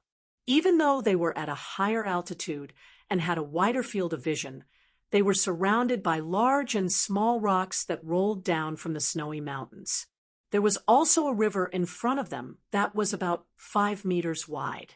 The river water was bone-chilling and was formed from snow.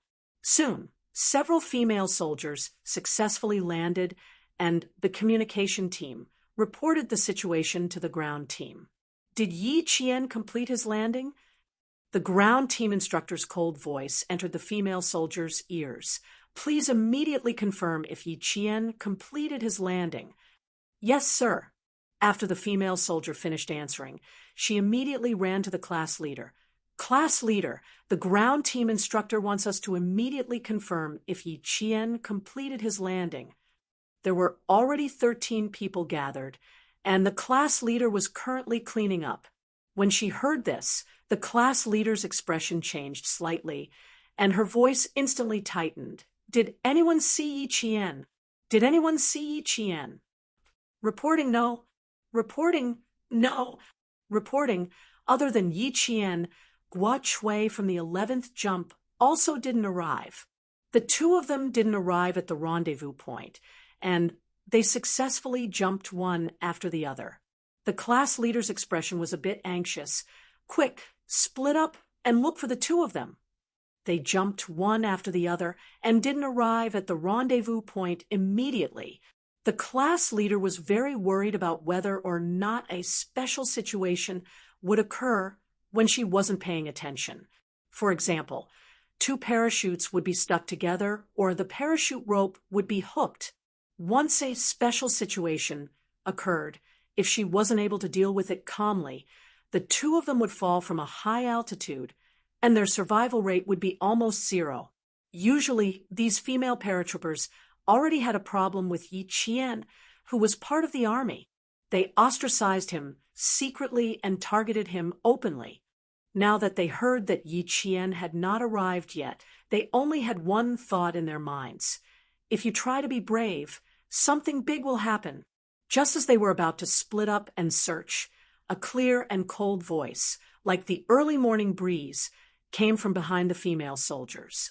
Reporting, Yi Qian has successfully landed.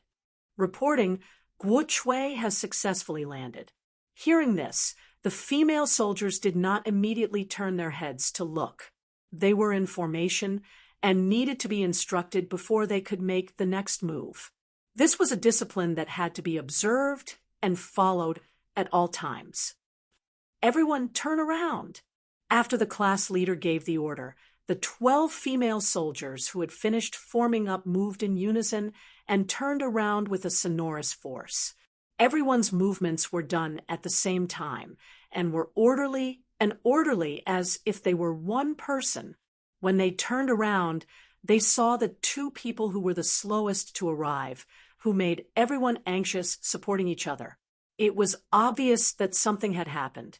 The expressions of the 13 female soldiers, including the class leader, all changed. There were all kinds of expressions on their faces, but in the end, they still had a look of rejection. Chapter 5075. The class leader's expression was ugly as the two of them did not arrive at the assembly point in time to report for landing. Yi Qian could feel the repulsion from these gazes and sighed in his heart. In the past, she often heard that there would be repulsion between classes.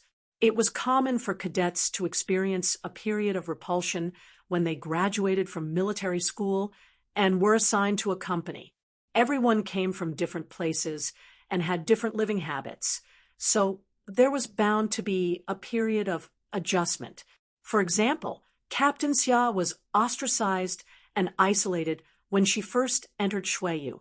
She had already mentally prepared herself for this, but she still felt a little uncomfortable when she really encountered it. This was because she had never encountered any rejection before. She also understood why Division Commander Kong came to talk to her and told her to be strong and not to return to the army just because she was wronged during training. He reminded her again and again before leaving. Although she was wronged, it depended on how she understood and accepted it. She was not a paratrooper to begin with. After she arrived, she encountered 2 female paratroopers who were still under observation. It was normal for the 13 female paratroopers in front of her, including the class leader, to have some opinions about her. Under the 13 gazes, Yi Qian and Guo Chui supported each other as they walked back to their group. When they got closer, the class leader did not immediately let them return to their group. She first glanced at Guo Chui and seemed to confirm something before her gaze fell on Yi Qian. Her gaze was already very cold. According to the plan, everyone had to arrive at the assembly point within 10 minutes of landing. Did the two of you arrive at the assembly point according to the plan? As a soldier, you don't even have the most basic concept of time. How did the army teach the two of you? Please answer me loudly. The female paratroopers who also looked at Yi Qian became more serious. They could not let her stay in the paratroopers. She should go to the army and not die in the paratroopers. Although the class leader used the word "the two of you" when she criticized them, Yi Qian knew that she was the only one. He asked Guo Chui, who had sprained her ankle, "Can you stand on your own?" Yes. Guo Chui nodded when she heard that the class leader was only criticizing Yi Qian. Yi Qian let go of her hand, straightened his body, and lowered his chin. He did not give any explanation. Please punish me. Being late was being late. There was no need for further explanation. Chi in the army was not just a matter of being late to work and having his pay deducted. Being late in the army could often affect the entire battle situation. It was not a small matter. The class leader thought that Yi Jian would have an explanation, but unexpectedly, Yi Jian directly asked him to punish her. The class leader's heart skipped a beat, and his face darkened even more. He glanced at Guo Chui, who had a restrained expression, and a faint darkness flashed across his eyes. Instead of asking Guo Chui, she continued to ask Yi Qian, "Do you think punishment will solve the problem? As a soldier, don't you know the importance of time?" Everyone arrived on time. Because of the two of you, all of us had to wait here. The situation on the battlefield is constantly changing. Everyone has their own responsibilities. The comrades who are charging at the front lines will lose their lives because of your tardiness. Yi Qian, this is the Airborne Division, not the Army. When paratroopers were on the battlefield, every second mattered. If you were late by 3 minutes and 46 seconds, it would be enough to drag out the entire battle. Furthermore, it would cause the comrades who were trapped in the encirclement to be sacrificed in order to find you. Can you bear this responsibility? As a soldier, can you still continue to wear this uniform? Chapter 5076. Of course, Yi Qian couldn't bear the responsibility. She knew the importance of time after completing multiple missions. Every time the class leader questioned her, she considered the bigger picture. Even if there was a reason, she couldn't explain it. Also, she felt like the class leader had other intentions by criticizing her alone. Reporting, "Class leader, I have something to say." Guo Chui, whose face was slightly pale, spoke up. The class leader's words were all directed at Yi Qian. Even though she normally rejected Yi Qian because he was in the army, today wasn't Yi Qian's fault. The class leader's gaze finally fell on Guo Chui. She paused for a moment, then said, "Speak." The class leader already knew what was going on when Yi Qian gestured for Guo Chui to stand still. When she criticized the second landing female soldier, Lu Meiwei, she also criticized herself in her heart and made a deep self-reflection. If Yi Qian was able to stay in the airborne forces, then there must be a reason. As the class leader, it was her negligence to reject Yi Qian. She wasn't a female paratrooper. As long as she stayed in the paratroopers and was a member of her class, she had to abandon her personal prejudice and take good care of everyone in her class. As the class leader, even if she had some complaints about Yi Qian, she couldn't lead the way in rejecting Yi Qian.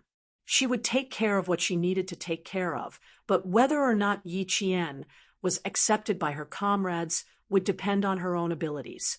Class leader, Yi Qian was late because he was helping me. This time, it was all because of me. It had nothing to do with her. I was the one who caused her to be late. Please punish me.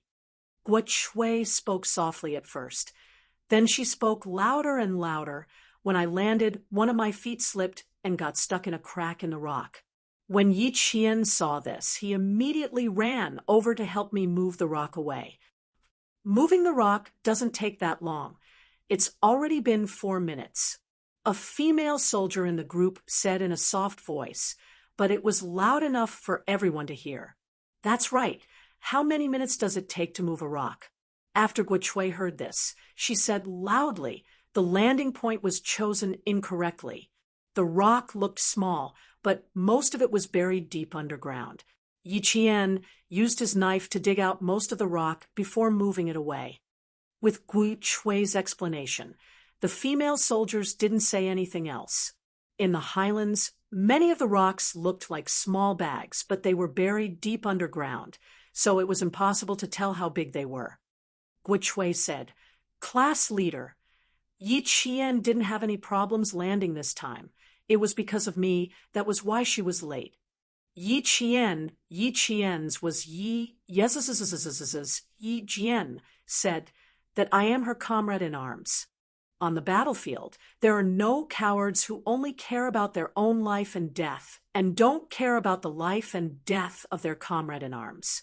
Qian's, a true comrade, Qian. Yes, Qian's, SS punishment, SS punishments. I accept any form of punishment." After a month in the paratroopers, there was finally a female soldier who spoke up for Yi Qian, even if there was a reason behind it. At least it was a good sign, wasn't it? After Captain Lay of the ground team learned the details, he couldn't help laughing. This female soldier from the Special Forces from the Army was not bad. It had been a month. It was fine if she did not make a move, but once she made a move, it immediately changed people's impression of her. A true comrade in arms never leave each other at any time. Captain Lay read it carefully, and the smile on his face deepened. Chapter 5077. That's right, the people you trust the most on the battlefield are your comrades. With your most trusted comrades guarding the rear, don't worry. It should be even more exciting next. After a month, the male squad had yet to spar with Yi Qian. This time, they would have a good spar. After a good spar, the female soldiers who rejected her would be able to accept her faster. Captain Lay thought so, and it was indeed a very good idea. What a pity! Division Commander Kong temporarily prevented Yi Qian from directly attacking the female paratroopers.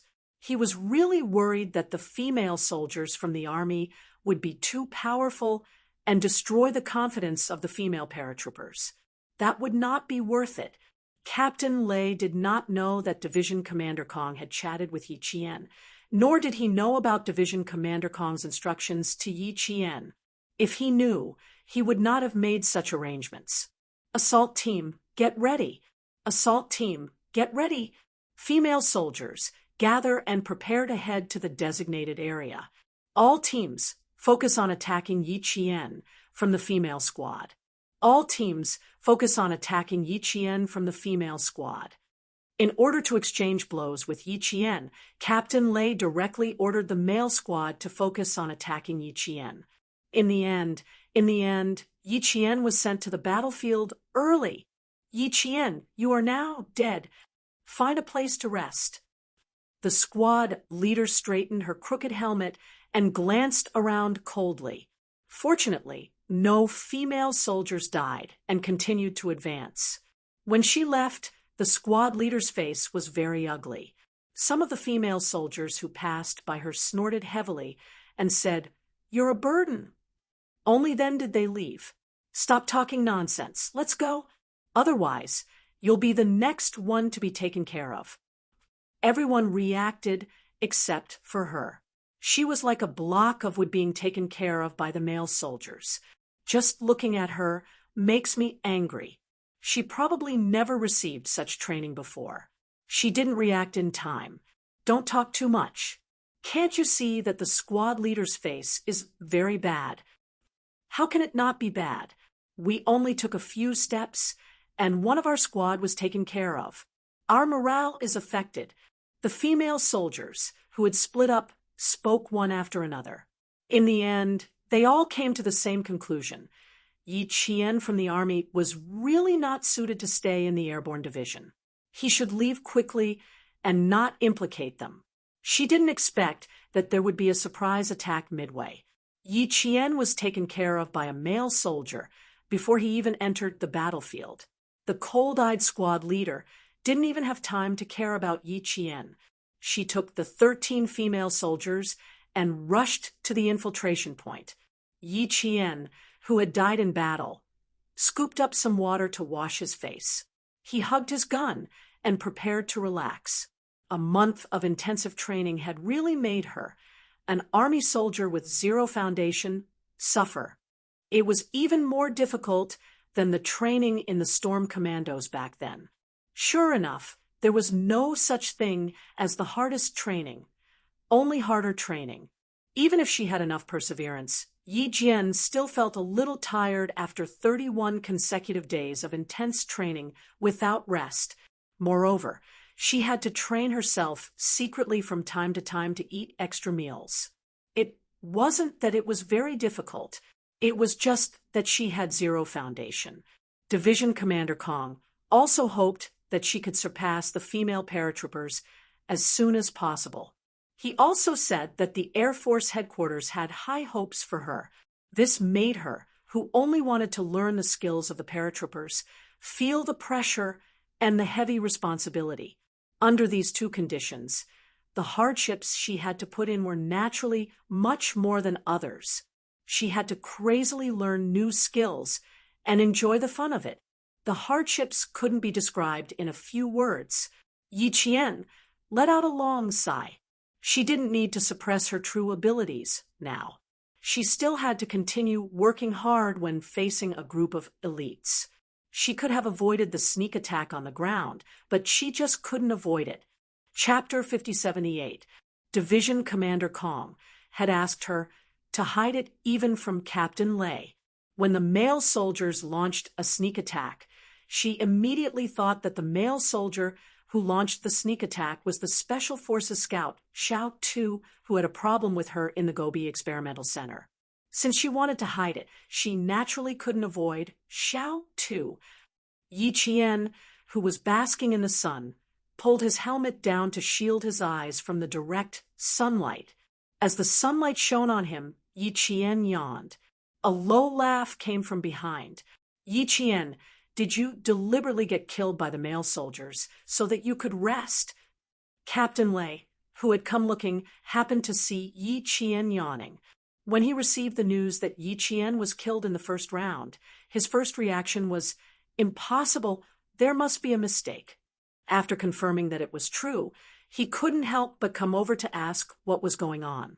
In addition, Xiao Tu said that before he launched the sneak attack, Yi Qian discovered him before any of the female soldiers and even glanced at him. Captain Lei felt that he should talk to Yi Qian. How could a female Special Forces soldier from the army, the female sniper, who calmly sniped on the plane a few months ago, be killed in the first round? There must be a problem. The male soldier who launched the sneak attack on Yi Qian, Xiao Tu, also felt that something was wrong. He dared to guarantee that before he launched the sneak attack, the sniper Yi Qian must have discovered him and even glanced at him. But she didn't react. Then Captain Lei, who had been looking for her, carefully thought about Yi Qian's performance in the past month of training. The more he thought about it, the more he felt that there was a problem. The more he thought about it, the more uneasy he felt.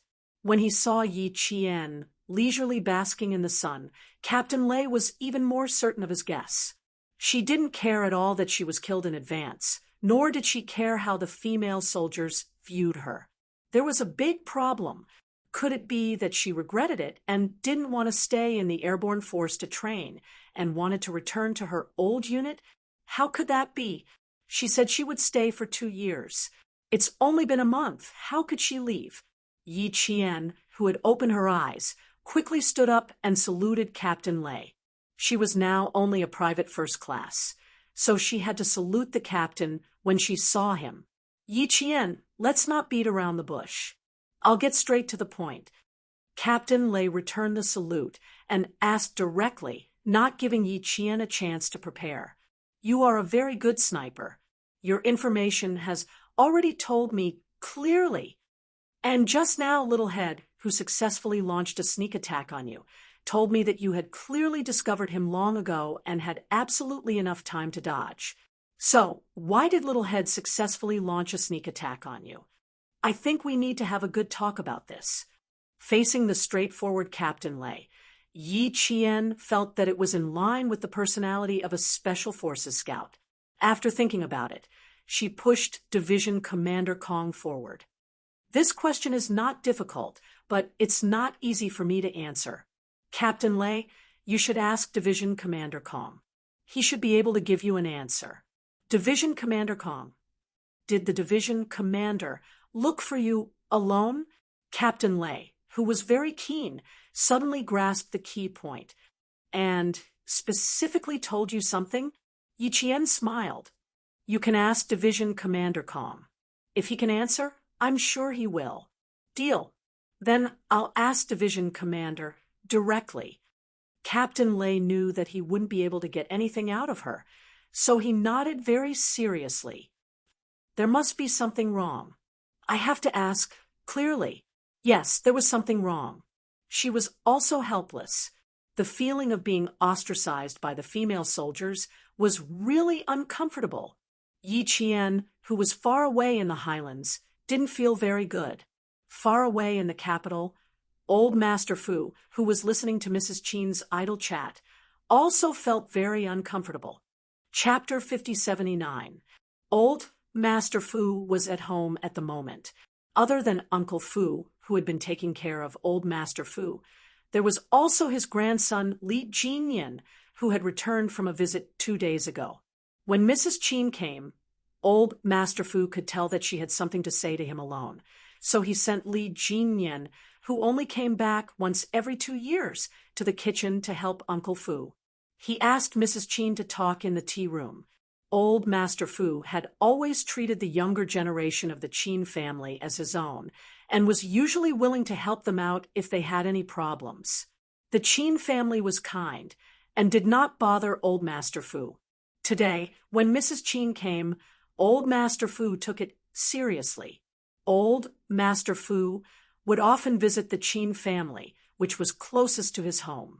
In addition, the two families had been friends for decades, so the elders of the two families did not treat each other as outsiders. Although they were not related by blood, they were more like family. Especially when Yi Qian did not return to the Fu family, the two brothers of the Qin family took turns to take care of old Master Fu. Every time they went to Dangui Garden to visit, the two elders of the Qin family would definitely visit old Master Fu. Although there was always an unfilial son in the first generation of the Qin family, they were generally decent. They did not commit crimes like murder and arson, but they loved women. However, when it came to old Master Fu, even the illegitimate son of the Qin family, Qin Yi, was respectful to old Master Fu and did not dare to act rashly. Therefore, old Master Fu really treated the younger generation of the Qin family as his own and doted on them, especially Qin Xiu, who he had watched grow up. Even if Mrs. Qin was Qin Xiu's mother, old Master Fu did not feel good when she scolded Qin Xiu. On the other hand, old Madam Qin and old Master Qin were already used to it and did not want to argue with their daughter-in-law. They also did not want to interfere in the affairs of their grandchildren. Their children and grandchildren had their own blessings. The two of them did not have much time left to worry about their children and grandchildren. They would let their children and grandchildren deal with their own problems. As for their daughter-in-law, let her say a few words. She would feel uncomfortable if she did not say a few words. Old Madam Qin and old Master Qin no longer cared about the affairs of their children and grandchildren. Madam Qin went to Dangui Garden several times, but she didn't ask the two elders to come forward to persuade Qin Xiu. Thus, she asked old Master Fu. Old Master Fu was no longer completely idle. Instead, he was teaching aeronautics at a university in the capital. He didn't have to go there every day. There were 2 major classes a week, which were specifically for graduate students. There were only 2 major classes every week, but the old teacher was very interested. He tried his best to impart everything he had learned after graduation. In addition, the old teacher's lectures were witty and humorous. Those extremely unfamiliar professional knowledge could be brought to life by the old teacher. In the words of the students, it was no longer cold knowledge, but 100 flowers garden, 100 treasures mountain, which made people want to explore deeper. The old man, who had a second job, happened to be at home today, so Mrs. Qin came to visit. Mrs. Qin had been looking for old Master Qin several times, but to no avail. Today, she was overjoyed to find him. Within 5 minutes, they started talking about Qin Xiu. Old mister, please persuade Xiu, or to not be too stubborn when he comes back. A man at 30 years of age should start a family and start a career. But Xiu doesn't allow me to intervene in this matter. As a mother, this junior can't help but feel uncomfortable in my heart when I see my son acting alone. You also watch Xiu grow up. When he was young, Xiu would definitely run to your house if he made any mistakes. Only you can persuade him and let him realize what mistakes he made. This time, Mrs. Qin regarded old Master Fu as her savior. She choked out the bitterness in her heart and only hoped that old Master Fu could help her. Chapter 5080. The old man listened quietly and sighed in his heart for a while. He felt that Qin Xiu was very good and was a rare talent. How could the Qin family's daughter-in-law make mistakes everywhere? The red-eyed Mrs. Qin lowered her head and took a tissue to wipe her eyes from time to time. Every word that came out of her mouth was suffused with a trace of bitterness. This junior really has no choice but to trouble old Mister to help this junior talk to Xiu. He's already 30 years old. How could he still make me his mother? So worried? Sister Qining is like this, and the always obedient and sensible Xiu is also like this. What kind of sin did this junior commit to make them angry with me? Most of the young people in the same generation as Xiu listen to their parents' arrangements to get married and have children. How could it be so difficult for me? Ding Kong doesn't care. The two elders also don't care. This junior's heart is very uncomfortable. After saying this, the red-eyed Mrs. Qin took a tissue to wipe the corners of her eyes again. Facing Mrs. Qin's request, the old man didn't immediately agree. He personally brewed a new tea for Mrs. Qin. After Mrs. Qin's mood stabilized a bit, the old man opened his mouth. Niece-in-law, since I've watched Xiu grow up and you've asked me for help, I'll take the liberty to tell you some things. The old man was indifferent and didn't care about the family's affairs, especially the family's junior's marriage. The old man wouldn't even say half a word. But the Qin family wasn't his family. The two families had known each other for decades and had gone through the wind and rain together. The Qin brothers were like his own nephews. Although it was inconvenient for the old man to intervene in some matters, Mrs. Qin had already come to invite him. The old man slightly sighed in his heart and decided to speak properly. When Mrs. Qin heard this, she immediately sat down in a dignified manner. Please speak.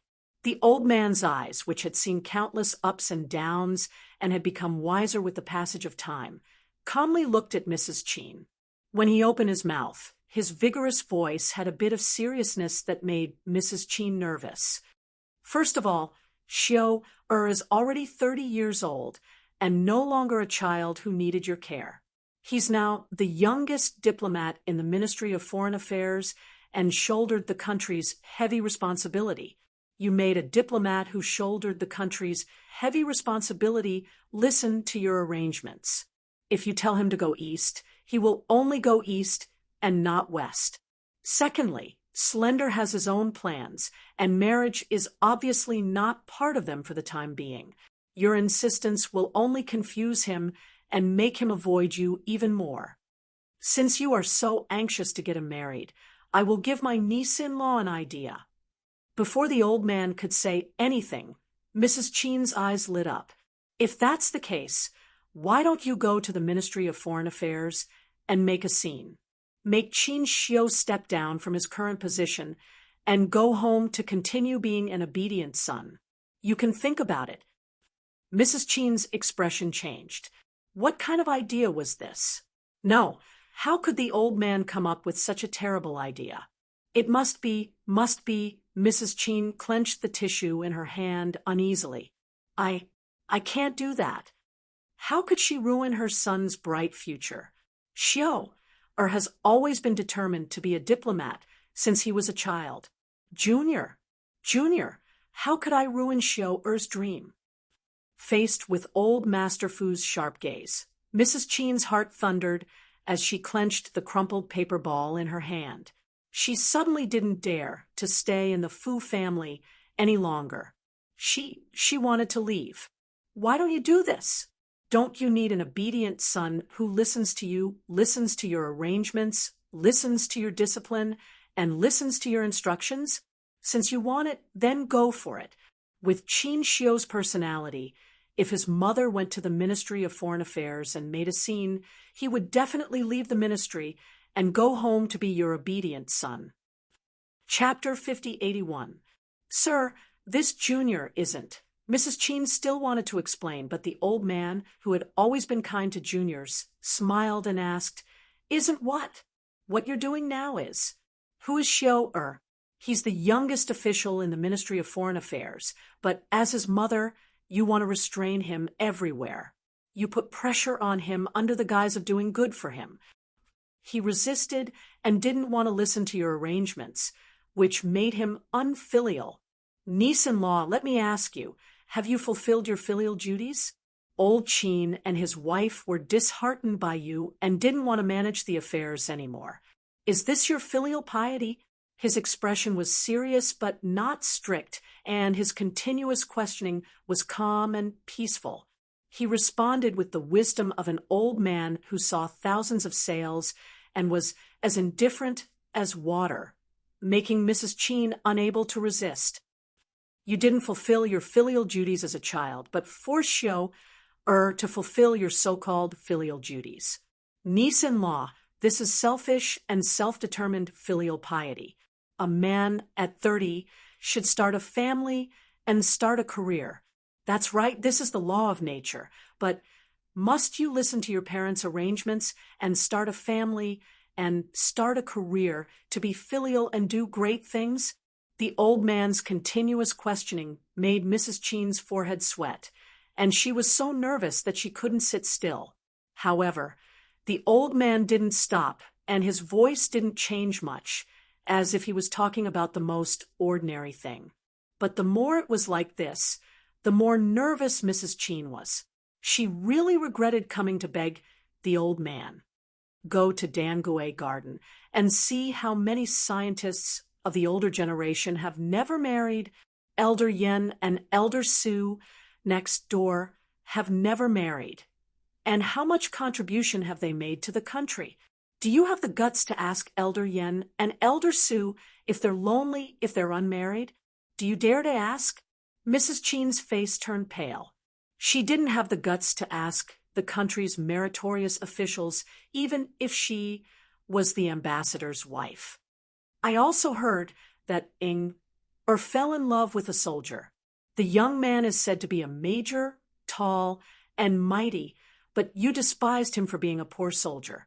His family is in a small county, and his parents are only middle school teachers. You even slapped on New Year's Eve with the excuse that your family doesn't match.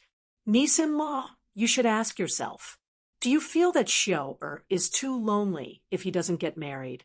Or do you want to satisfy your own selfish desires and continue to controlling and Xiao?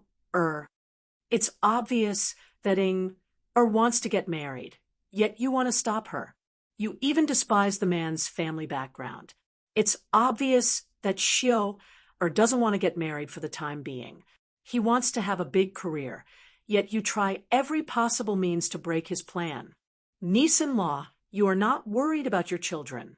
You are just thinking about yourself.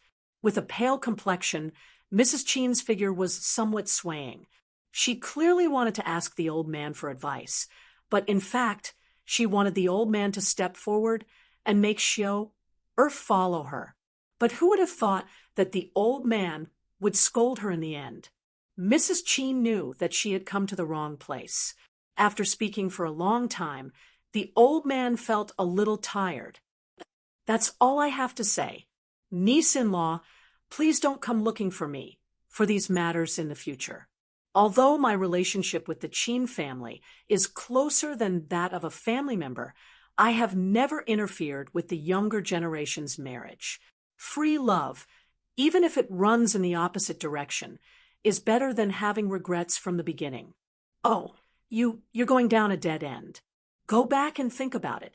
Everything will be clear once you figure it out. If she really could figure it out, Mrs. Cheen wouldn't have tormented Cheen Xiao for so many years. She still felt that she didn't do anything wrong.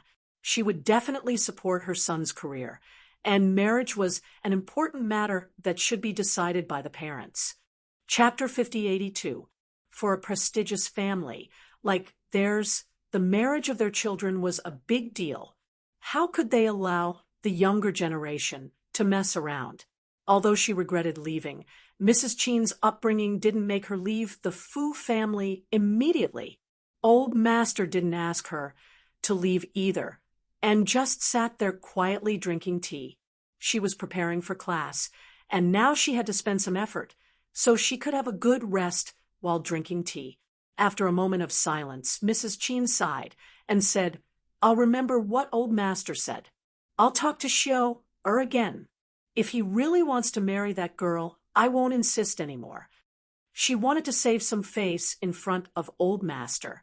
Old Master didn't know that Qin Xiao had someone in his heart. Hearing this, Old Master frowned slightly and said, "Both siblings have met someone they like, but you don't agree to both of them?" "It's not that I don't agree, but I'm afraid that they will suffer more in the future. Likes a soldier. I admit that I don't like the man's family, but I asked and she said that the soldier is in the army all year round and can't take care of his wife and children. Marrying him is equivalent to not marrying him, and she still has to take care of his family. Marrying would mean suffering. Tell me, how could this junior agree to it?" On the eve of New Year's Eve, I slapped in anger, and my heart ached for her. As for Xiao, I saw that he liked a military academy student 2 years ago.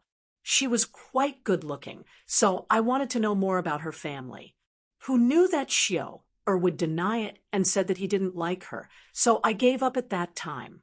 Some time ago, the lady from the Du family, whom this junior took a fancy to, told this junior that the military academy student Qin Xiao liked was an orphan. His cousin's family had committed a crime, and before they committed the crime, the cousin tried to rely on the Du family. I specifically asked the Du family and found out that the military academy student Xiao had a family that was unbearable. Do you think I would agree? Xiao is a diplomat, so how could he have a wife who would drag him down? Even if the other party graduated from a military academy, I wouldn't dare to gamble. Not to mention that the girl Xiao liked was... Mrs. Chen suddenly remembered something.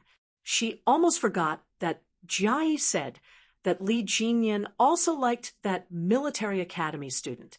Li Jinyan was the old master's grandson. His grandson had fallen in love with a girl who was trying to climb up the social ladder. The old man couldn't just sit by and watch.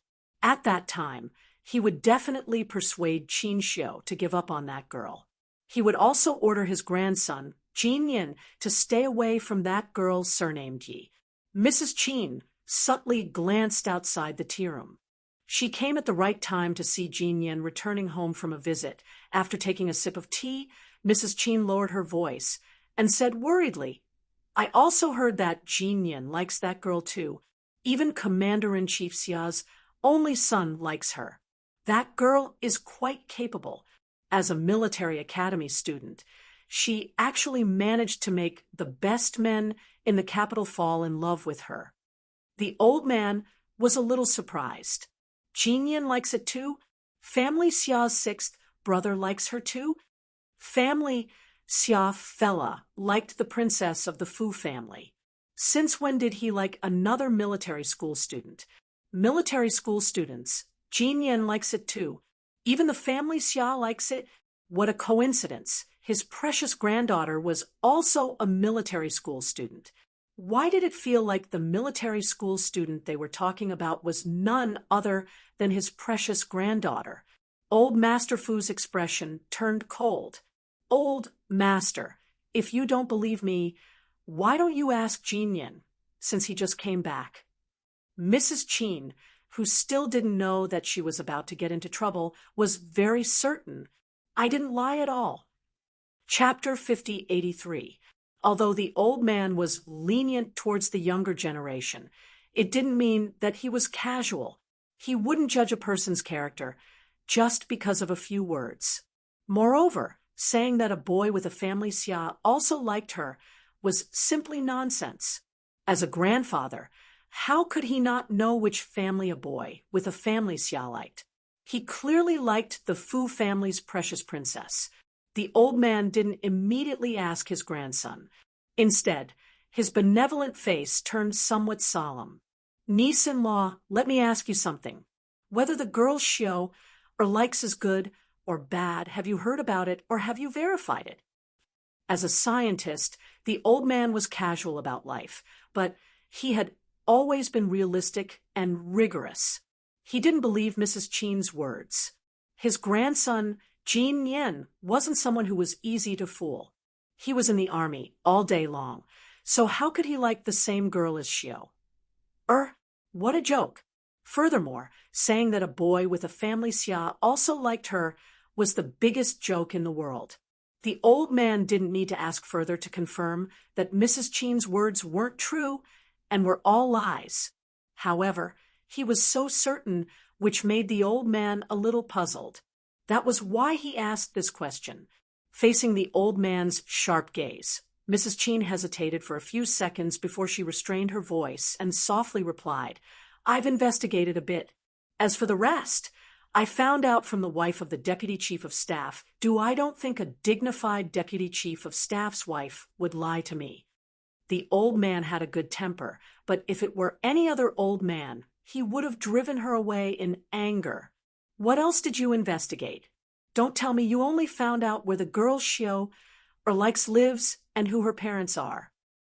Mrs. Chen sat up slightly, and there was a trace of embarrassment in her expression. "Yes." Seeing the old man's cold expression, Mrs. Chen couldn't help but speed up her explanation. "This girl is a bit strange. I wanted to investigate it thoroughly, but other than where she lives, how many people she has, and which school she graduated from, I couldn't find any other information. I also sent people to her house, only to find out that her elders are no longer in the village, and the villagers know very little about her. But she knows her uncle's family like the back of her hand. How much money did they embezzle? How many bad things did they do? They're really a rotten family." This junior also found out that the reason why her uncle fell was because of that girl's revenge. "Old sir, tell me, how can I not be worried? It was probably because he was treated unfairly by his aunt and bullied by his cousin when he was young. When he grew up, he directly caused his uncle's family to die. Of course, her uncle's actions should be punished by the law." Junior isn't worried about anything else. "What I'm worried about is that this girl's thoughts are too heavy and she likes to scheme in secret.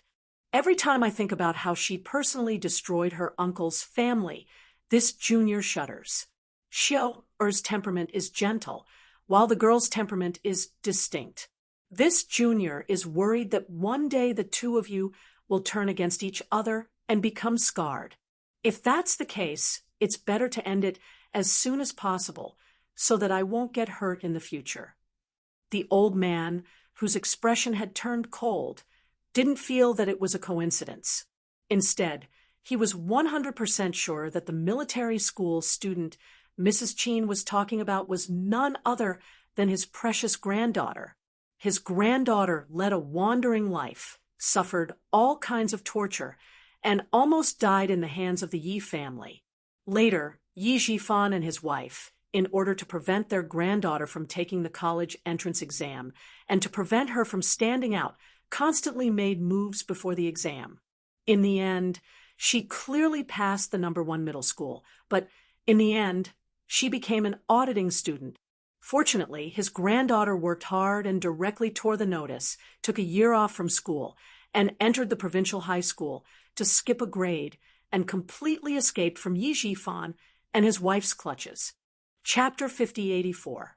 They were already far away, but Yi Zhifan's family of 3 was still unwilling to let them go. Even the old madam of the Yi family brought her daughter's family to torment his granddaughter.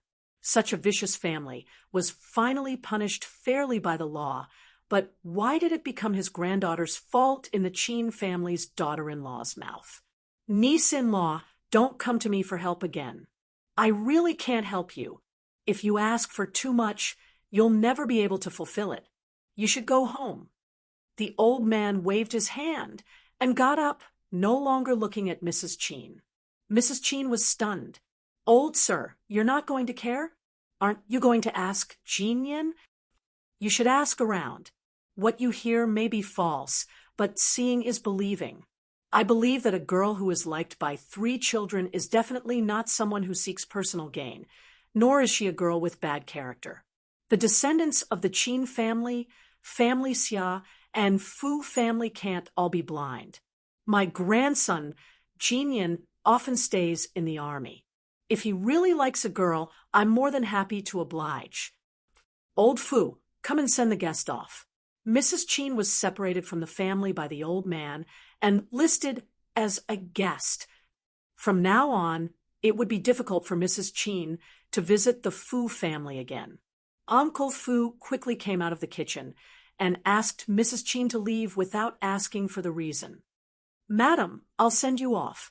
Mrs. Qin was panicking because she couldn't ask for help and had angered the old man. Old sir, I really don't mean anything else. I just want to ask you. Don't ask me. Even Xiao, Er's grandparents didn't come forward. Although I watched Xiao, grow up, I'm not a proper elder. How can I casually come forward? You said that the girl wasn't good, and that the girl's family was rotten from the roots. I'll say one more thing today. To be able to grow up in such a family and finally rely on herself to walk on the road, such a girl's character is absolutely excellent. I'll ask you one more time. Has the girl that Xiao likes ever pestered him? Has she ever given him any hope? Never. If she really gave him hope, you wouldn't have come to me. Niece-in-law, you don't fancy such a good girl. You even despise her family background. So be it. Next time you see her, please bring her to my side. I will definitely introduce her to an excellent marriage. That's all I've said. Niece-in-law, there's no need to say anything more. I won't tell your in-laws about what happened today. I'll just pretend that you never came, and I never saw you. In the end, Mrs. Qin's face turned pale. She knew that the old man was angry. However, she didn't even know how she had angered the old man. Was it because he said that Jinyan also liked the girl Xiao? Or liked? She really did it out of kindness, reminding the old man not to let those girls who tried to climb up the social ladder succeed. She really didn't have any other intentions. In the end, Mrs. Qin didn't go home. Instead, she scared the chauffeur and sent him to the hospital. The frightened Mrs. Qin's heart started to hurt again. In the Fu family, old Master Fu's face was livid as he said to his grandson, Li Jinyan, who was helping him to walk into the courtyard, "You're getting more and more ridiculous. How dare you come to me and speak ill of your sister?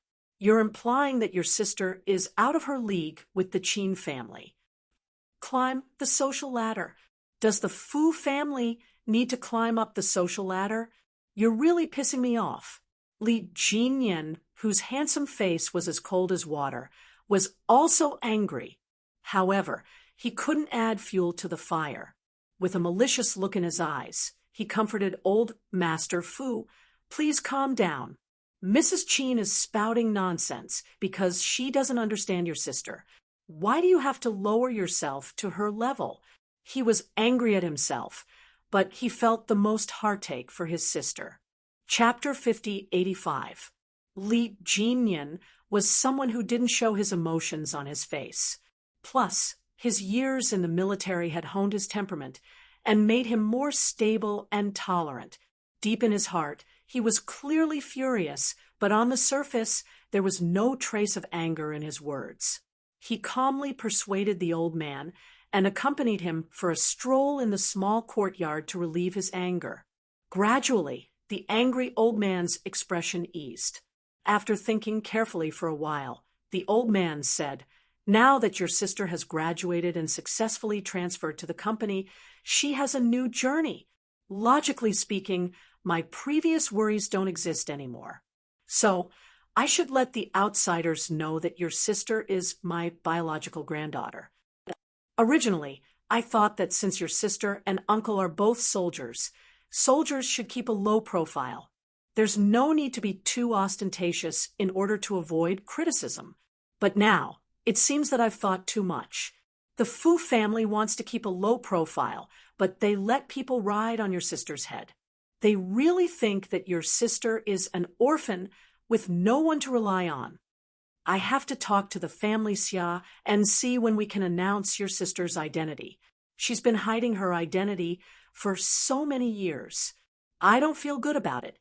Today, Yi Jian was humiliated by Mrs. Qin. The old man's heart ached so much that it was bleeding. She's suffered so much outside, and she's even been criticized by irrelevant people. Jinyan, your sister has suffered too much. Li Jinyan knew the reason why he didn't immediately acknowledge Yi Qian. Later, because the Li family kept investigating who killed Li Chuhai, the old man had to delay his plans for Yi Qian. He didn't even tell his friends. Today, the old man saw his precious daughter being humiliated with his own eyes. He really didn't want to tolerate it anymore. Li Jinyan knew that the old man was upset, but this matter couldn't be messed up because of a moment of anger. He helped the old man to the pavilion. After the old man sat down, Li Jinyan massaged the old man's shoulders and said slowly, "As long as the Li family doesn't fall, once your sister is acknowledged, she will undoubtedly become the Li family's #1 suspect. When that time comes with his connections, it will be easy for him to find out what happened to her." When I came back, I received a call from the Li family. My father secretly invited a rehabilitation team from abroad a year ago. It is said that he can walk slowly now, and his speech is much better than before. Based on the current situation, he can hold on for a few more years. Before he finds out who killed Li Chuhai, and whether Auntie left any descendants, he won't let himself fall so easily. Here was Old Man Li. The old man frowned slightly. "You can get off the bed now. How come I've never heard of it? You have a lot of work on your hands. Now that you're an honorary professor at the university, it's normal that you don't know what's going on outside." If the old man didn't want to announce Yi Qian's identity, Li Jinyan wouldn't have told the old man these things. The Li family doesn't lack money or people. As long as one side of the paralyzed is willing to work hard, there are many examples of people who can walk again. The old man didn't say anything else, but there was a hint of seriousness in his peaceful expression. Li Jinyan's phone buzzed. He took out his phone and looked at the caller. There was a faint smile in his cold eyes. "Your chosen grandson-in-law is calling. Do you want to talk to him? My sister should be with him." Chapter 5086. My grandson-in-law is calling. Family Xia. The stern-looking old man immediately smiled, his anger gone. "Quick, answer it. I'll ask after you two are done." He didn't call home directly, but called his grandson first. The old man thought it must be something serious, so he waved his hand and motioned for Li Jinyan to move aside. Li Jinyan pressed the answer button and walked away. He and Xia Jinyuan had known each other for many years. Even though their relationship deepened because of Yi Qian, they rarely contacted each other via private phone. No, it should be said that they rarely even contacted each other via official phone. They were from different branches of the military and usually had their own things to do. It was rare for them to meet each other for official or private matters. Today, when Xia Jinyuan suddenly called, Li Jinyan also thought that it was something serious. Xia Jinyuan walked out of the military building and headed to the cafeteria. It was almost noon. He had been hungry since yesterday afternoon and urgently needed to fill his hungry stomach. His stomach needed to be filled, and he also needed to ask about official business. Xia Jinyuan heard the cold voice on the other side of the phone. He wanted to greet his future brother-in-law, but his brother-in-law didn't even need his question and said coldly, "Let's cut to the chase. I heard that old man Li can get out of bed now. It's said that they hired a top professional rehabilitation team from abroad. Is this true?" Xia Jinyuan didn't beat around the bush and asked directly. A few minutes ago, he heard from his father that he immediately called the Storm Commando's duty room when he came out of the building. When he found out that his brother-in-law was on vacation, he quickly called his private number. Yes, the news is correct. Li Ronghuan was secretly invited back from abroad a year and a half ago. Li Jinyan replied calmly. He could get out of bed and walk 3 months ago. I heard that he can walk more than 100 meters now. More than 2 years ago, old man Li suffered a stroke that left him paralyzed and bedridden. However, he did not give up on treatment because of this. Relying on his own connections and the connections of his eldest son, Li Jinyan's father, he had always invited the top medical team in the country to help old man Li recover. A year and a half ago, the second son, Li Ronghuan, had secretly hired a top rehabilitation team from abroad to treat him in secret. It was not difficult to see that the Li family was also guarding against outsiders. They did not want outsiders to know that old man Li, who had collapsed, could stand up and walk again. Not only did they hide it from outsiders, but they also hid it from Li Jinyan. When the news was confirmed, Xia Jinyuan's handsome face turned red. It seems that the Li family has been creating a false image for the past 2 years, hiding and waiting for the right time to make a big move. Outsiders thought that the Li family had ceased all activities, but in fact, they were no longer as high-profile as before. Even the high-profile Madame Li, Du Jiai's mother, and old man Li's second wife, Madame Li, had unknowingly kept a low profile in the past 2 years. Now, there was very little news about the Li family in the capital. If one had to say a few words, they were all similar regrets, such as, alas, the Li family has gone downhill. The heroes have left the stage. Or, since old man Li suffered a stroke and was paralyzed, it was like a collapsed building. There was no way for it to rise again. And so on. Everyone thought that the Li family had collapsed and could not be compared to the past. Who knew that even if old man Li suffered a stroke, he still survived. Even Li Jinyan's second uncle, Li Ronghuan, who used to be a painter and had a certain reputation, had stayed in the country most of the time in the past year to serve the old man. The people arranged in the Li family told him that the top rehabilitation medical team from abroad was invited by his elusive second uncle. Chapter 5087.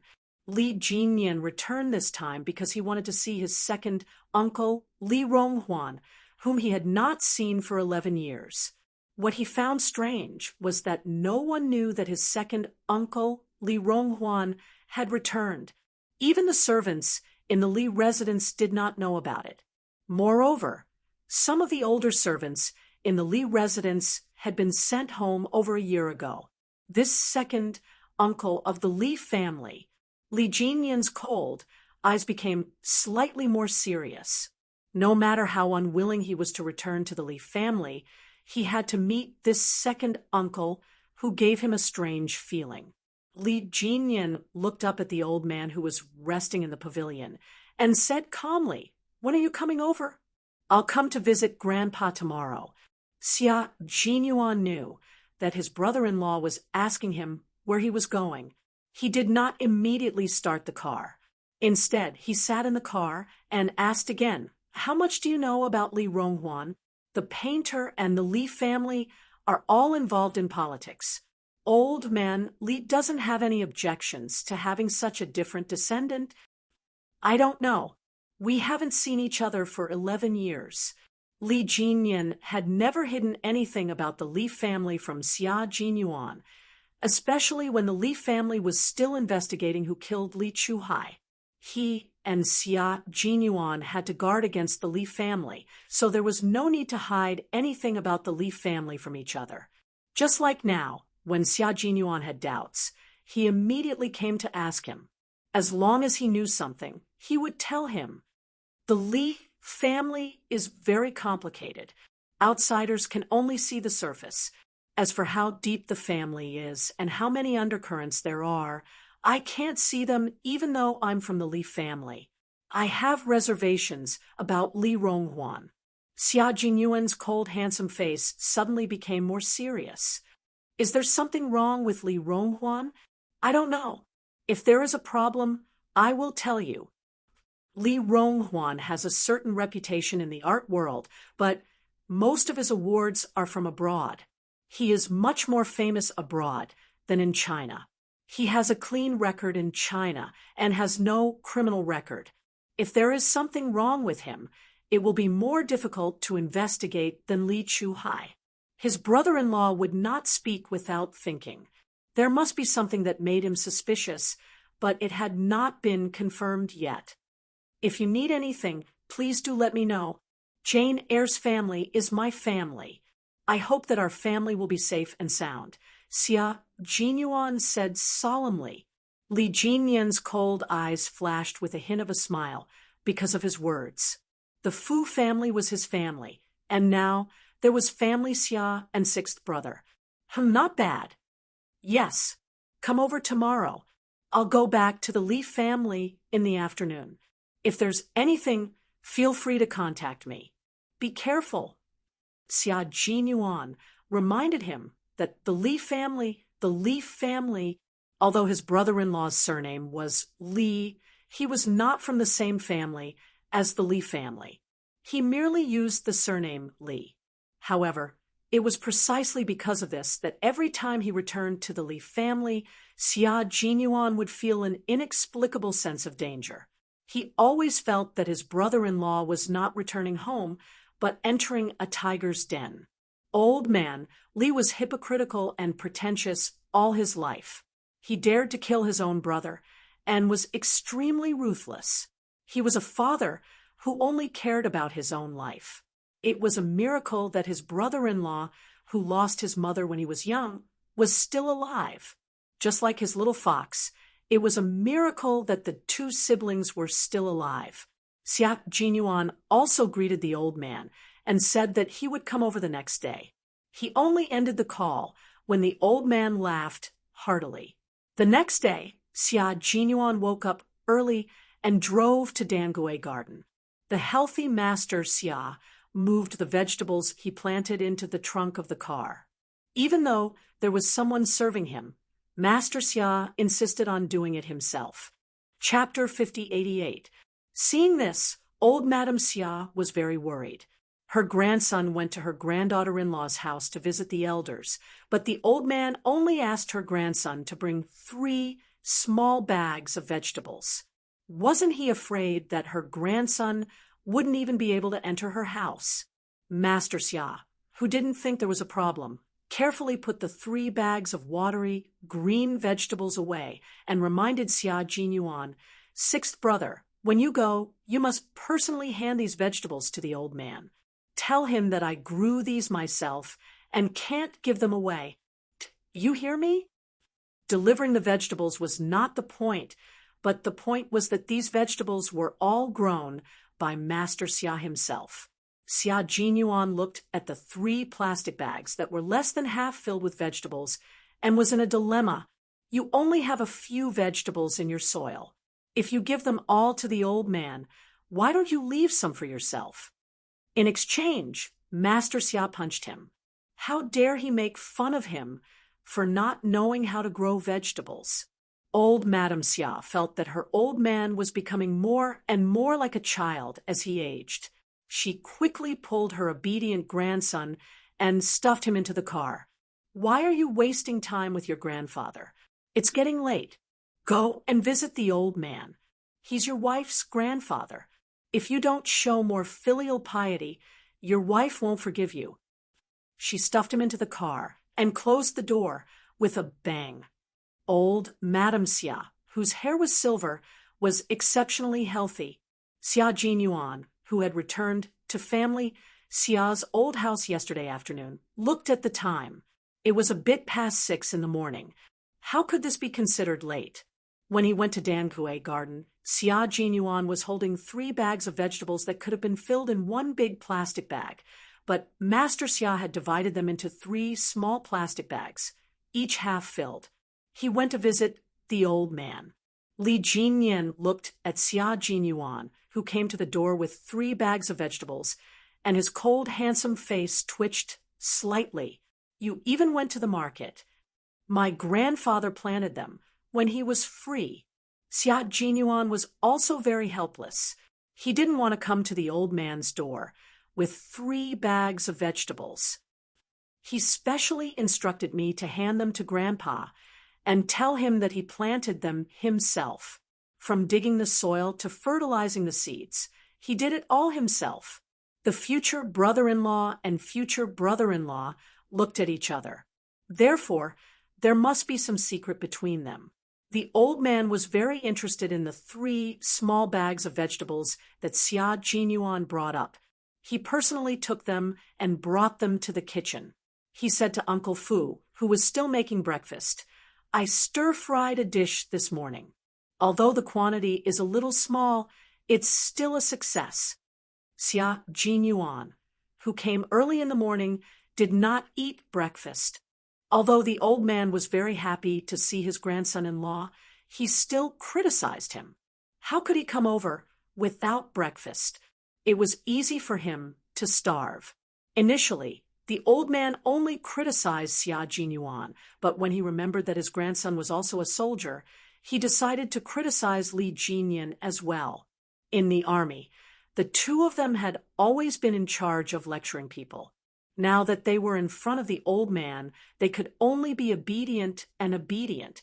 They humbly accepted the old man's criticism and did not dare to refute at all. After a few minutes of lecturing, it was time for breakfast. Uncle Fu, who was busy in the kitchen, glanced at the old man a few times. He was so energetic that Uncle Fu secretly laughed in the kitchen for a long time before he came out with breakfast. Great, the Fu family today was great. No, it should be said that ever since the princess of the Fu family came back, the Fu family was getting better day by day. The old man's body was getting stronger day by day. It seemed that he would have no problem living for another 10 or 20 years. The old man and Master Xia were the same age. If he lived another 10 or 20 years, he would be more than 100 years old. Chapter 5089. After Uncle Fu placed the vegetables that Master Xia had personally picked on the table, old Master Fu told him the story of the vegetables. It was just a bet between the 2 of them. Old Master Fu said that Master Xia had been fighting wars all his life, but in the end, he had never grown vegetables. Life was lacking in joy. Master Xia's eyes widened. If he didn't grow vegetables, he would lack in joy? What twisted logic! Then old Master Fu talked about the interesting things he had done in the past, which made Master Xia eager to try. In the end, old Master Fu shook his head. No, I'm afraid that a rough person like you can't grow vegetables. Don't waste the seeds. Master Xia, who did not accept it on the surface, remembered it in his heart. He said that he couldn't grow vegetables. Humph! He insisted on growing them. From winter to spring, Master Xia had grown vegetables for the first time in his life. He took care of them, so carefully that he even used his chopsticks to catch the insects one by one. He did not eat the first batch of vegetables in his life, so he quickly pulled them all out and brought them to old Master Fu. He used his actions to tell old Master Fu that a rough person like him could also grow vegetables.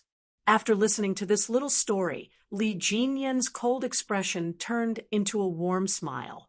After his sister returned home, the Fu family's laughter was filled with happiness, and the old man's lifeless life had been reborn. Just like now, one could feel that the old man was living a comfortable life and had hope in his smile.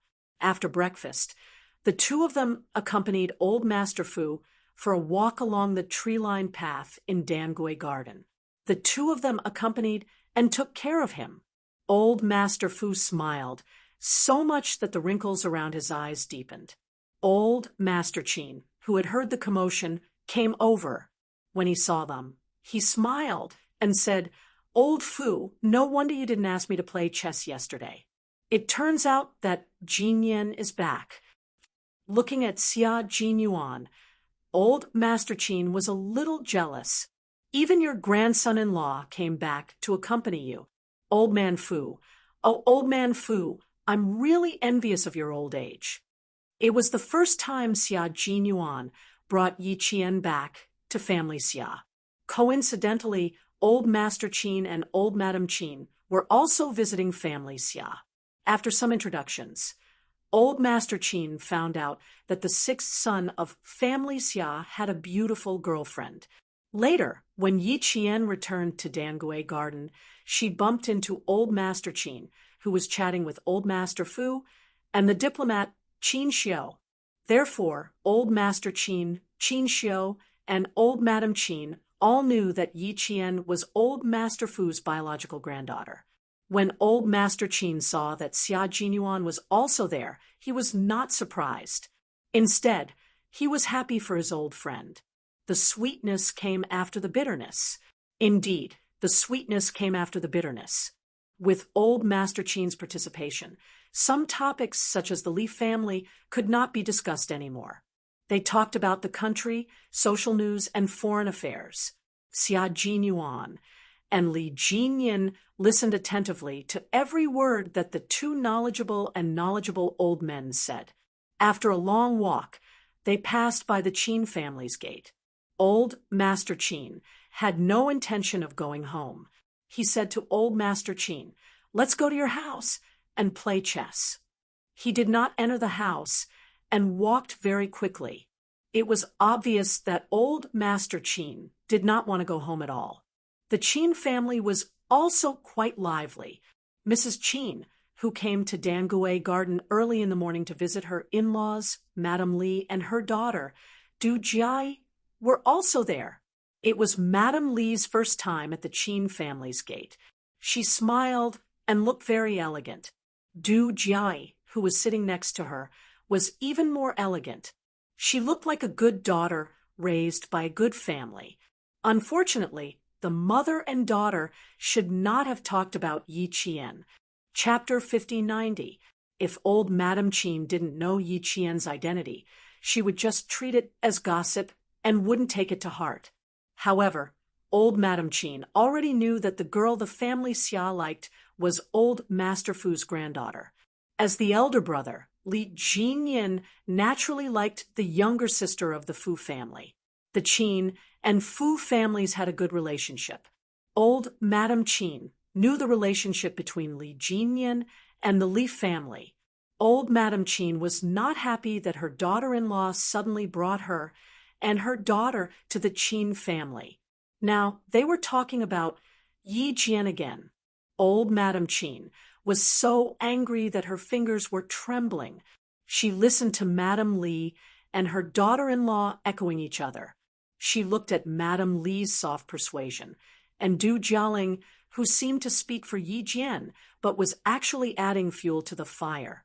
However, her daughter-in-law didn't notice it at all. Alas, the world has really changed. Old Madam, don't you think people are too impetuous?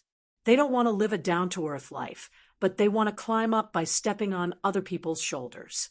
They even think that they have the ability to make so many men bow down to them.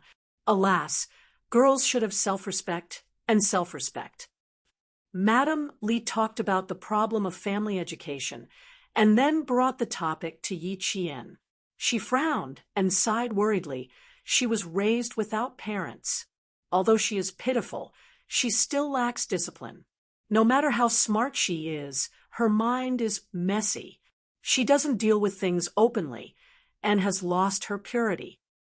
Old Madame Qin was an old woman who had experienced many hardships. The Qin family could still become a diplomatic family after returning from abroad. Old Madame Qin's contributions were undeniable. Although she was old now and her eyes were not as clear as before, she was open-minded. Madame Li's words were not enough to drive a wedge between them. Old Madame Qin, who was sitting in the main seat, did not answer. Madame Qin, who had brought Yi Qian here, was afraid that Madame Li would be embarrassed, so she smiled elegantly and said, "Who said otherwise?" In fact, it's all because she is not satisfied and doesn't know her own worth. She relies on her talent and looks to curry favor everywhere. No matter how beautiful such a girl is, it's just a flash in the pan. She won't last long. Jai is still the best. She's outstanding in everything and doesn't even rely on her family. Mom, don't judge Jai just because she's 28.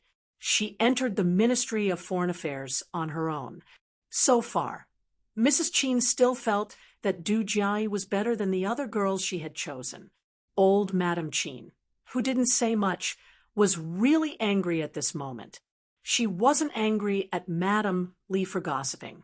She was angry that the daughter-in-law she chose actually lost the most basic judgment of right and wrong in order to compete with her eldest uncle and youngest uncle's family. There were so many noble ladies in the capital and so many daughters from good families, but they just had to keep an eye on the Du family. How many bewitching potions had this Madame of the Du family fed her daughter-in-law? It had already been a few years, but she was still trying to bring the children of the two families together. How difficult was it for the Du family's daughter to marry? She clearly knew that Xiao, or didn't like her, yet she still hadn't given up after so many years. She was already 28 years old. Did she think that she could continue to be willful when she was only 21 or 22? If it weren't for the mother and daughter coming to visit today, she wouldn't have known that Xiao liked Old Fu's granddaughter. Old Fu's granddaughter was clearly 100 times better than the Du family's daughter. Not only did her daughter-in-law not like her, but she even said that Old Fu's granddaughter only had a face and was trying to curry favor everywhere. She was really angered to the point that the anger that she hadn't felt for many years rushed to the top of her head. Chapter 5091. Old Madame Chin suppressed her anger and didn't let the younger generation see it. She was already so old and wouldn't let others laugh at her. Du Jai lowered her head bashfully at Madame Chin's compliment. She breathed a sigh of relief in her heart. Today's sudden visit had left her feeling unsettled and restless, not even for a second. Now, she could finally breathe a sigh of relief. Old Madame Chin looked at her with kind eyes and a satisfied smile. Old Madame Chin's impression of her shouldn't be bad. Du Jai, who breathed a sigh of relief, slowly thawed in her heart, and her bearing became more dignified. Old Madame Li was used to cultivating Du Jai's bearing with strict care. She believed that a person's family background could be seen at a glance. Moreover, it was the face of a prestigious family. If one didn't have the bearing to represent the face of a prestigious family, they would definitely not be presentable. In fact, it was indeed so. If one didn't have the bearing, it would be difficult to be presentable. But in the end, she was raised by Old Madame Li. Old Madame Li herself had the bearing of a noble lady, and her daughter Du Jai also had the bearing. However, if the upper beam was not straight, the lower beam would be crooked. No matter how good the bearing was, it couldn't hide the malice in the heart. Especially if someone was hindering their future, they would definitely think of ways to get rid of them. This was what Old Madame Li taught Old Madame Li, and Old Madame Li taught Du Jai. If one didn't look out for himself, heaven and earth would destroy him. It was normal to seek for one's own interests, but indiscriminately, based on one's own preferences, and seeking for one's own interests by pushing down others, that was evil. Old Madame Chin's malice towards Yi Qian could be clearly seen from the mother and daughter. Old Fu's granddaughter didn't allow them to point fingers at her. Old Madame Chin, who had been smiling kindly, slowly sipped the nourishing flower tea and sighed. Now that I'm old, I hate talking about things that need to be guessed. You said that Xiao has a girl he likes. I have to thank you. Otherwise, as a grandmother, I wouldn't know that my grandson has a girl he likes." Du Jiai lowered her head and smiled faintly. A cold light flashed in her eyes. Qin Xiu certainly wouldn't say it, because he didn't dare to. The old madam was from a prestigious family. How could she allow her granddaughter-in-law to be a wild girl of unknown origin? Not to mention that she was involved with several men. Madame Li and Madame Qin looked at each other secretly. Madame Qin returned a smile, but for some reason, Madame Li's heart was in a mess. Looking at old Madame Qin, who had a slight smile on her face and was completely unable to tell what she was thinking, Madame Li could not help but clench her fist slightly. It was as if a stone had been thrown into her heart, so heavy that she could not breathe at all. "Madame Li, I need to say a few words in front of you today. I hope Madame Li doesn't mind. It's our honor to be able to receive old Madame's guidance." The uneasiness in her heart expanded like ripples of water. Old Madame Qin smiled faintly. No matter how bad other girls are, they are still the pearls in other people's palms. We can't tolerate other people's criticism. Your girl is delicate, and other girls are also delicate. Their family background may not be better than the Du families, but other people don't care about your family background. They only want to live comfortably. Why do you have to trample on other people's delicate girls to flatter your own girl? In any case, you're from a prestigious family. Doing things like this is really bad. Madame Li was so shocked that she almost jumped up. Fortunately, she had some skills and didn't lose her composure on the spot. She was barely able to maintain her facial expression. Chapter 5092. However, Du Jiai, who was sitting next to her, couldn't. Her face instantly seemed to have been brushed with a layer of lime, and it was so pale that there wasn't a trace of blood. Grandma Qin was saying that her family had no manners and was criticizing others everywhere. It was clearly the truth. Du Jiai, who was shocked and panicked, calmed herself down and didn't immediately explain. If she rashly interrupted old Madame Qin again, it would really be rude. "You, as the daughter-in-law of the Qin family, please be more careful when you're outside. Today, as your mother-in-law, I have to say something in front of you. No matter how convincing the words of others sound, they might not necessarily be true. You have to see, think, and distinguish for yourself. If you don't even have the ability to distinguish between right and wrong, it's better for you to quietly rest at home in the future and let the father and son take good care of you." Ever since Mrs. Qin married into the Qin family for decades, she had always been able to speak in front of old Madam.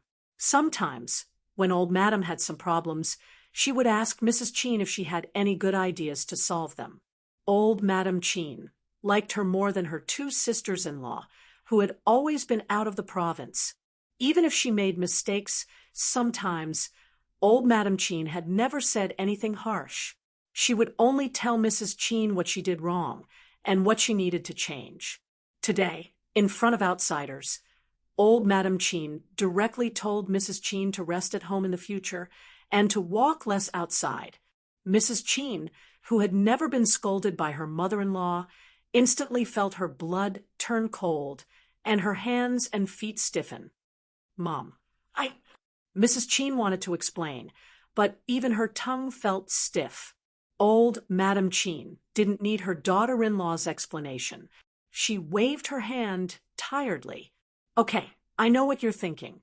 There are guests here, so take good care of them. I have some indigestion, so I'm going out for a walk." Then, old Madame Qin slowly stood up. Seeing this, Mrs. Li's heart thumped violently. Wrong, it was all wrong today. It wasn't that old Madame Qin didn't care about Qin Xiu, nor was it that she didn't care about family status. It was just that she had long been dissatisfied with Mrs. Qin. Madame Qin had other plans when she invited them to meet old Madame Qin. She wanted to use the two of them to let old Madame Qin know what kind of person Yi Qian was. Then, Old Madam Qin would step in and stop Qin Xiu from having feelings for Yi Qian.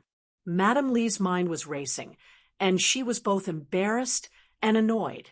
She had always been the one to use others, but she didn't expect that today she would become Madame Qin's. She could only blame herself for being too impatient and never getting in touch with old Madame Qin, which led to today's matter. In the past, the Iron Lady, old Madame Qin, was indeed formidable.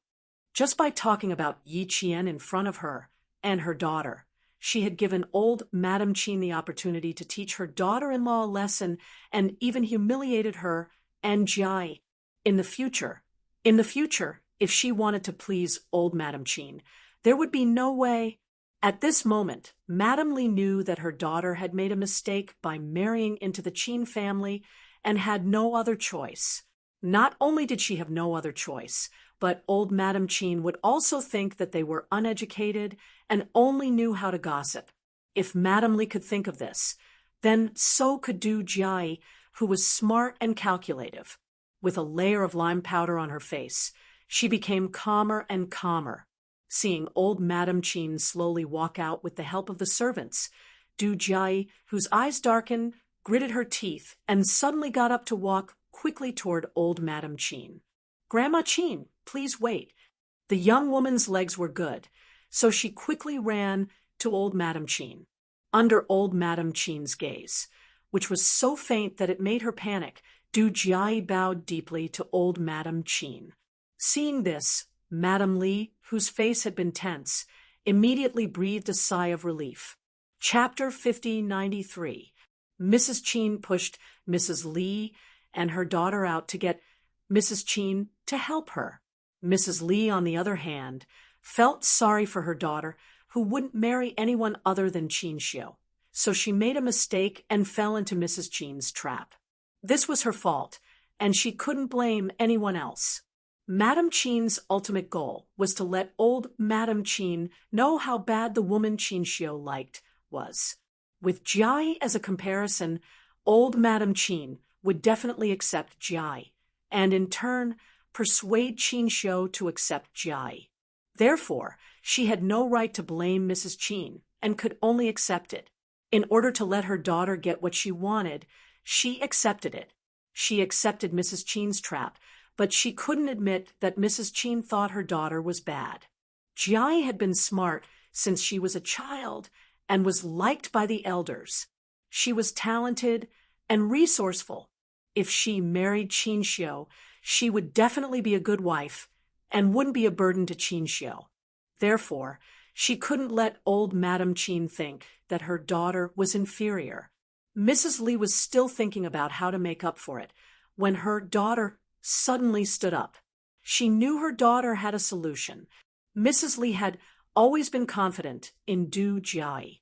A few years ago, she was still a little unstable, but these years she had restrained herself a lot.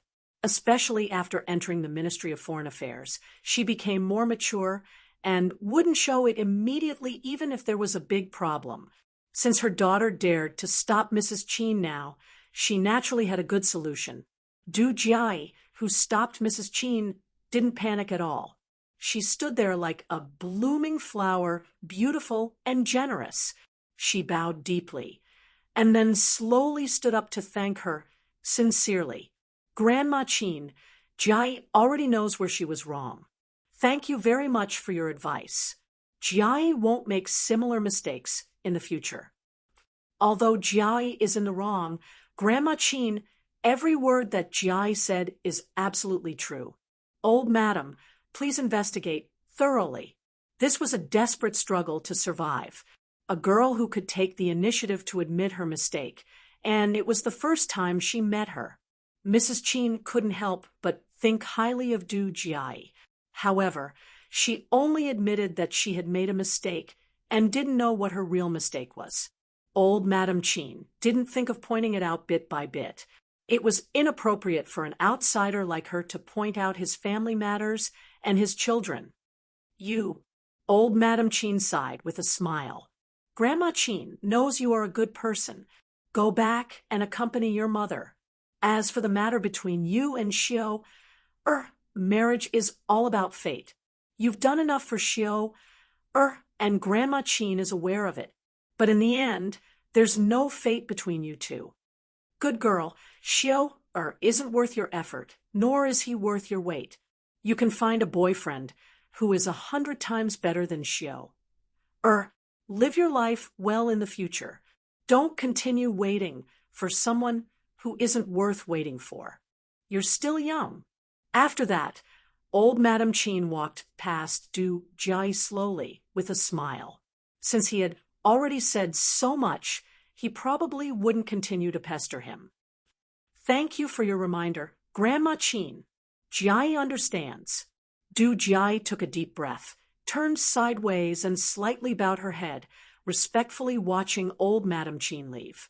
Old Madam Chin, who passed by, said again, "What a good girl." Then she slowly walked to the door with the help of the servant. But when she passed by, she faintly glanced at Du Jai's naturally hanging hands. Seeing her secretly clenching into fists and hearing her deep breath, old Madam Chin shook her head and sighed inwardly. A good girl, beautiful and smart, but her heart was not right and damaged her foundation. What a pity, what a pity, what a pity. Chapter 5094. After old Madam Chin left, the living room suddenly became very quiet. Du Jai sat back on the sofa and said softly, "Auntie, my mother and I will visit Grandpa Chin and Grandma Chin again next time. I think Annie will stay with them later, so I won't go shopping with you in the afternoon." The original plan was to have lunch with the Chin family and go out together in the afternoon. Now that things had come to this, how could she be in the mood to go shopping in the afternoon? Madame Li's heart was throbbing with pain. No matter how angry she was, she could only hold it in.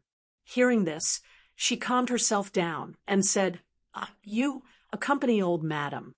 Old Madam is old and doesn't care much now, so she naturally thinks everything is good. Today I was the bad guy.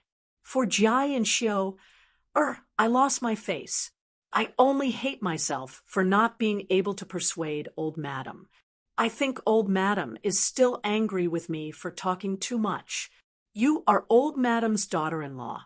Help me apologize to old Madam and talk to her for a while. I believe that old Madam understands. It's just that she won't be able to accept it in such a short time." Her daughter ran to apologize to old Madam and said that she would visit them again next time.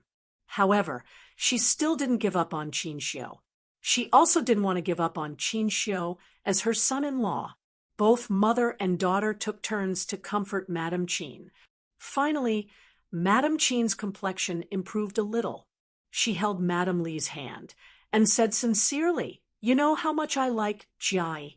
Otherwise, why would I bring Jai to visit the two elders?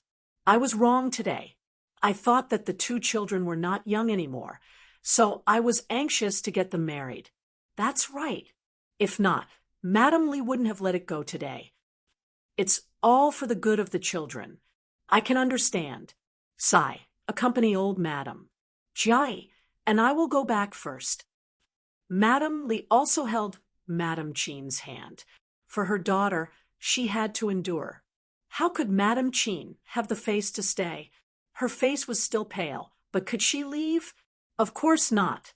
She had to stay and accompany old Madam. After sending the mother and daughter off, Mrs. Chin adjusted her emotions and went out to look for old Mrs. Chin.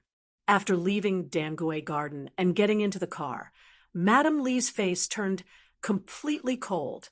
"Jai, you heard old Madam Chin's words clearly. Old Madam wants you to give up. What about you? Do you want to continue or give up?" Du Jai's eyes instantly turned red when she heard the question. She held back her tears, and her voice trembled uncontrollably. "Mom, can I give up? Tell me, can I give up? I fell in love with Chin Xiao when I was 21. I'm 28 this year. I've liked him for 7 years. Do you think I can give up? I can't accept this. I can't accept this. How much have I sacrificed for him? I retired from the army. I worked hard to enter the Ministry of Foreign Affairs. I worked hard to get close to him, and I even went along with his wishes. But what about him? He doesn't even have me in his eyes. There is no me at all. I want to give up. I really want to give up. But every time I think about what I've done for the past 7 years, I can't accept it. I can't accept it. Yi Qian, she didn't do anything. What right does she have to be liked by Qin Xiu? Why does everyone like her? What's so good about her? What's so good about her? I want all of them to like her. Madame Li's heart ached when she heard her daughter's tearful questioning. She reached out to hug her crying daughter and coaxed her lovingly. Don't cry, don't cry. It's not that you're not good. It's that Qin Xiu didn't see the good in you. Jai, you've done well enough. You've done well. It wasn't that her daughter wasn't good, but that someone was obstructing her daughter's happiness. Madame Li's eyes gradually darkened. Chapter 50, 95. One of the most painful things in the world was persistence. If you were too persistent, you would suffer the most. However, if you pushed all the problems to others and thought that it was because of others that you couldn't get what you wanted, such persistence was not persistence, but destruction. Du Jiayi persisted even when she couldn't get what she wanted, and Mrs. Li played a big part in it. Du Jiayi was used to getting whatever she wanted, and she was even more used to using all means at her disposal to get what she wanted. When she kicked an iron plate one day and realized that things were out of her control, Du Jiayi's first reaction wasn't self-reflection, but revenge. Hearing Mrs. Li's comfort, Du Jiayi raised her hand to wipe the tears on her face. She restrained all her expression, as if she had never shouted. Mom, did I really do well? But why does Qin Xiu still like Yi Qian? Do you think that without her, everything will be better? Will it be? Will it be?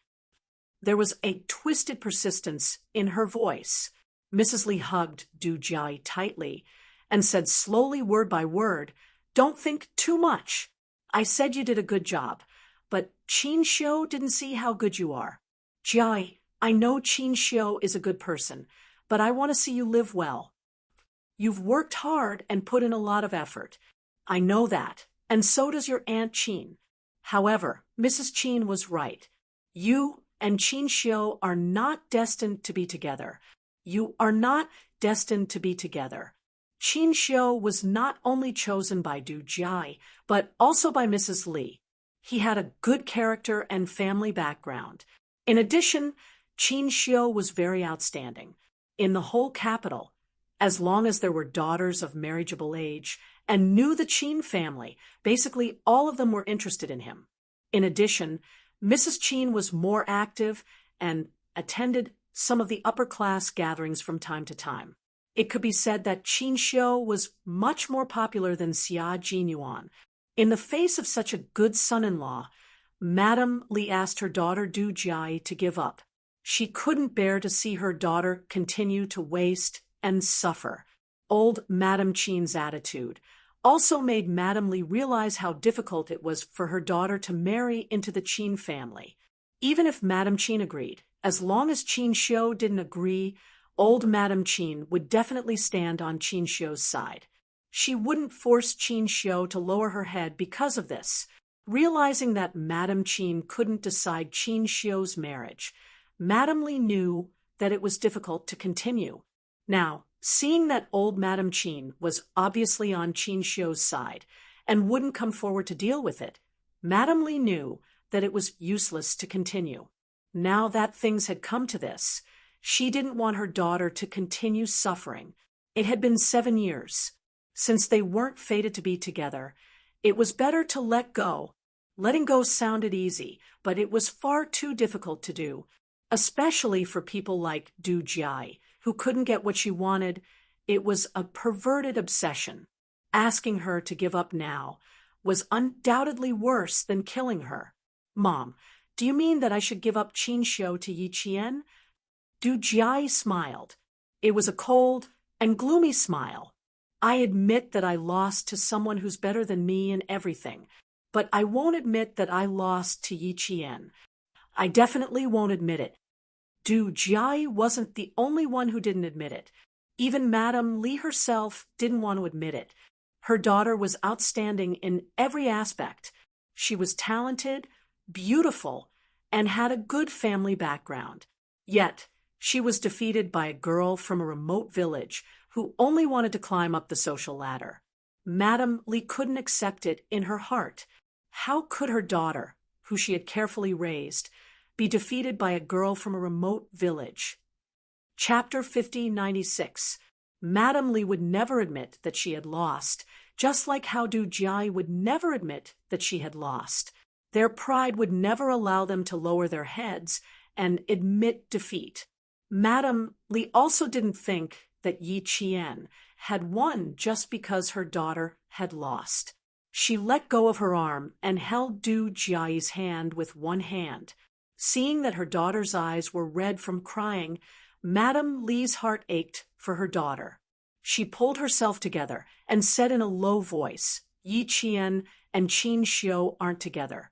Jai, you didn't lose. I didn't ask you to give Qin Xiu to Yi Qian. Madame Qin has a strong opinion of Yi Qian. She will never agree to let Yi Qian marry into the Qin family and become her daughter-in-law. Although old Madame Qin supports Qin Xiu, she will definitely take what we said today to heart. She will definitely investigate in secret. As long as old Madame investigates and finds out what kind of person Yi Qian is, no matter how much Qin Xiu likes her, and no matter how much old Madame loves Qin Xiu, she will never agree. So, you didn't lose to Yi Qian, and Yi Qian will never win against you. I won't give her a chance to win against you. Won't give Yi Qian a chance to win against me." Du Jiai stared at Madame Li, who had always supported her. She then looked down at her hand that was being held. Just like when she was a child, when she was wronged, this pair of hands had always persisted and never changed. "Mom, as long as Qin Xiu likes Yi Qian will win against me. As long as she's fine, she will win against me." As Du Jiai spoke, she slowly looked up and stared at Madame Li. "Mom, where did she come from? Can we send her back there?" She couldn't get Qin Xiu because Qin Xiu fell in love with Yi Qian. He liked her so much that he didn't give her another chance. Although she had never heard Qin Xiu admit that he liked Yi Qian, nor had she seen the two of them together, she still felt a stab in her heart. This stab pierced her heart until it was dripping with blood. Every time she thought about how the man she had liked for 7 years liked a mountain girl whom she looked down on and who didn't deserve Qin Xiu's love, her heart would always hurt. Now he was telling her that she and Qin Xiu were not fated to be together. Fine, she accepted it. Before she accepted him, she had to pull out the thorn in her heart. Only by pulling it out could she live a good life and find a boyfriend who was 100 times better than Qin Xiu. In the face of her daughter's calm request, Madame Li took a while to answer. Okay, she had known about Yi Qian's existence since her freshman year through Yi Shifan's family. At that time, she really didn't expect that she would become an obstacle to her daughter's happiness. If she had known that she would be a hidden danger, she would have dealt with her with Yi Shifan's family back then. Although it was a little difficult to send her back to where she came from, as long as she thought of a plan, it wasn't impossible. As the car drove steadily, Madame Li, who was sitting quietly in the car, began to plan in her heart. Seeing this, Du Jiai tilted her head to look at the passing scenery outside the car, the corner of her lips curling into a cold smile. "Yi Qian, you want to compete with me? You have the right to. Don't think that just because Qin Xiu, Xia, Jin Yuan, and Li Jinyan are protecting you, we can't do anything to you. You're just an orphan, and you want to have a meteoric rise. Dream on." At the Fu family's residence in Dangui Garden, old Madame Qin, who had just arrived, heard her husband laughing loudly. You have a navy and an army. You only need an air force to complete the navy, the army, and the air force. Why don't you let Miss Jian join the air force? The three of you are just right. Chapter 5097. Old Madam Qin originally wanted to drag old Master Fu home to nag at him, but when she came in, she saw Xia Jinyuan and Li Jinyan. Old Madam Qin, who had something on her mind, sat down and chatted with them with a smile on her face. Li Jinyan had a dull personality and only spoke his mind. However, when it came to serious matters, he always hit the nail on the head and was very insightful. Therefore, even if he had a dull personality, people would not find him boring. On the contrary, they would think that he was very reliable. Xia Jinyuan was different. He had been a devil since he was young. He was good at talking and understanding. Every time he spoke, the three elders would listen quietly and nod from time to time. In the end, old Madam Qin smiled at old Master Fu and said, You really enjoy both sides of the family. Your grandson and granddaughter are promising, and your grandson-in-law is also a top talent. Are you smiling even in your dreams? Enjoying both sides of the family meant that the middle part of the family was hard, while the front and back were blessed. Old Master Fu was indeed like that. Old Master Fu was born in a big family. When he was young, he had a group of servants to serve him. When he was middle-aged, he wandered around and lost his son and wife. In his later years, when Yi Qian came back, he felt more and more comfortable every day. Old Master Fu laughed. His voice was old but strong. It was obvious that he was a strong old man. It's all thanks to them. Otherwise, how can I sit here and chat? If it were a few years ago, my feet would have entered the yellow earth and turned into ashes. When he spoke of Li Jinyan and Xia Jinyuan, they both panicked. Li Jinyan said in a deep voice, You have better days ahead of you. Of course, I still want to hold my great-grandchildren. When old Master Fu mentioned great-grandchildren, the three elders started to talk about great-grandchildren again. Old Madam Qin and old Master Qin already had grandchildren, but there was no sign of the great-grandchild they wanted to hold the most. Their most beloved grandson, Qin Xiu, didn't even have a girlfriend. Where could they go to hold their great-grandchild? Xia Jinyuan and Li Jinyan could not say anything about this topic. Li Jinyan used the excuse that he needed to go back to the Li family to take a look and took the opportunity to leave. He left the marriage and children to Xia Jinyuan alone. On the other hand, this guy who was anxious to marry his sister would like to talk about this topic very much. He was in a hurry to leave. Xia Jinyuan naturally stood up and said that he would send him off. Yes, it was very important to send his brother-in-law off, to hold his great-grandchildren, for the old master. Sigh, how could he, who was still a virgin, give birth to a child's? When the three elders saw that the two young people were about to flee, they couldn't help but shake their heads. Seeing that the two young people were about to leave, old Madam Qin suddenly exclaimed and stood up with her hands on her legs. I still have something to say to Jinyan. I almost forgot. Old Master Fu immediately raised his voice and called for the two who were running away to come back and help old Madam Qin. The two grandsons obediently came back. Xia Jinyuan whispered, Judging from your voice, old Master Fu can live another 100 years. You want to? Li Jinyan asked coldly. Xia Jinyuan choked. He really did not want to. Then you can live another 20 years. He had to win back the situation. Li Jinyan did not rebuke him. He also hoped that he could live another 20 years.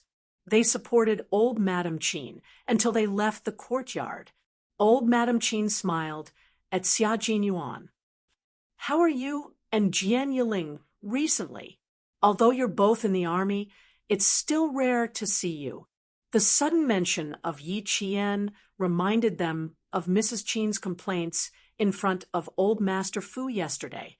Their expressions suddenly turned cold, and they faintly felt that old Madame Qin had something to tell them. Chapter 5098. Xia Jinyuan smiled politely and replied, "Thank you for your concern, Grandma Qin. Jane Eyre and I are very close. I just spoke to her on the phone a while ago." "That's good, that's good. That girl has suffered a lot. You have to treat her well. Granny Qin may not be the girl's biological grandmother, but she has a good relationship with your grandmother. If you bully the girl, Granny Qin won't let you off easily. Sai, it's not meant to be. Xiao likes that girl, but she's a couple with a guy with a family, Xia. It's too late even if Xiao likes her." Xia Jinyuan repeatedly said, "I don't dare." Then he talked about how Yi Qian had graduated from the military academy last year and was now working in the army. Grandma Qin nodded as she listened. "That's good, that's good. That girl is good. She has a foothold wherever she goes. She's not like what some people say. Here it comes." Xia Jinyuan and Li Jinyin looked at each other, with Mrs. Qin in the middle. Their handsome faces were somewhat serious as they prepared to listen to what Mrs. Qin would say next. Today, the wife and daughter of the Deputy Chief of Staff came to visit Grandma with your Auntie Yu. They mentioned that girl. The mother and daughter didn't know about your relationship with Miss Jin, so they said a lot of unpleasant things about her. Mrs. Qin wasn't familiar with the Du and Li families. As for the Li family, she was somewhat familiar with them. However, she had never had any contact with the Du family. Now that Madame Li brought her daughter Du Jiai to the Qin family to badmouth Yi Qian, how could Mrs. Qin hide it? In addition, Mrs. Qin didn't have a good impression of old Madame Li's son and daughter because of the things she had done when she was young. Madame Li still thought that she was born in a big family. Little did she know that she would always be an illegitimate daughter in the eyes of the older generation. Now, she even came to speak in front of Mrs. Qin. She was simply digging her own grave. I don't think the mother and daughter are easy to deal with. The daughter looks dignified and sophisticated, but her mind is too active and has lost her purity. She resembles her grandmother. When she was young, old Madame Li successfully entered the Li family with her beautiful and innocent appearance. She climbed into old man Li's bed and finally angered her elder sister, who adopted her, to death. Du Jiai suddenly came over and bowed to admit her mistake, which reminded old Madame Qin of the past. She became vigilant against Du Jiai, who was flexible. The mother and daughter, who left Danguei Garden, never thought that the biggest obstacle that made it impossible for Du Jiai to marry into the Qin family was not Yi Qian, but old Madame Qin. The mother and daughter thought that Qin Xiu liked Jian Yiling, so they came to me in person and said a lot. Seeing that the mother and daughter resented Jian Yiling and that there was a deputy chief of staff in their family with real power, I was afraid that the mother and daughter would follow the elder's temper and do bad things secretly.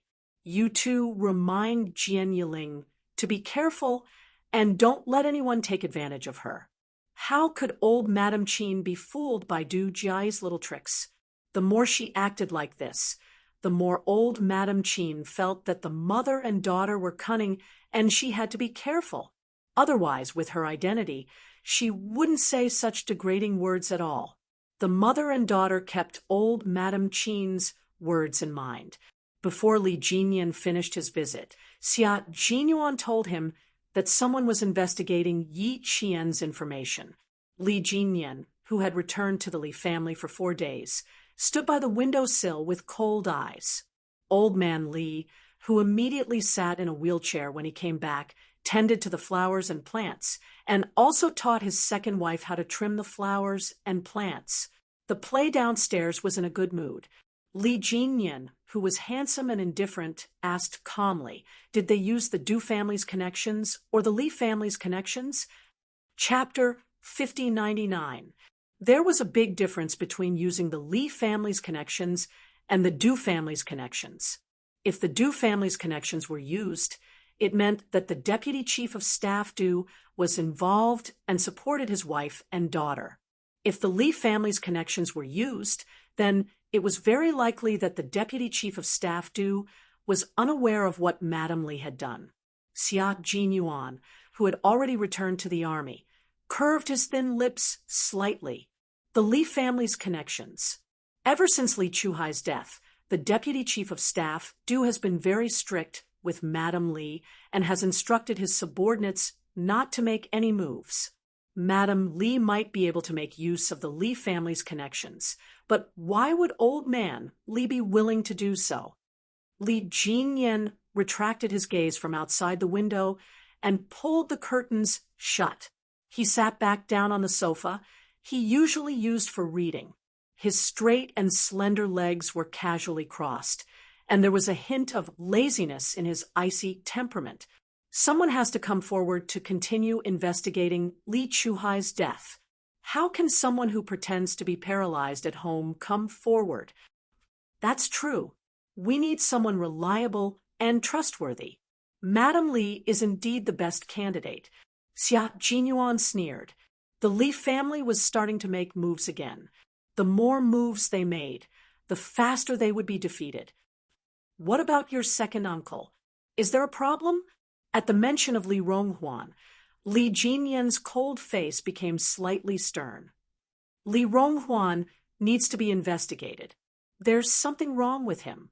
Xia Jinyuan sighed after a long while. Is everyone in the Li family a freak? Why don't you give up being a good person and insist on testing the law? He felt that his words were too general and included his future brother-in-law.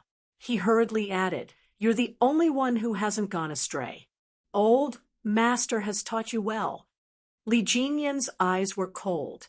Xia Jinyuan pretended not to hear him and said, "There's something wrong with Li Ronghuan too.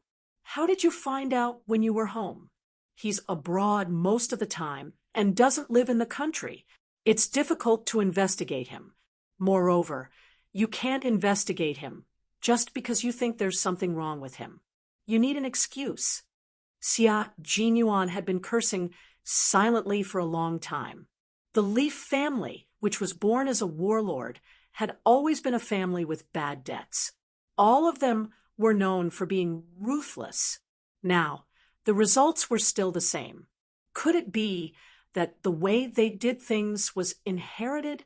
If the upper beam is crooked, then the lower beam will be crooked generation after generation. Fortunately, his brother-in-law had boarded at the school when he was in junior high school. Later, he was personally raised by the old man and became a clear stream in the Li family. While he was silently cursing, Li Jinyan said indifferently, "His 3 students in the country aren't well known, and the highest bid for a painting can be sold for his 8 figures. Start with the painting price." After Li Jinyan finished speaking, Xia Jinyuan furrowed his brows. "You suspect that he's been laundering money?"